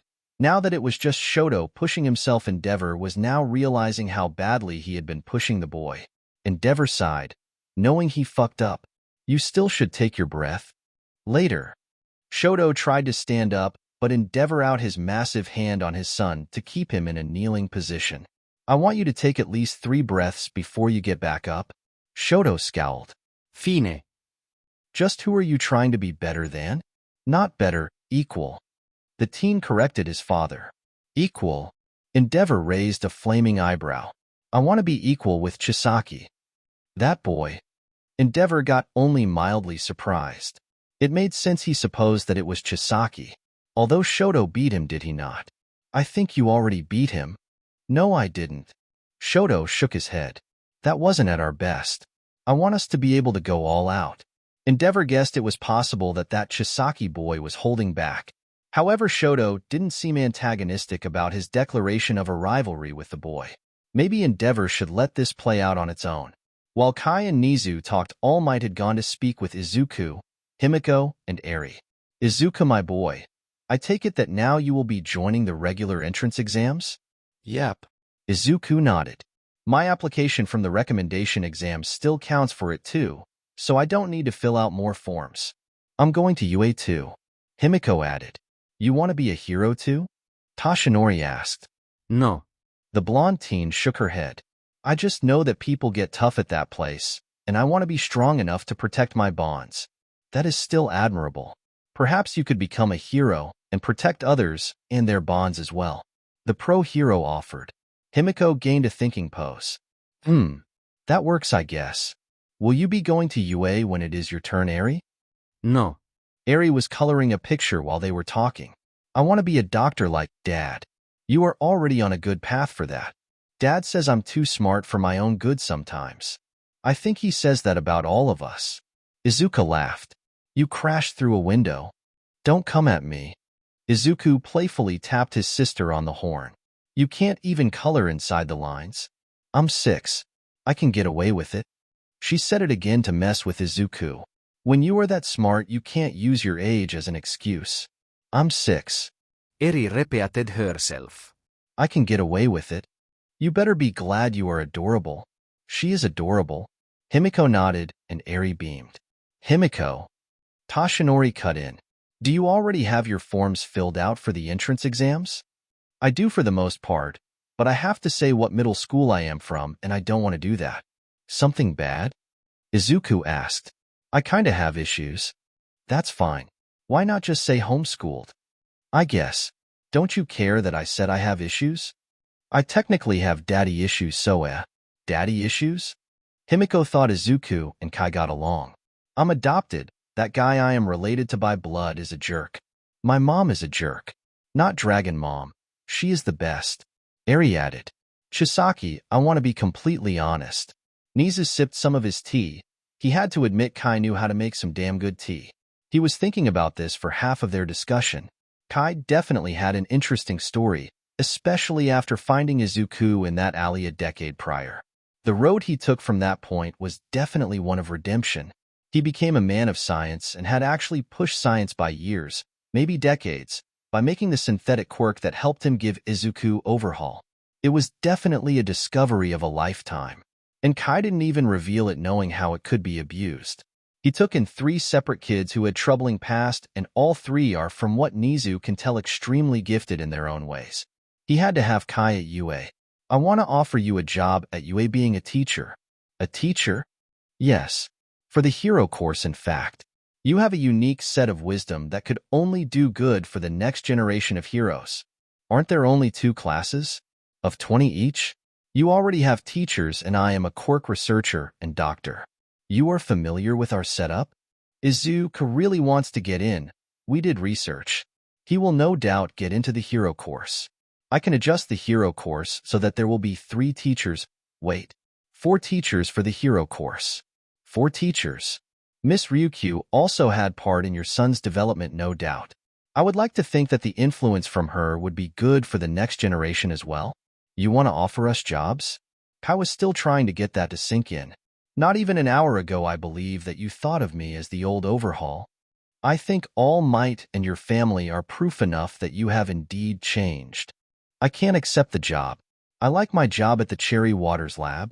What if we let you do your research on campus? With more funding. Does UA even have that much extra funding? You have no idea.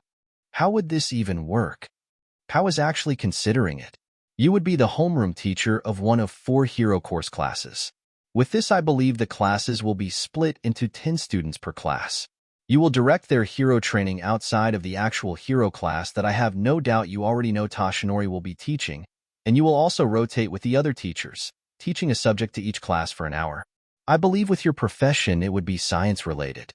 What will be my hours at Cherry Waters? When your class is at their block for the hero class from Toshinori if you like, plus any other free time. You can even involve our own recovery girl if you want. I know Miss Shizenji. She actually helped with Project Overhaul. Oh, Nisa did not know that. So will you be taking the job at UA? Can I think on it? Kai asked. This is a big decision. Of course. Is there a chance that Miss Ryukyu is coming here tonight? It would make it easier to contact her. She should be. Kai nodded. 20 minutes later Ryuko did show up, but she had an expression of hard thought and discomfort. She was also holding some folders. It was Izuku who opened the door and saw this expression. Imom.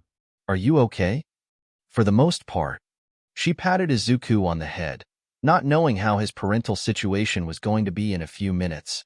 Is Chisaki here? Izuku felt like something was off. Ryuko hasn't called his dad by Chisaki in years. Yes, he is in the dining room. Thank you, Izu. At least she still called Izuku by his nickname. Ryuko entered the dining room and was surprised to see Principal Nizu there as well. However, that was not the most pressing thing to her. She also couldn't say anything at that exact moment since All Might, Himiko, and Eri were also at the table. Imom. Erivevid. Eritrea. Ryuko looked at Kai. Can we talk privately for a moment? Kai felt like something was off. The dragon hero looked unhappy. Sure. He got up to follow her, where she led them to his study and closed the door so they can have privacy. Ryuko, are you okay? What is this? She slammed the folders into his chest and hands. What? Kai got confused and opened a file, seeing an unsolved murder marked for 12 years ago. Kai realized this was someone he killed while a Yakuza. Chisaki, this is you, isn't it? She was trying to hope it wasn't Kai, and just someone with a similar quirk, but the name Overhaul that floated around was the exact same name Kai had for his quirk. Please tell me that none of this is you. Kai looked at the stack of reports in his hands. He knew he couldn't even dare say this wasn't even all of it. However, he also couldn't lie at all. Ryuko, this is all me. But it was a dash. You were a villain? She felt something in her die. How? Why? Ryuko, please let me explain. Why? How do I know that it won't be another fucking lie? That was the first time Ryuko ever cursed. She was beginning to tear up. After doubting half of everything all day, it was crushing that the one person she trusted more than anything was living behind a large dark lie. Because I don't want to lie anymore. Kai ansmered. Toshinori can confi dash. All Might too. Ryuko, listen. Kai was trying to explain, but the tearful woman wouldn't listen. Chisaki, how could you be a dash? Kai put his hand over Ryuko's mouth to stop her. Toshinori is not a villain. Neither am I. Yes, I used to be part of the Yakuza. I had no home, and as a young child my father Kinjiro saved me from living in alleys. I grew up in the Yakuza and tried to honor him for saving my life. Yes, I was by any definition an evil and twisted man. But that changed because of Izuku. Everything about Izuku and everything since I found him in that alley is true. He changed me, and I swear I am not that man anymore. Ryuko still had tears in her eyes. Why should I believe you? She trusted him the most in her life, and their whole friendship was built next to the biggest lie and secret imaginable. You are the last person I want to keep secrets from. I was afraid. You are a hero, and I used to be a villain. You think I was okay with it at all over the past 10 years? Look at me in my eyes and just see I am telling the truth. He was holding her by her shoulders. She looked at his eyes for a solid moment. He didn't have any deception at all. If anything, he had stress and worry. She knew he was telling the truth then. Part of her trust was restored. Does Izuku know? He's always known. You haven't done anything criminal since you found Izuku? If he hadn't, she would be more relieved. Only thing I did was try to talk to another villain years ago to help me get Izuku Overhaul. That was when All Might showed up. The villain turned on me when I rejected his deal, and I helped All Might put him down. I have done nothing criminal since, I swear. Really? Helping All Might put down a villain negated the bad part of it for Ryuko, especially since Kai rejected the deal. He realized he technically did something not even a few weeks ago when he hacked and stole Ryuko's medical files to find a cure for her infertility. He wasn't hiding anything anymore, so he came clean. I actually hacked a hospital for some files 4 weeks ago. What? The dragon was losing her trust again. For what? Kai grabbed the red binder on his desk. You told me how you were unable to have kids and I decided that you deserved that chance, so I stole these to work on a cure or find a way for you to have kids. Ryuko looked at the binder, opening it to see so many notes and research. She looked up at Kai. His eyes had a scared look, like he was afraid of a negative reaction from her. That wasn't a villain. He risked talking a villain to give his power to a boy he found in an alley, gave up his whole lifestyle, and changed to support a child that he had no reason to care for. Became a doctor and worked every day to help everyone with every quirk-related disease and ailment he could. He was even trying to fix her birth defect, even though it should be impossible. Kai wasn't a villain. He wasn't anything close to that. He was a good person. Ryuko dropped the binder and grabbed Kai in a really tight hug. All of her trust in him was restored. Yes, he had a dark past, but he wasn't that person at all anymore. We need to trust each other more, she whispered while she continued to cry, the day having destroyed her emotionally. I won't hide anything ever again. Kai felt like the world was removed from his shoulders and hugged her back. Later, the two finally left the study and joined everyone at the table. Izuku didn't like how his parents had red eyes, but he wasn't going to just call them out on it. So he would change the subject unless they wanted to address it themselves. All Might told me he will give me $500 if I break his record at the entrance exams. Kai appreciated that his son controlled where the conversation went. You shouldn't gamble. It's not gambling. It's a reward. Toshinori responded. I didn't get that offer. Himiko pouted. You called me bunny ears. Your hair looks like bunny ears. Uncle Bunny Ears. Eri nodded. The blonde man looked at Eri with a look of betrayal. Next time I am only bringing 3 caramel apples. It was Eri's turn to look betrayed. No. You wouldn't. Yeah, I won't. I'm too soft. Toshinori gave an embarrassed chuckle. Plus I know how to make caramel apples too. Izuku pointed out. You can? Eri stood on her seat with an intense look at her brother. Make me some. I spoke too soon. Izuku's sweat dropped. After a while, the 3 kids all left for their own rooms, and it was just the 4 adults. Miss Ryukyu, may I interest you in a teaching job? Niza got to the point. A teaching job? The blonde woman got confused. Me? Teaching? At UA? She didn't think she had what it took to be a good teacher. Why? I think you and Chisaki would be excellent teachers for the next generation. If you doubt that, then I would like to show Izuku Chisaki as an example of why you be wrong to doubt yourselves. He is truly an interesting person and has a good heart. He does. Toshinori nodded. I also believe you two would be wonderful teachers at UA, or any school for that matter. Both of us? Ryuko looked at Kai, wondering if Nizu would flip like she did if he learns about Kai's past. Indeed. Nizu nodded. A pure-hearted hero and a reformed villain will have good bits of wisdom to give. You know about Dash. I know about Overhaul. The quirked animal nodded. At this point, his past and everything up until this point makes me really want him to be a teacher at UA. I will consider it. I just don't want to lose my ability to do quirk research. Kai stated. I understand completely. Let me know by the entrance exams, please. How about you, Miss Ryukyu? I don't think I would be the best teacher. If he thinks an ex-villain can be a good teacher to future heroes, then surely a current damn good hero would be better. Kai stated his case, believing Ryuko would definitely be a great teacher. Ryuko blushed from the part where Kai called her a damned good hero. I guess I will consider it also. I will be eagerly awaiting your responses. Nizu said. May I ask what this is? Ryuko and Kai were now by themselves in the living room. Ryuko had picked back up the red binder and was looking at it. It says use Overhaul. How exactly does that fit in? Overhaul let me when I had it control people at any level I understood. I had a theory that Izuku can let others control the fusion. It would be possible for my better skill of Overhaul to reassemble you in a way where you don't have the birth defect. Would it actually work? I cured cancer with it. Can we try it right now? I'll get Izuku. Kai got up to go upstairs. Ryuko was nervous, thinking of all of the ways this could go wrong. That lasted only a second because it was Kai. He was too smart to make mistakes. A moment later, Izuku and Kai came downstairs, Kai having told him the situation while getting Izuku. So I just do a fusion and let you get in control? If possible. If it isn't, I suppose you can just read up on anatomy to know the perfect version to replace hers with. I don't really want to think about that, so I want this to work. Izuku didn't know how to explain how weird it was if he would study the female reproductive organs to give his mom a functional set.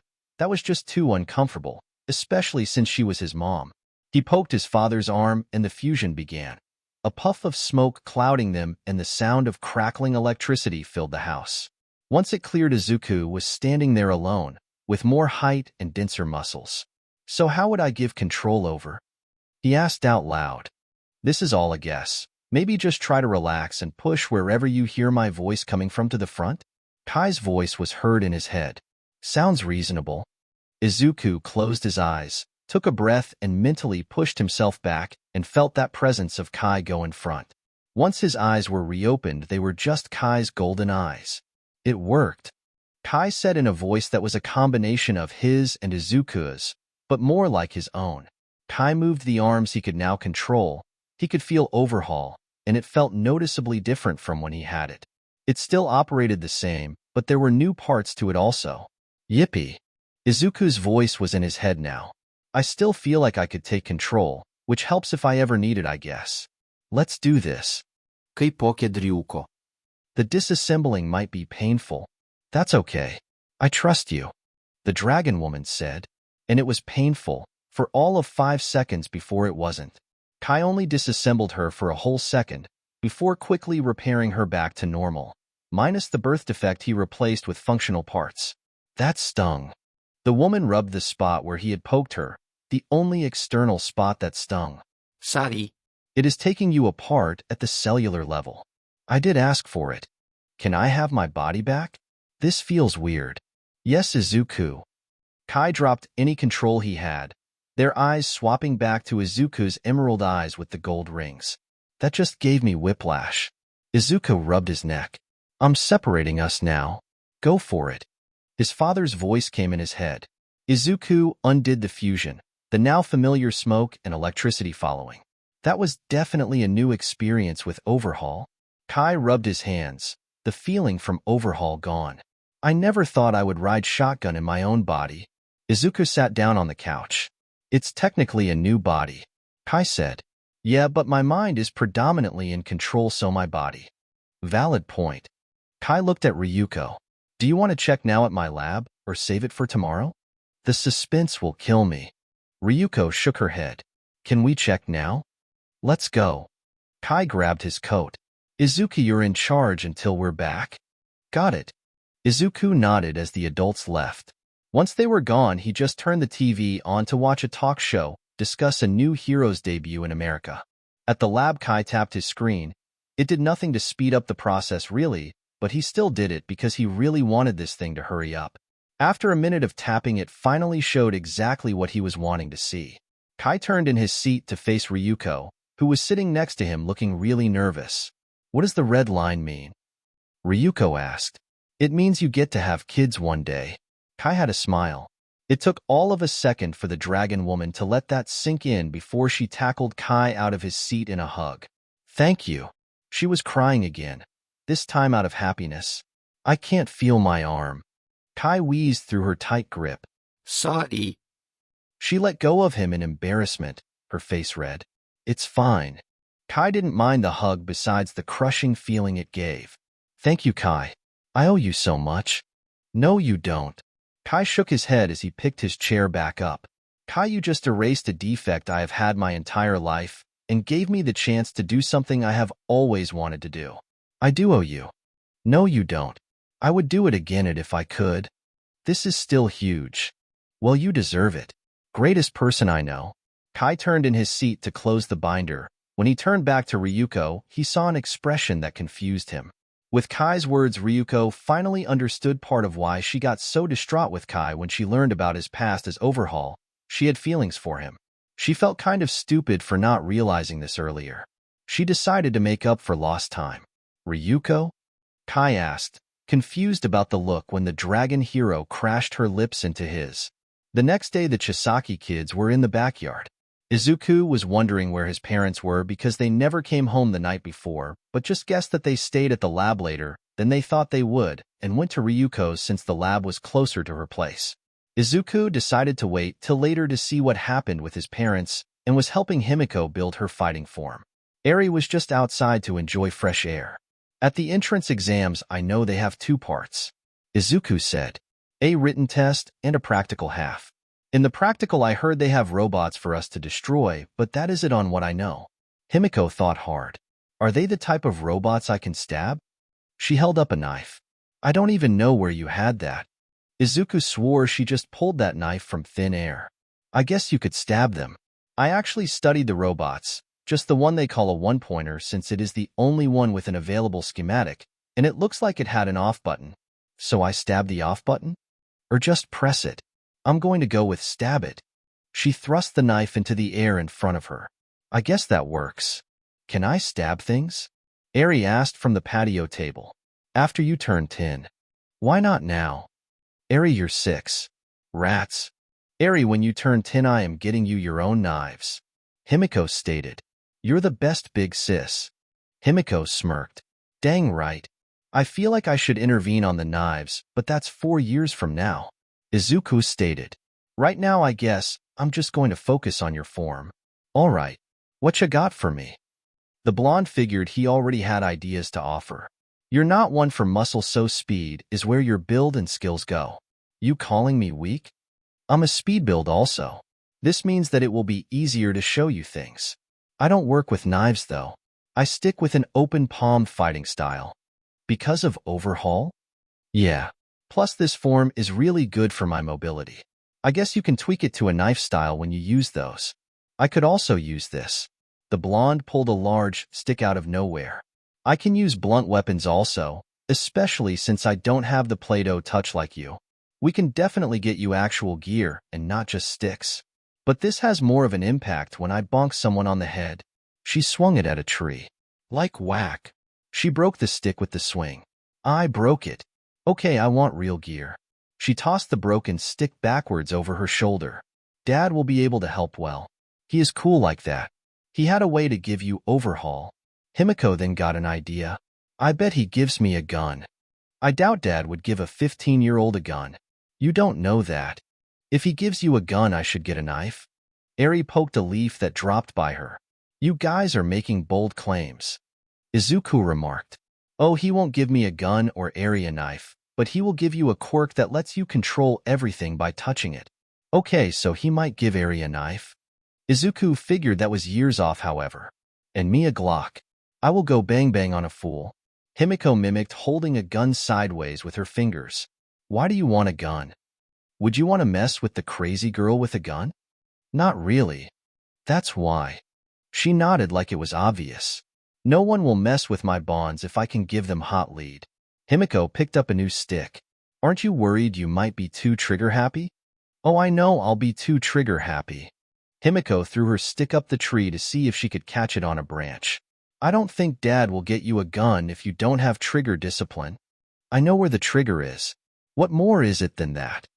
That's not. Izuku gave her a dumbfounded look. That's not what trigger discipline is. Is it when I punish the trigger for not shooting my bullets? No. I'll get it one day. Where's Dad? Eri asked. Not that she didn't mind Izuku watching over her all day, but she wanted to know where Kai was.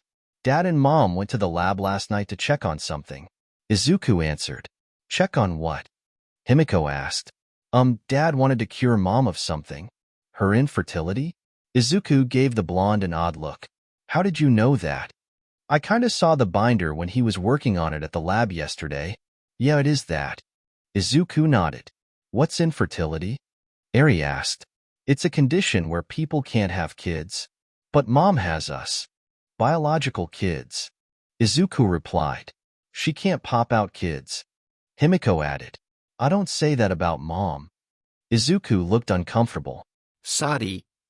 So Dad is helping Mom have kids? Eri asked. Yes. Izuku nodded. Maybe that's why they didn't come back last night. Himiko offered. Ah. Stop. Izuku didn't want to hear what she was implying. What? Are you telling me you don't think they are dash? La la la la la la. Izuku had covered his ears. As much as he wanted his parents together, there was no way he wanted to hear that. Oh, come on, you can't tell me it isn't a possibility. Not listening. Izuku didn't remove his hands from his ears. The back door opened to the house and it was Kai. There you kids are. Dad. Eri köped. Hey, Dad. Izuku removed his hands from his ears. I Mr. Chisaki. Himiko waved. Where have you been? I stayed at the lab last night to do some work. Kai ansmered. Work? Himiko had a smug look at Izuku. Shut up. Izuku didn't want her to continue with what she was thinking. Yes, I was working on a project. The surprise for Mom? Eri asked. That and the degenerative metal quirk disease. Can I get a knife? Eri asked. I don't think so. Kai did not want a 6-year-old running around with a knife. But Big Sis has one. I have 9. Himiko corrected. She has 9. Eri fixed her statement. How about we wait a few years before that? The man asked. Eri thought for a second. Okay. Is Mom going to be here for training today? Izuku asked. She will be here soon. Before that, I have something I need to tell you kids.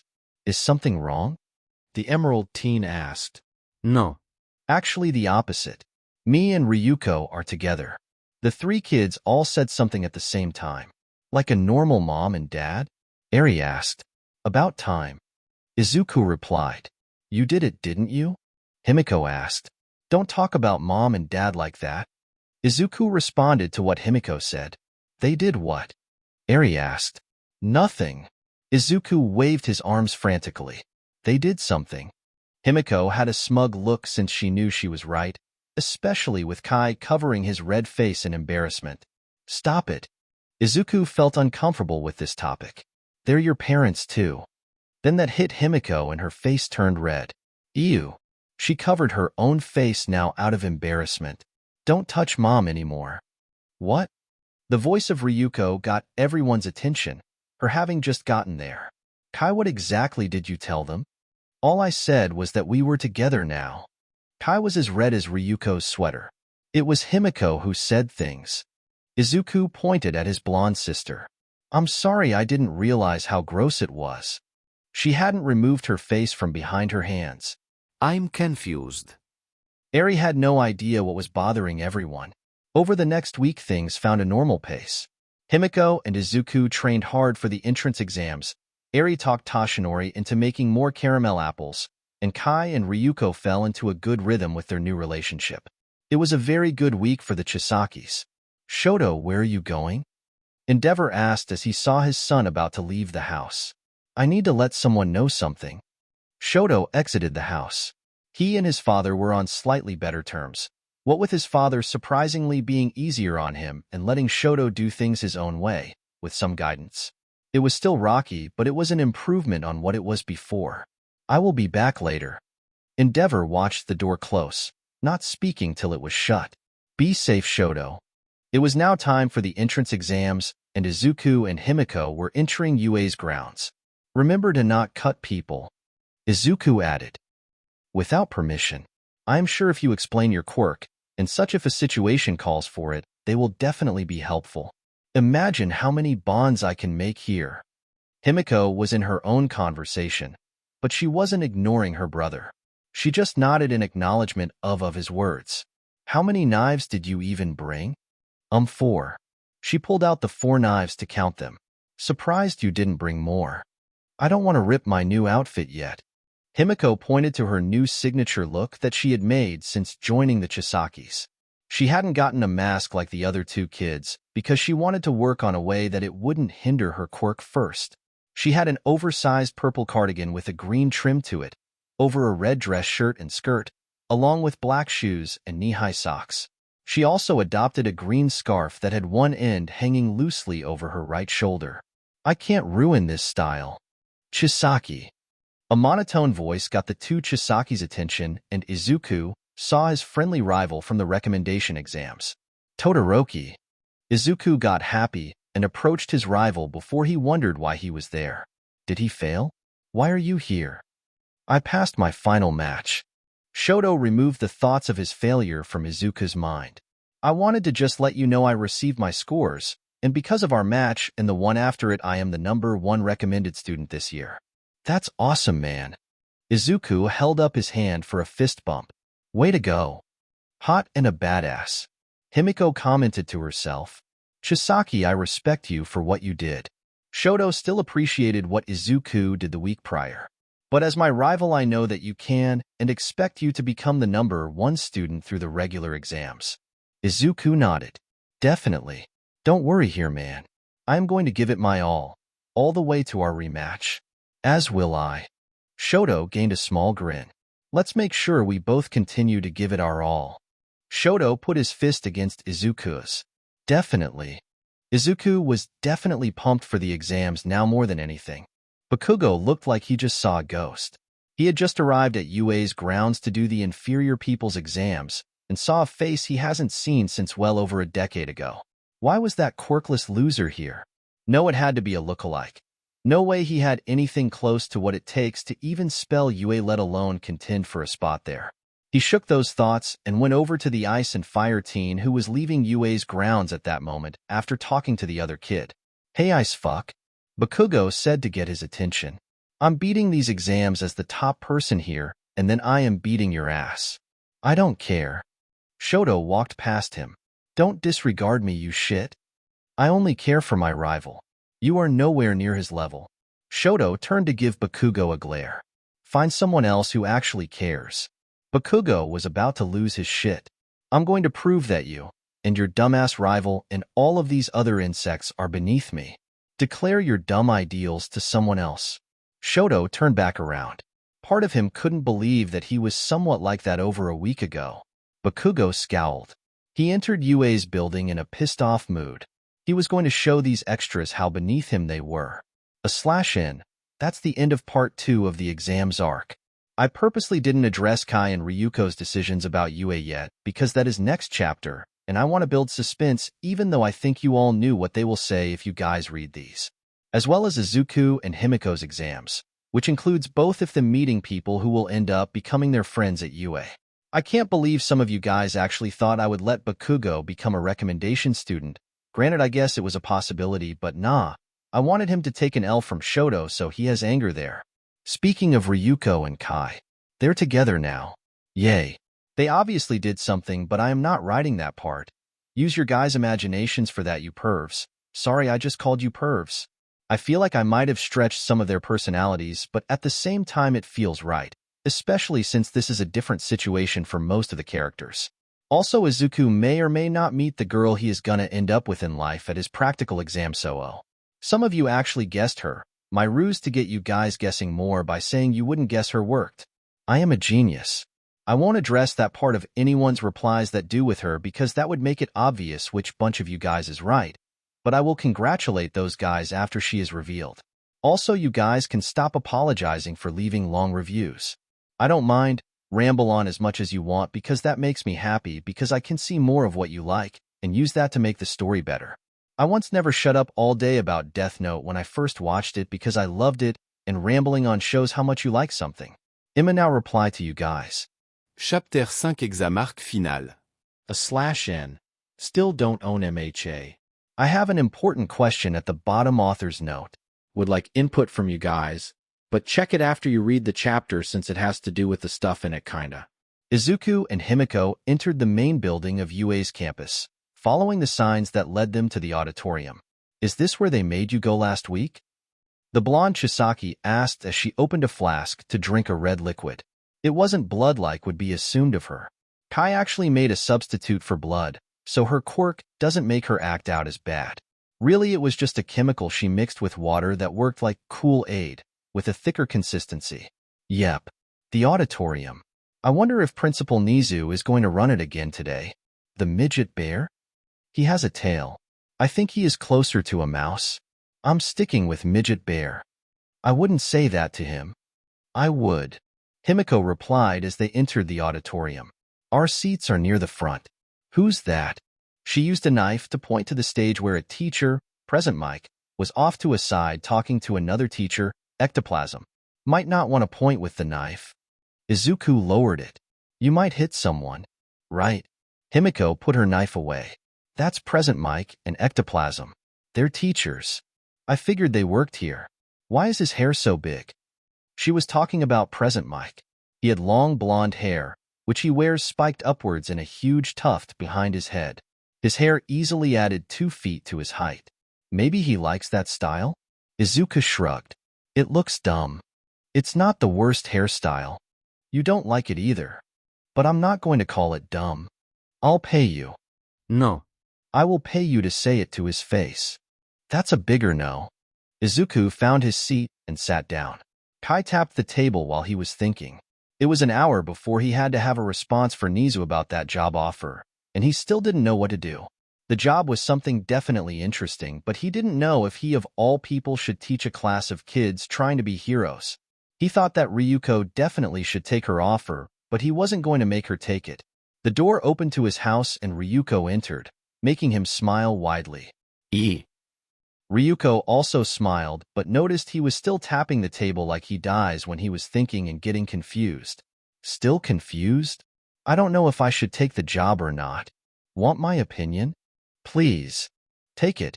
You will still get to do quirk research, and this way you will see if you're even good at it or not. Or even meant for it. Good point. Are you taking it? I am.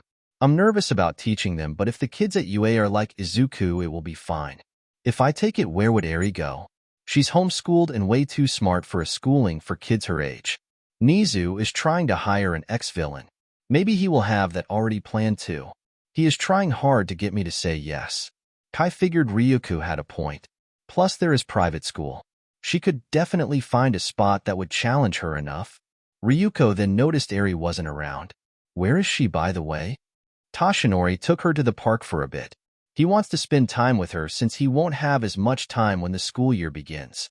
He says he will bring her back soon since he has to judge the practical test at UA's exams. After that, he said he would drop her off at Father's. How do you think the other two will do today? Izuku will most likely do something questionable, and Himiko will confuse someone with her randomness. They'll both pass for sure. Speaking of randomness, while waiting for the exams to start, Himiko was balancing one of her knives on her fingertip, thankfully not using the blade as the part she was balancing. Think I could balance another on top of this one? Should you? Izuku asked his sister. May, babe. Present Mike at that point now stood center stage. He tapped the mic he had before he spoke. Hello, little listeners. The man shouted with unnecessary volume. Today is the day you kids prove if you got what it takes to get into UA. We will first have our written test, and then after that your favorite hero, present Mike, will lay down the rules of the practical. He is way too loud. Himiko rubbed her ears while Izuku nodded. The test will have your IDs for your practical. Make sure to write your name clearly next to it, so our own ectoplasm can make sure you get your proper grades. He will be walking around to enter your ID and name properly into our system. Present Mike finished as clones of ectoplasm began to pass out tests.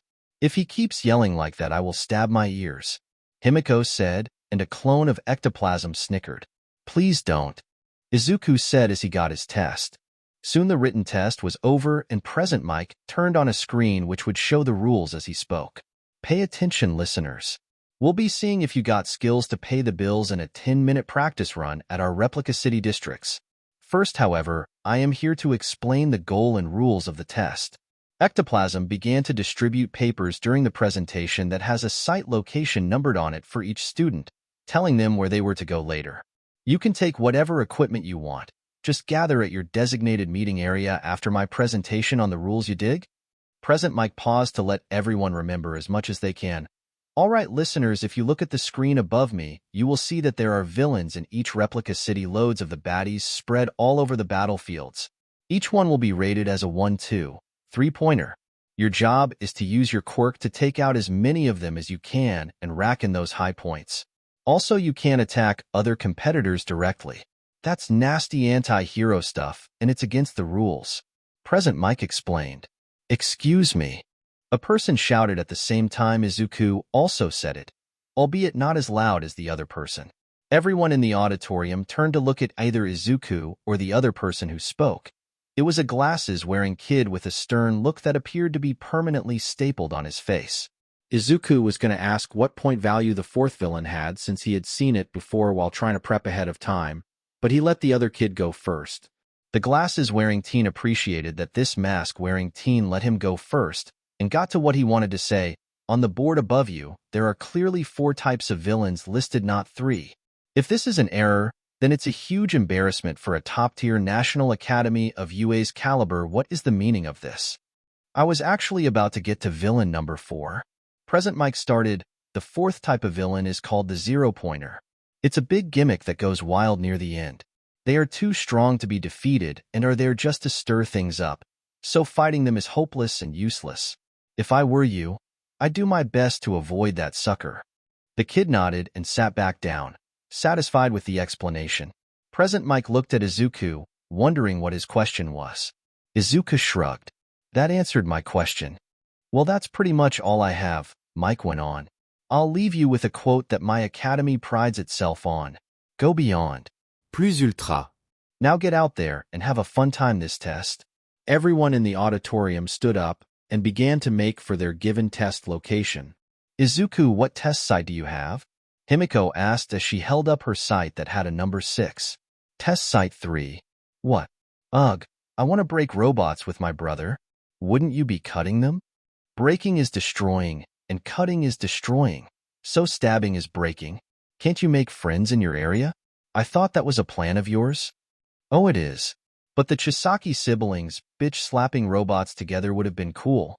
Let's slap them so good in our own zones, then that everyone thinks the Chisakis are experts on slapping robots. Izuku stated with enthusiasm. You have to swear. Say bitch-slapping. I don't swear. Lame. I'll swear for you then, Izuku. You don't have to. Izuku didn't know why she felt the need to swear. Fucking nonsense. Cussing is damn fun. Himiko's declaring that got the attention of everyone around them. Such uncouth language. A teen, the one who asked the question earlier during the presentation to be exact, said as he approached them. Language like that is not appropriate for someone trying to be a hero. By your standards. Himiko stuck her tongue out at him. By mine it is a-okay. Don't tell my sister how to speak when you don't have any authority to. Izuku knew Himiko's lack of a filter wasn't really appropriate, but she is working on all of her issues and doesn't need a random high and mighty person to tell her how he thinks she should act. That's part of the issue that led to her snapping before. The blue-haired teen didn't say anything at first when he saw that hard look in the emerald and gold eyes of Izuku's. I apologize. It is rude of me to say it like that. It's okay, Muscles. Himiko gave him a thumbs up. I know I'm weird. Muscles? The teen got confused by the appointed title. I don't know your name, and you definitely have muscles. My name is Tenya Ida. Himiko Chisaki. The blonde held out her hand for a handshake, but forgot she was still holding a knife in that hand. Oops, I don't want to look like I want to stab you. She put it away and put her arm back out. Tenya wouldn't have called her weird, but now that she herself said it, he could definitely see how she was in fact weird. Nice to meet you, I suppose. Izuku Chisaki. Izuku introduced himself since they were no longer on negative terms. What test site are you going to, Muscles? Himiko asked. Test site 5. Am I not getting a test site with anyone I know? Himiko pouted. They are most likely separating everyone so that they can try to keep us more likely acting selfish. Izuku stated. What do you mean? Tenya got a confused look. The rules and makeup of this test all make it seem like you should focus on your own points and score. But it is also supposed to be a simulation of a large-scale villain attack of sorts. Realistically, in that I believe it would be quite stupid to just not team up with people. Teamwork on a battlefield this big would be beneficial, especially since heroes do team up all the time. Izuku explained. I don't know if I ruined a part of the test by revealing that or not, but it's just my observation. For all I know, there isn't a meaning to the rules, and that I am just overthinking it. That is a brilliant observation. Tenya realized this masked teen was noticing a huge point of part of the practical test. Yeah, my bro is a nerd like that. I am. Izuku nodded. I thank you for making me realize this as well, Chisaki. I shall take my test with this knowledge. Hope you two do well on yours. Tinya politely left. By muscles. Himiko waved while watching his back as he left. He seems okay. He seems hot. I don't want to hear my sister being attracted to guys. Then I better not hear about you getting attracted to girls. I doubt that is even going to happen for a while. Izuku had a flat look. It wasn't that he wasn't attracted to girls, he just figured that he should focus on his goals before anything else. When people say that it typically means they are going to meet the love of their life soon. Himiko pointed out. Yeah, I seriously think I will meet the love of my life at a test for a high school where we fight robots. Izuku said that with doubt. He said that not realizing he would in fact meet the love of his life at a test for a high school where they fought robots. On the bus ride to Izuku's zone, all the zones had different buses. He was sitting next to a really tired-looking teen with purple hair that stood up in tufts, purple eyes with white pupils and dark bags under his eyes. Izuku Chisaki. The emerald teen offered his hand in a shake. He wanted to meet a ton of people, so he can see if there are other people in this generation that also understood the flaws of the hero system. The tired teen looked at Izuku. He was wondering if this masked teen was friendly or just being fake. Either way, he would try to be nice. Shinso Hitoshi. Nice to meet you, Hitoshi. Want to team up for the exams? Shinso got a surprised look. Team up? Isn't that against the rules? I didn't hear a rule against it. Plus, heroes should team up for practice. We can do more as a team and pass for sure. Are you sure this won't violate the test? It would be stupid for us to lose points in a test to enter training as a hero to do something heroes are expected to do. That was good enough for Shinso. Okay, I guess. Nice. What's your quirk? That was something Shinso didn't want to answer. Everyone also bullied him because his quirk was rather villainous in nature, calling him an inevitable villain and secluding him from everything because of it. It's useless for this test. It doesn't matter. I'm sure it has its uses. Izuku noticed Shinso had a look of hesitation. Did Shinso not like his quirk? What is it, man? If people respond to anything I say, I can control their actions like brainwashing. Shinso waited for Izuku to say something bad about his quirk. That sounds cool. You would be a great hero for high-pressured situations. And talking people out of hostage situations too. That's so cool. Shinso snapped to look at Izuku. What? Said your quirk was cool? You don't think my quirk is villainous?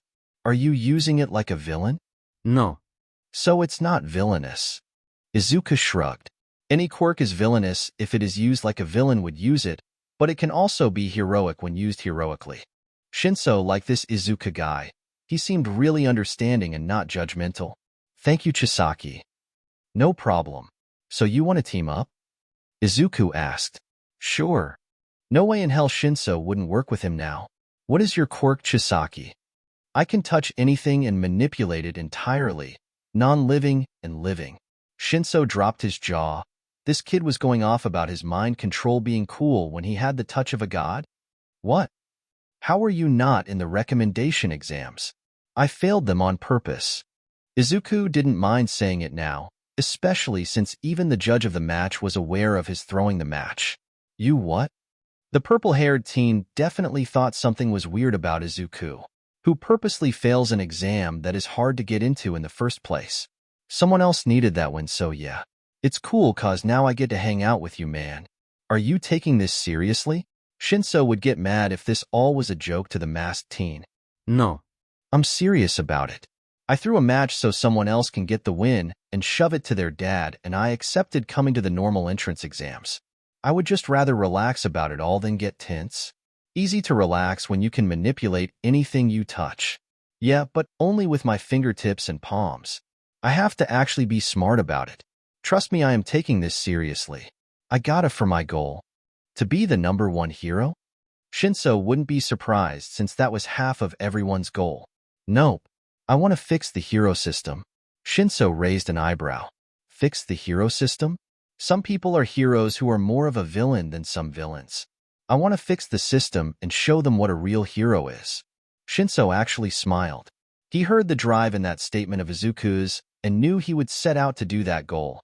and the determination made it feel like he definitely would. Well, let's hope I fit into it. As long as you want to help people and not do this for glory, then yeah. I want to prove that I am not a villain. Shinso said his real goal. Everyone assumes because of my quirk I have some innate villainous nature in me, and I want to be a hero. I believe you, man. You can actually be the model for any other people who have quirks viewed like that. You think that highly of me? Shinso snorted. Well, if you have that much determination to be a good hero, then yeah. I believe in you, man. Izuku nodded as the bus stopped by their zone. Shinso definitely liked Izuku. The guy had a good heart. Well, let's show these robots a real team effort.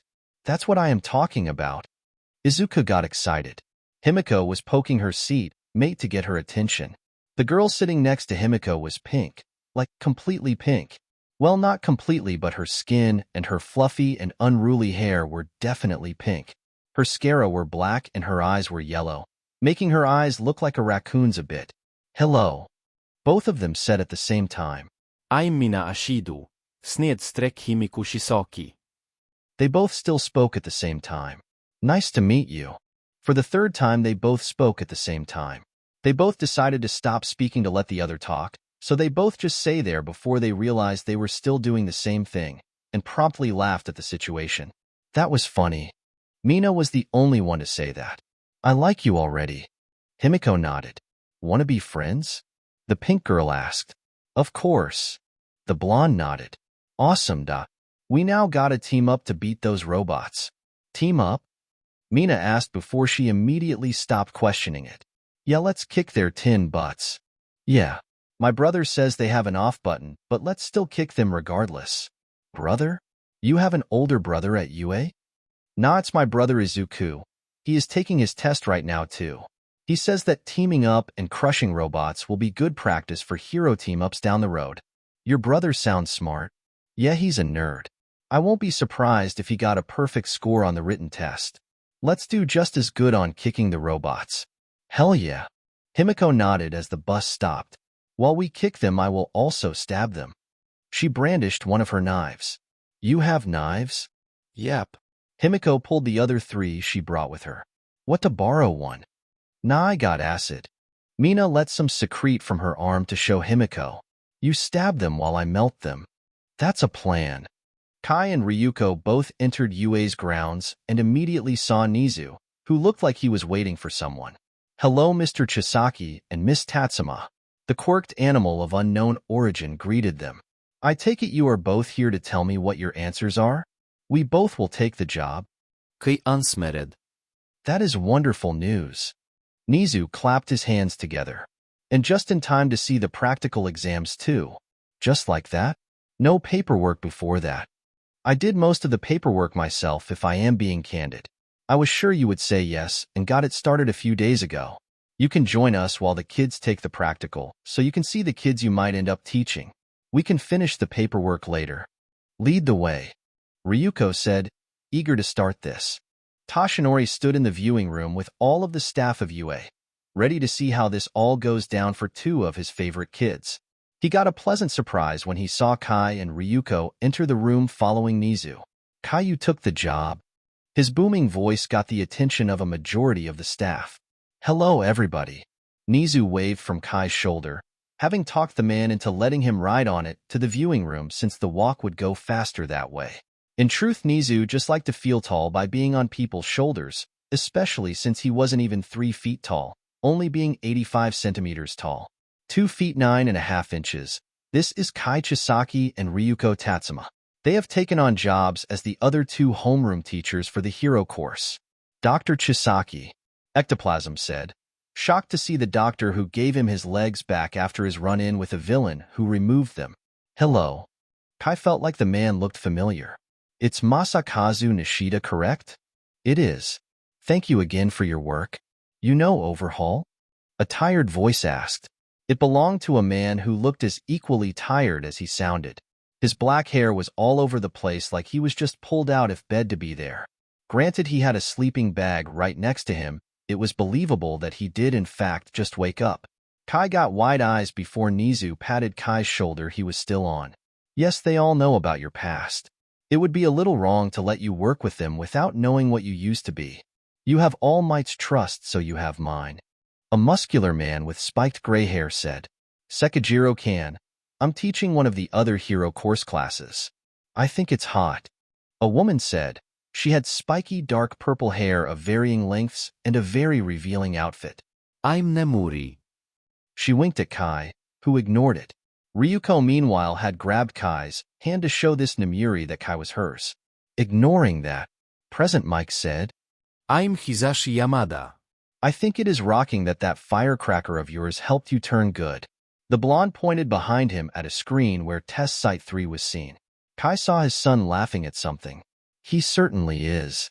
Masakazu nodded. He got a perfect score on the recommendation exams test and then forgot what a window was. Both of Izuku's parents laughed. I personally like this girl that is juggling knives. Nemuri pointed at test site 6. That is also my kid. Kai exhaled seeing Himiko juggle sharp objects. He has very interesting kids. Toshinori nodded to his own words. Some of these other kids look interesting too. He was looking at a redhead who looked like his body was sharper or harder. The teen let another punch his gut and showed no reaction, while the other teen, covered in silver, grinned stupidly. This batch is interesting for sure. Sekijiro saw a teen with blades rupturing from his body, each going in and out as the teen controlled them in test site 2. Ryuko looked at one of the screens for test site 3 and noticed that one girl was standing off from the group that was waiting at the starting line. A blonde who was looking at the ground. She was nervous. That was the only thing she was noticing. How nervous she was. This test would be the thing that would decide how useful she actually was, and if she even deserved to be a hero. How would she even do this when she doesn't even have a real quirk though? Thinking about her quirk made her think about all of the negative things people always said to her. Quirk thief. Go away, quirk thief. You don't even have a real quirk. You just steal other people's hard work. That always made her depressed. Everyone always harassed her if she was within distance of them, afraid she would steal their quirks. Of course it wasn't as bad as her older sisters. All you do is steal other people's quirks. Stay away from me. Useless without writing other people's work. She didn't ask to have her quirk. She didn't remember one single time when she was younger that she just up and asked, can I have a quirk that makes everyone hate me and bully me? She never asked once. It would be nice if she still had her parents, but all she had was her older sisters, and they were the worst. Her quirk was that she could take people's quirks by a simple touch. It didn't matter if it was her elbow and their knee. If physical contact happened, she would have an identical copy of their quirk for a limited time, as well as instinctual knowledge of how to use it that put her at the same level of the person she just copied. She had to pass here today. She had to show that on her own she could get into the most prestigious school, without copying a single quirk, so she can confirm that she actually has her own skill. Can you make people dance? A voice in the group actually waiting at the line was heard. That's the question you ask? Shinso looked at his new friend. Well, dancing kind of takes mental effort to do. Was wondering how much you could make someone do. Izuku replied. I can't make anyone do things that require advanced brain function. So I can't make you say something or write down things from memory. So you can make people do physical things? Yes. Want to test it? Kinda. Izuku responded, and suddenly his mind went blank. Izuku felt like everything was really numb and fuzzy, almost like when he was in the back seat of his fusion, but this time he had no way of getting control, at least not from what he could see at that moment. It makes your mind blank, and you just stand there until I tell you to do something. You can't even respond but can hear me. Shinso noticed some kids were looking at the two. He didn't want to hear anything they had to say, so he ignored them. Chisaki, take your mask off of your face. Let it hang around your neck. Izuku's body moved on its own and removed his mask from his face and promptly dropped it to hang around his neck. Izuku had to admit this was a really strong quirk, and if he had something to change his voice, he could easily trick any number of people into falling under his control. It was definitely cool that he was trying to be a hero so hard with this, because people would definitely see it as negative.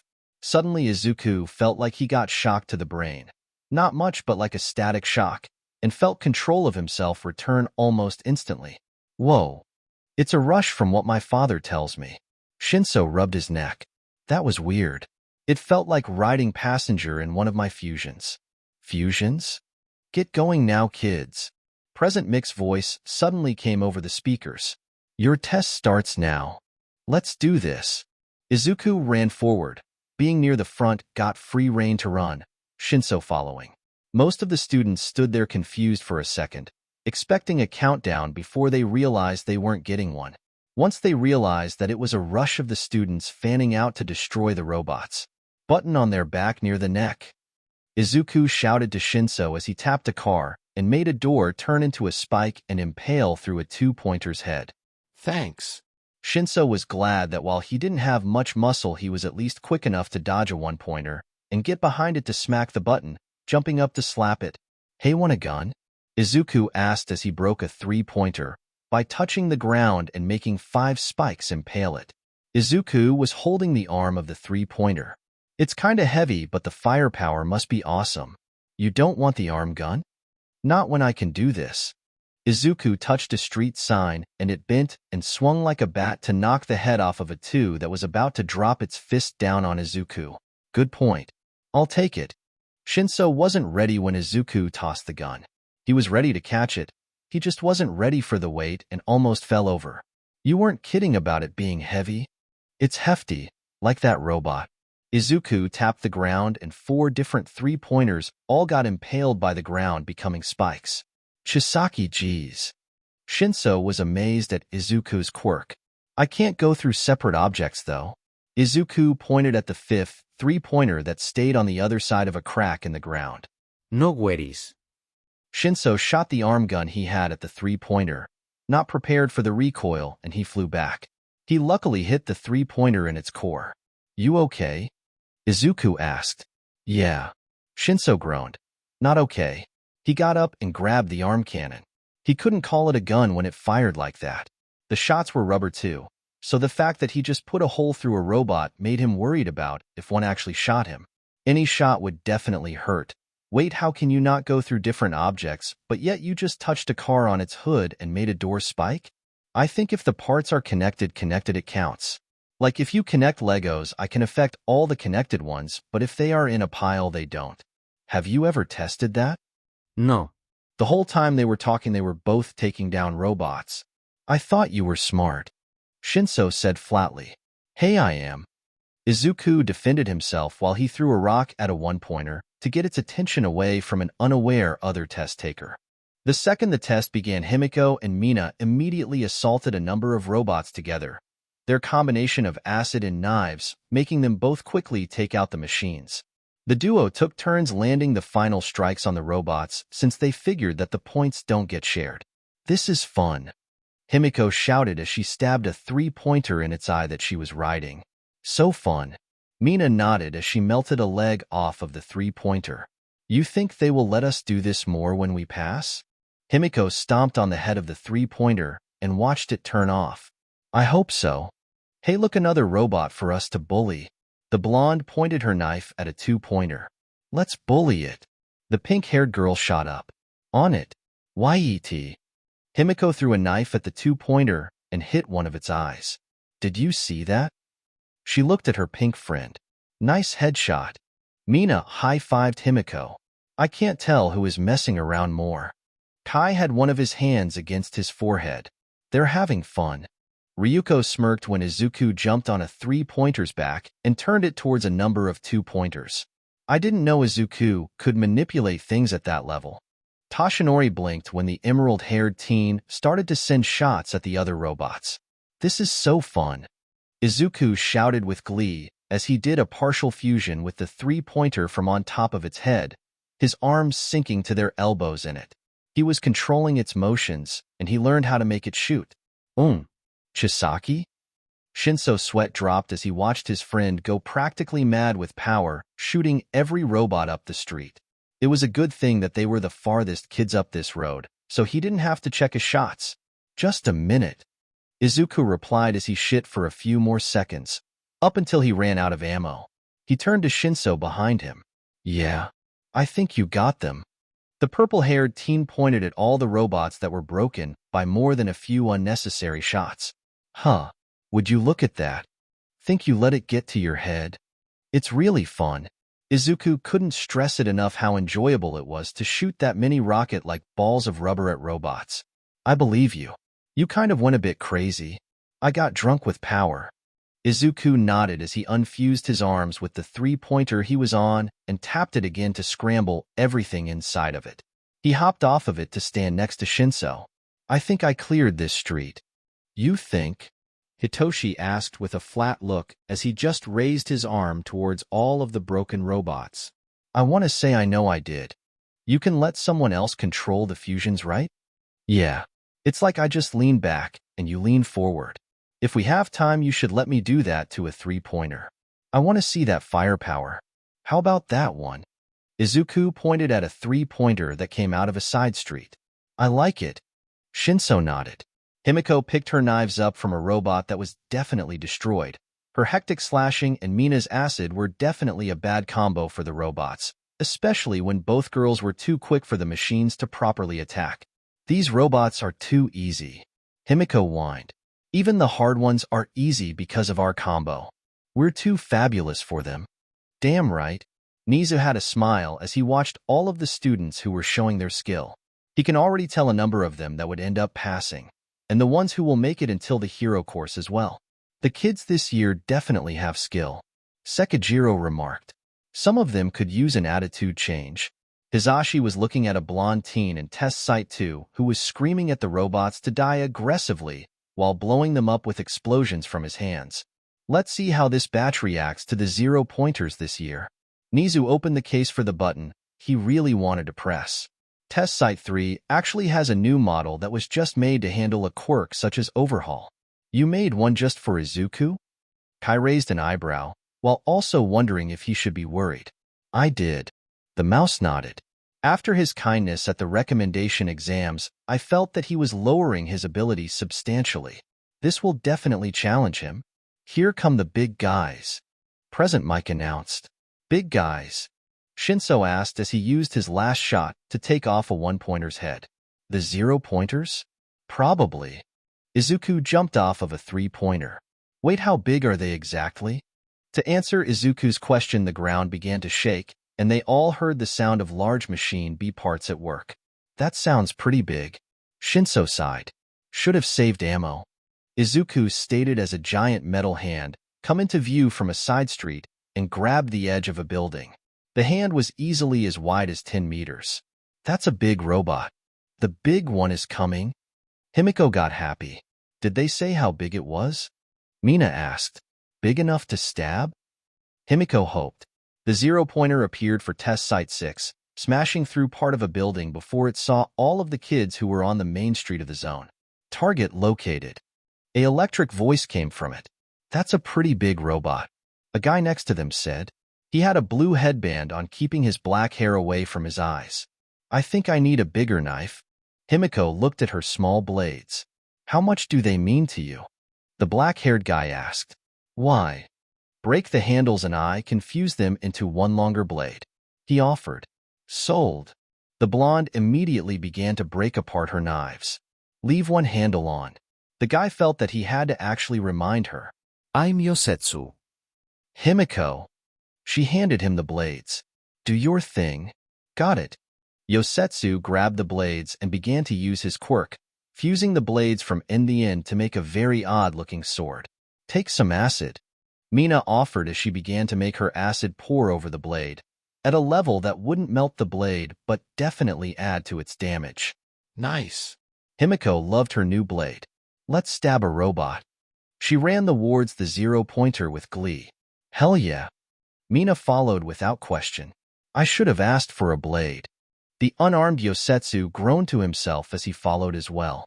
Is it me, or does our 0-pointer look different? Izuku asked as he noticed it had no knee joints or elbows, just a glow like an energy was working as replacement. That does look different. Shinso nodded. Izuku wondered why before he realized why it was different looking. It's because of me.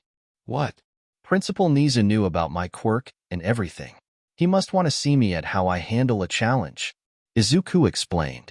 Hitoshi, can you help people get away from it while I deal with it? On your own. I got a magic touch. I got this. Izuku ran forward without another word. Don't mess up, Shinso called after his new friend. Kai held a proud grin as both of his kids instantly decided to go after the zero-pointers of their test site with no hesitation. They were aware of its meaning to the test, and that honestly meant nothing to them. He knew Himiko wanted to just stab the biggest robot, and Izuku no doubt wanted to test Overhaul on something made to challenge his quirk. Niza sat back and sipped some tea. While he shouldn't be biased at all when watching the students, he was definitely only going to pay attention to Izuku. That boy was way too interesting to not want to watch. The blonde girl looked at the gigantic zero-pointer in shock. It came out of a hanger in the ground close to her, and she had no way of defending herself from it. She had only managed to hit the power button on 7 one-pointers and 1 two-pointer. All of the other students with actual quirks had quickly dispatched the villain bots near her, so she had no way of actually passing at this rate. Unless she used her quirk to take someone else's quirk to destroy more. She didn't want to do that because it wouldn't be her actually earning those points in her eyes. Then the zero-pointer, a zero-pointer that didn't look like the ones described by Present Mike, had stomped its way into the zone. She immediately froze but got out of her stupor when she heard the sound of gravel, and a teen with a bird mask flew past her on a stretch of road that was moving with him. "Get far back," the teen yelled as he flew past her and a few others. "Is he insane?" A girl that looked like a panther exclaimed. The blonde girl didn't know why, but she ran towards the zero-pointer. Maybe it was her drive to actually prove she has her own strength, or she was the insane one, but she ran towards it. If the other robots had an off button, this one had to have one also. "Watch out." A tired voice got everyone's attention as a stretch of buildings started to fall. The robot had smashed its arm into a building, trying to hit that boy who was manipulating the ground to travel. "Nizu, it'll crush them." Namiri wanted to press the button that would send in the other much faster robots that make sure accidents don't happen. "Nonsense." Nizu indicated towards a certain teen who had ditched his dirt path through the air to jump onto the falling debris. "The students have this covered." Before anyone below could react to the falling building, it suddenly stopped falling. She looked up to see the biggest part that was falling had stretched out to make itself into the buildings on either side of the road to catch all of the other pieces. What? A teen got confused about not being crushed to death. "You all okay?" The masked teen poked his head over the side of his impromptu platform. "We're fine, Chisaki." A purple-haired teen gave a thumbs up. "Get the robot, I will get them away from here." "Okay." The Chisaki kid gave his own thumbs up before part of his platform shift, and he began to travel towards the robot again. "Everyone get away." The purple-haired teen ordered them. "Chisaki is distracting it." "Who are you to tell Dash?" A guy tried to argue before his eyes gained a blank look. "Just go." The purple-haired teen sighed. The blonde girl looked up at the building-sized robot and felt insignificant. Not to the robot, but the students in the test that involved it, especially that masked teen. How was she even thinking at all that she could get into the same course as that guy? Her urge to prove her worth kicked in, and she still ran for the robot, grabbing a broken two-pointer's arm blaster as she did. She had to at least try. Himiko loved her new blade. With the acid from her now definite best friend, she was cutting through bits and pieces of the zero-pointer like it was melted butter. Her running at T-zero-pointer cackling like the mad lass, she was made some other kids spur into action as well, and it could be summed up as a good 10 kids bullying a giant robot by destroying it by the feet first. Yosetsu had talked an extremely large and muscular guy into throwing him high enough that Yosetsu had landed on top of the zero-pointer, where he used his quirk of fusing things together to get one of its arms stuck to its head when it tried to swat him off. Mina was melting off large portions of its right leg by pretty much just running up and down it while letting her acid just pour off of her, the large amounts of the liquid burning right through the metal. Himiko was of course stabbing and slashing with her new favorite toy at its chest until she got away inside of the robot, which only made the poor machine's situation worse because everything inside was not as hard to cut through as the outside. So Himiko was being even more destructive. Izuku was trying to figure out what to do. This zero-pointer was unique, and made with him in mind. That was impressive seeing as how Nizu only knew about his quirk for the last week. It had most of its joints, and such replaced with what he could guess was someone using a magnet quirk, or some advanced magnets. He can of course just grab parts and disassemble them, but this robot was moving really fast for something its size. So far, he was using Overhaul to manipulate paths through the air with the street or buildings as material for it. He didn't want to just get too close too fast because that thing was expecting him. Maybe that was a point to it. The robot had parts that made it look difficult to deal with up close, so he would focus in taking it out up close in a systematic fashion. Nisa had a good guess on how Izuku thinks and clearly was trying to test how he reacts to the situation. Izuku could just manipulate a building into a large spike and impale the thing through its head. Deciding to go with that, he moved his odd trail of street material towards the building he was closest to on his right. Once he got close enough to it, he tapped the building and made the entire top 3 floors of the 17-story building rise and shift into a large spike, and drove it straight towards the zero-pointer's head. The zero-pointer reacted in time and blocked the spike with its left hand, the spike ripping the hand apart completely. In way too fast of a reaction, it sent its other arm towards Izuku. The masked teen pulled his spike back just as fast and made it come to him just as fast as the metal fist. He intercepted the fist and made the attack of the zero-pointer instead smash into the building he was in front of. "Geez, you are fast," Izuku muttered as he got an idea that classified as dumb and smart at the same time. He jumped onto the zero-pointer's fist as it pulled the part out of the building. He didn't break it yet because his plan required it trying to smash him into a building again, or, more effective for his plan, try to smack him off with the other hand. It gave him what he wanted by trying to use its mostly destroyed left hand to smash him.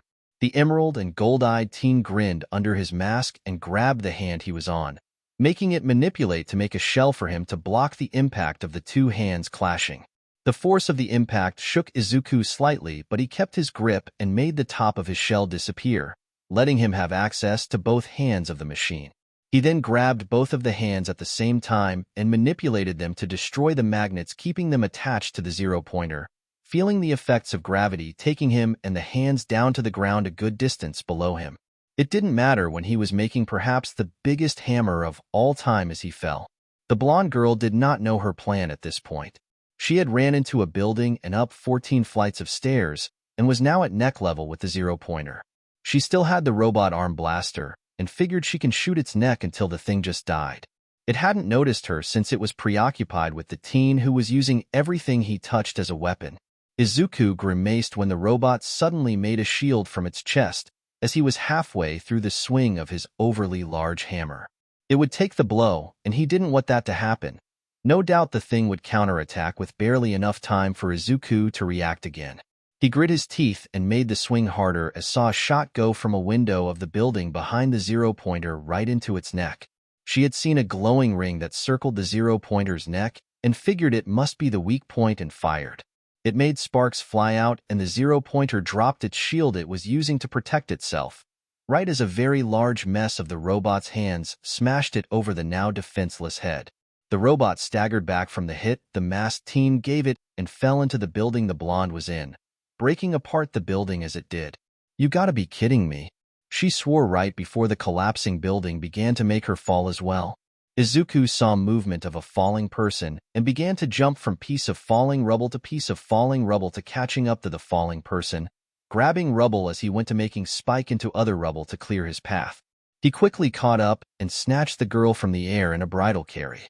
"Gotcha," he said as he continued to jump through the rubble with the safe path he had made to the ground. He had grabbed a decently sized rock and was using it in his right arm, the one behind the girl's back, spike out and smack rubble away. They reached the ground and were safe after a few seconds. That was an experience. Izuku exhaled. The girl had wide eyes as she was looking at the masked teen. She had his quirk now and was so amazed. His bare hand was wrapped around her thighs, and she had a skirt so it was skin-on-skin contact. His quirk was just... she couldn't describe it. Each quirk felt different, but this one felt so much more different than any quirk she had copied before. It felt larger and so unique. It was like he had quirks combined together in him. She could feel energy accumulating and building up from his quirk, but it wasn't even used in his manipulation of anything, which was odd for an accumulation quirk. What else was it used for? She only knew as much as he did with the quirk, and he didn't even know. It made her feel smaller in comparison worth-wise when he was clearly so powerful, and he didn't even have the full potential of his quirk yet. She snapped from her thoughts when it occurred to her that she was staring at his emerald and gold eyes, and he was looking back at her own periwinkle with white irises ones, and he was saying something. What? She turned red having to ask that. Are you okay? The masked kid asked. Ye dash. She looked up to avoid his eyes and saw a final piece of rubble falling, right above them. Look out. Izuku looked up and realized he couldn't even react to touch it in time to destroy since the girl was still in his arms. He panicked but got amazed by the girl's reaction. She instinctually reached up and grabbed the rubble right before it touched them, and it instantly broke apart and got sent away from them. Izuku looked at her with wide eyes. That was one of the coolest things he has ever seen, which was saying something since he earlier used a robot to blow up other robots.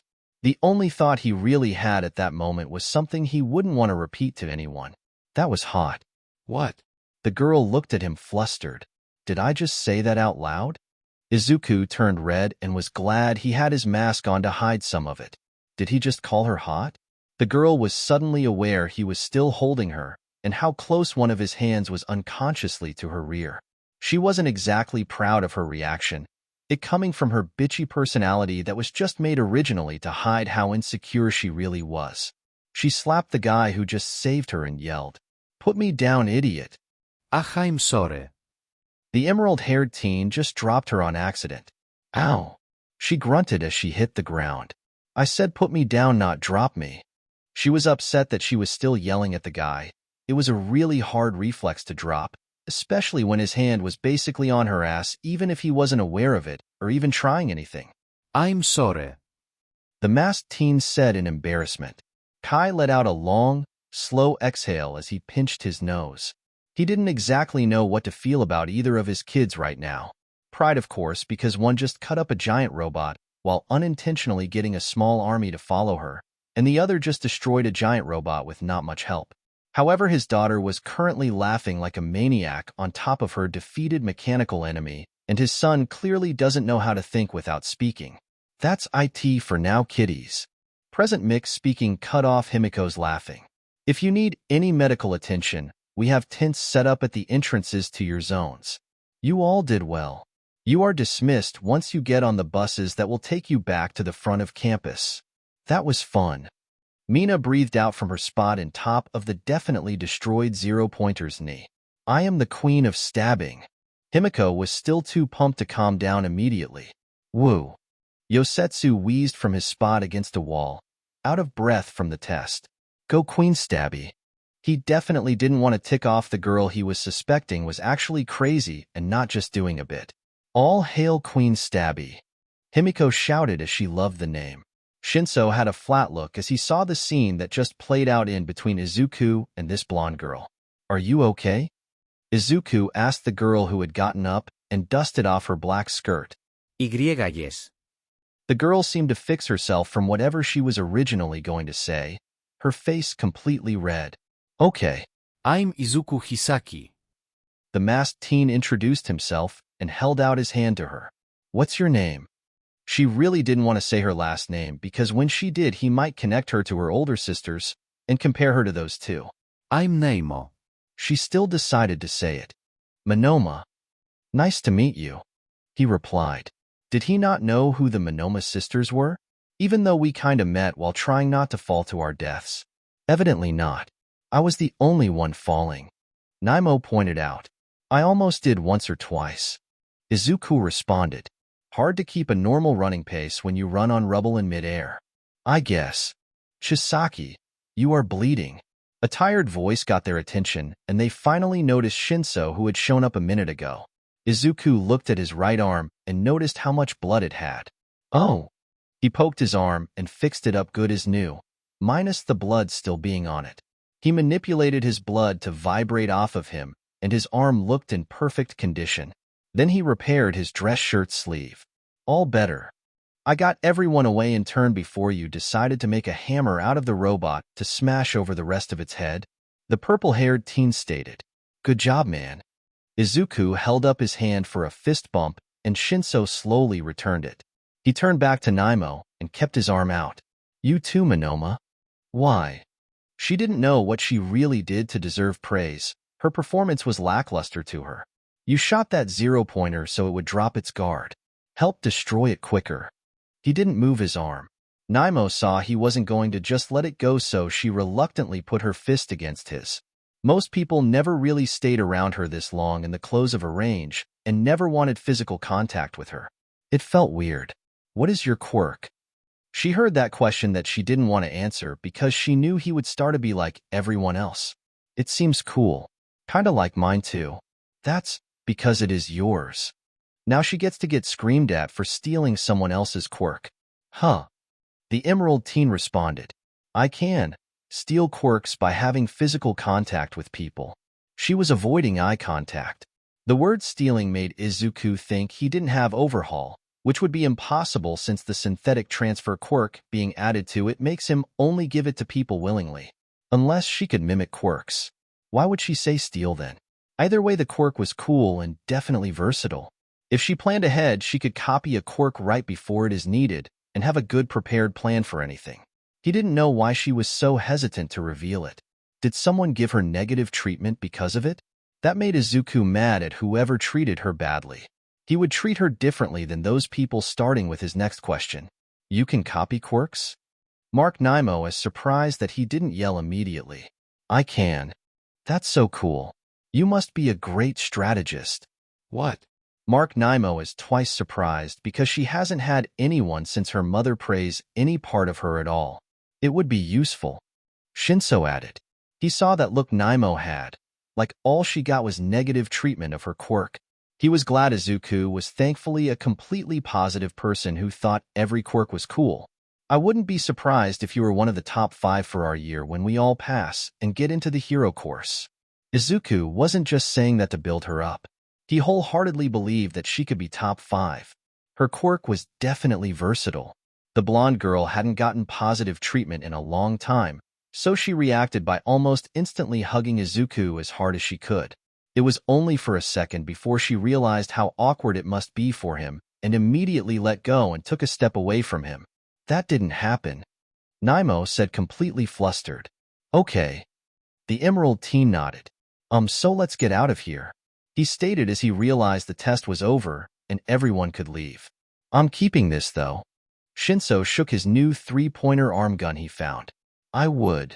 Izuku nodded as he and Shinso began to walk towards the entrance before they noticed Naimo still hadn't moved from her spot. Monoma, you okay?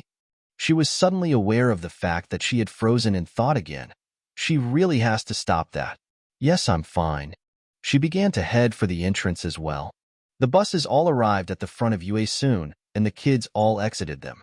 That was not how I really expected that to happen. Shinso stated as he and Izuku walked to the gate. It was great though. The masked kid took his mask from his face to let it dangle. He also stopped and turned so he can make sure he finds Himiko. It was. Shinso nodded before he thought about something he wanted to say. Chisaki, thanks to you, I got an even bigger chance to get into the hero course. I plan on being the best hero I can be, so I am going to push myself as much as I can. Are you about to say what I think you are? Izuku asked. Chisaki, we are rivals now. Shinso said exactly what Izuku thought he would. If I want to be the best I can be, I have to use the best standard to hold myself by. The Overhaul holder mused how he gained a friendly rival from both exams. I say the same to you, man. Gotta hold ourselves to the best standard we can. He held his fist up to the purple-haired teen. Rivals? Rivals. Shinso smiled as he put his fist against Izuku's. Oh, did you find a boyfriend? Himiko made her appearance as she found her brother, a pink girl following her. No, we're rivals. Izuku had a flat look at his sister. Mina Ashidu. The pink girl introduced herself. Izuku Chisaki. Shinso Hitoshi. And I'm Himiko Chisaki. She introduced herself last. This is your brother? Mina leaned on Izuku's shoulder with her elbow. The Emerald Teen looked confused by the action but didn't stop her. Yep. The blonde Chisaki nodded. So how nerdy are you exactly? The pink girl looked at Izuku. How did Himiko put it? You most likely got a perfect score on the written test. Sounds about right. The Emerald Teen nodded. Are you a nerd too? Himiko asked Shinso. No. You look like you need a nap. Himiko observed as she took in the purple-haired guy's appearance. Ido. Shinso was tired, and he believed most of it had to do with the multiple three-pointer arm guns he had carried around during the test and the one he had strapped to his back. He wasn't questioned by any of the teachers so far that had seen him take the arm, so he assumed they didn't really care, or weren't going to test the kid who wanted a giant gun. Why did you take one of the three-pointer's arms? Mina asked the purple-haired guy. I broke it so it is mine. I should have kept one of the zero-pointer's arms then, Izuku stated. How many of you guys did it take to break the zero-pointer? The pink girl asked. Just Chisaki, which was fine since it looked like we got a special one. Monoma helped with that one shot. Izuku pointed out. Wait, you took it out by yourself? Mina got so confused. This guy didn't really have a scratch on him, and only dust for the most part. With some help. We bullied our zero-pointer, Himiko said with glee. She stabbed it a bunch of times and I melted it. Some others joined us, and it was really one-sided against the tin can. The acidic pink girl nodded. Wait, how was yours special? Didn't have normal joints. Izuku answered. Had magnets instead, so I couldn't just touch one part of it and destroy the whole thing. Wait, you can just touch it and destroy it? What is your quirk? Mina asked. It's called Overhaul. Izuku and Kai talked about it a few days ago, and if All Might and Iza knew about Kai's past, and such, then Izuku can go to actually using Overhaul's name. They were two of the most trusted people in Hero Society, and with the chance that Kai takes the teaching job, more people might learn the truth about his past, but it won't be as bad with them backing Kai. I can manipulate anything I touch? So what you are saying is you got magic fingers? Mina grinned when she said that. It went over Izuku's head what she meant. I guess. I can heal people by touching them. Mina had a flat look when she realized Izuku didn't get what she meant, which she shared with Himiko as they looked at each other briefly. I'm going to leave now, Shinso stated. I'm getting out of here before they ask for the arm back. See you, Chisaki. Bye, Hitoshi. Izuku waved to his new rival. I should get going too, Mina said. It was so nice to meet you guys. She was waving as she walked away. Talk to you later, bestie. You guys swap numbers? Izuku looked at his sister. Yep. We're besties now. Himiko nodded. That's great. Looks like you got a bond like you wanted. Hell yeah. And it's with a baddie like my bestie. Himiko chirped. You got a new friend also. He is cute, but really needs a nap. Are you just going to say things like that about every guy we both meet? Only to mess with you from now on. That sounds about right. Izuku shrugged. Well, let's go home and let Mom and Dad know how we did. The two teen Chisakis were confused when they got home and no one was there, for all of 2 seconds before they actually checked their phones to see messages from Kai and Ryuko that told them exactly where the adults were, still at UA.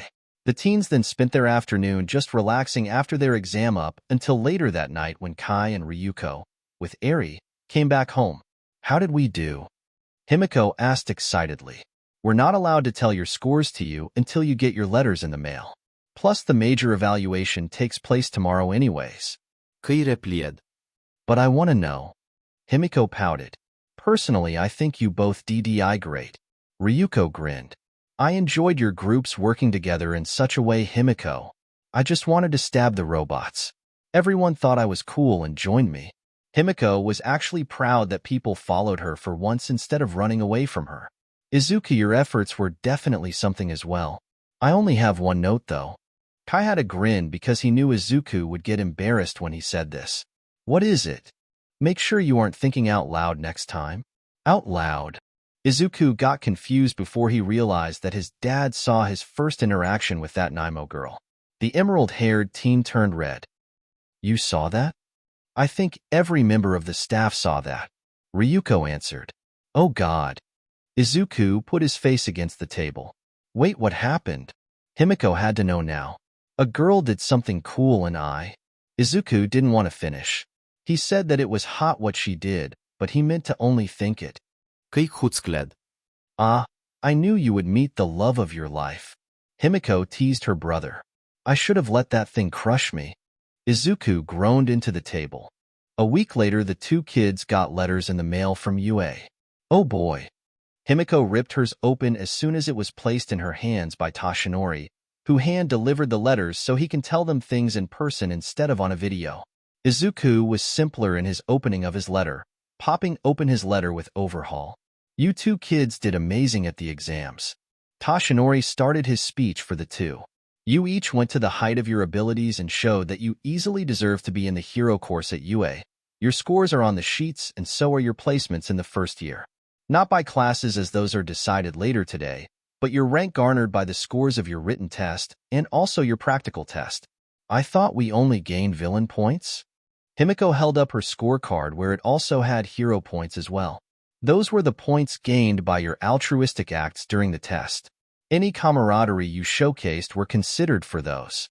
Ryuko explained. I got 49 villain points. Himiko stated. Those robots were wiped easily. I also got 40 hero points. She had 89 points and was ranked 4th, right behind Tenya, as the top 10 people were shown in every kid's letter so they all would know who the top 10 were. Tenya had 93 points. He must have used Izuku's advice and partnered up with someone. You got 4th. Kai said.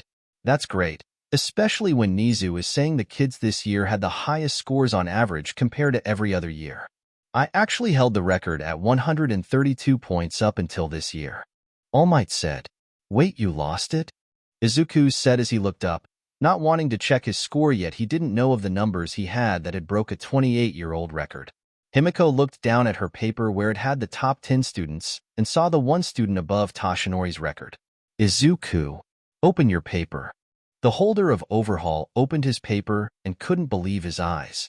Izuku, I got my 132 points by adding up my 82 villain points and 50 hero points. Toshinori had so much pride, just like Izuku's parents did at that moment. Even without your hero points, you still are over my record. Shinso got his letter, and he was in shock. He knew it was a possibility that he would get into the hero course, but seeing those words, it just felt so nice.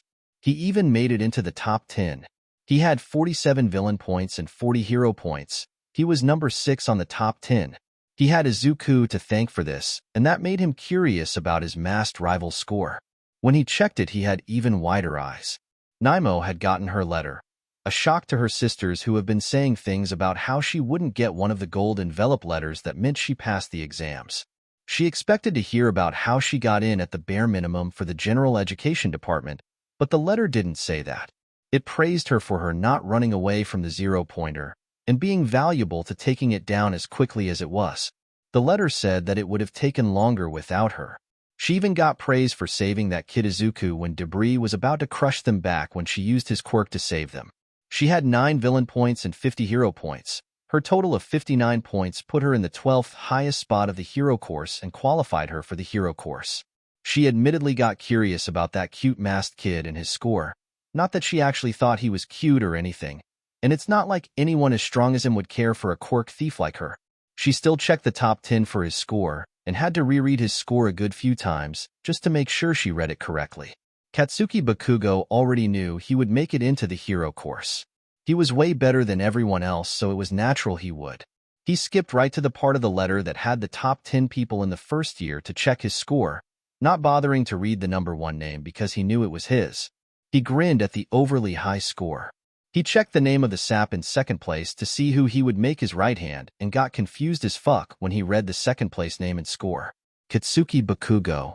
112, villain points 0, hero points. How the fuck was he in second place?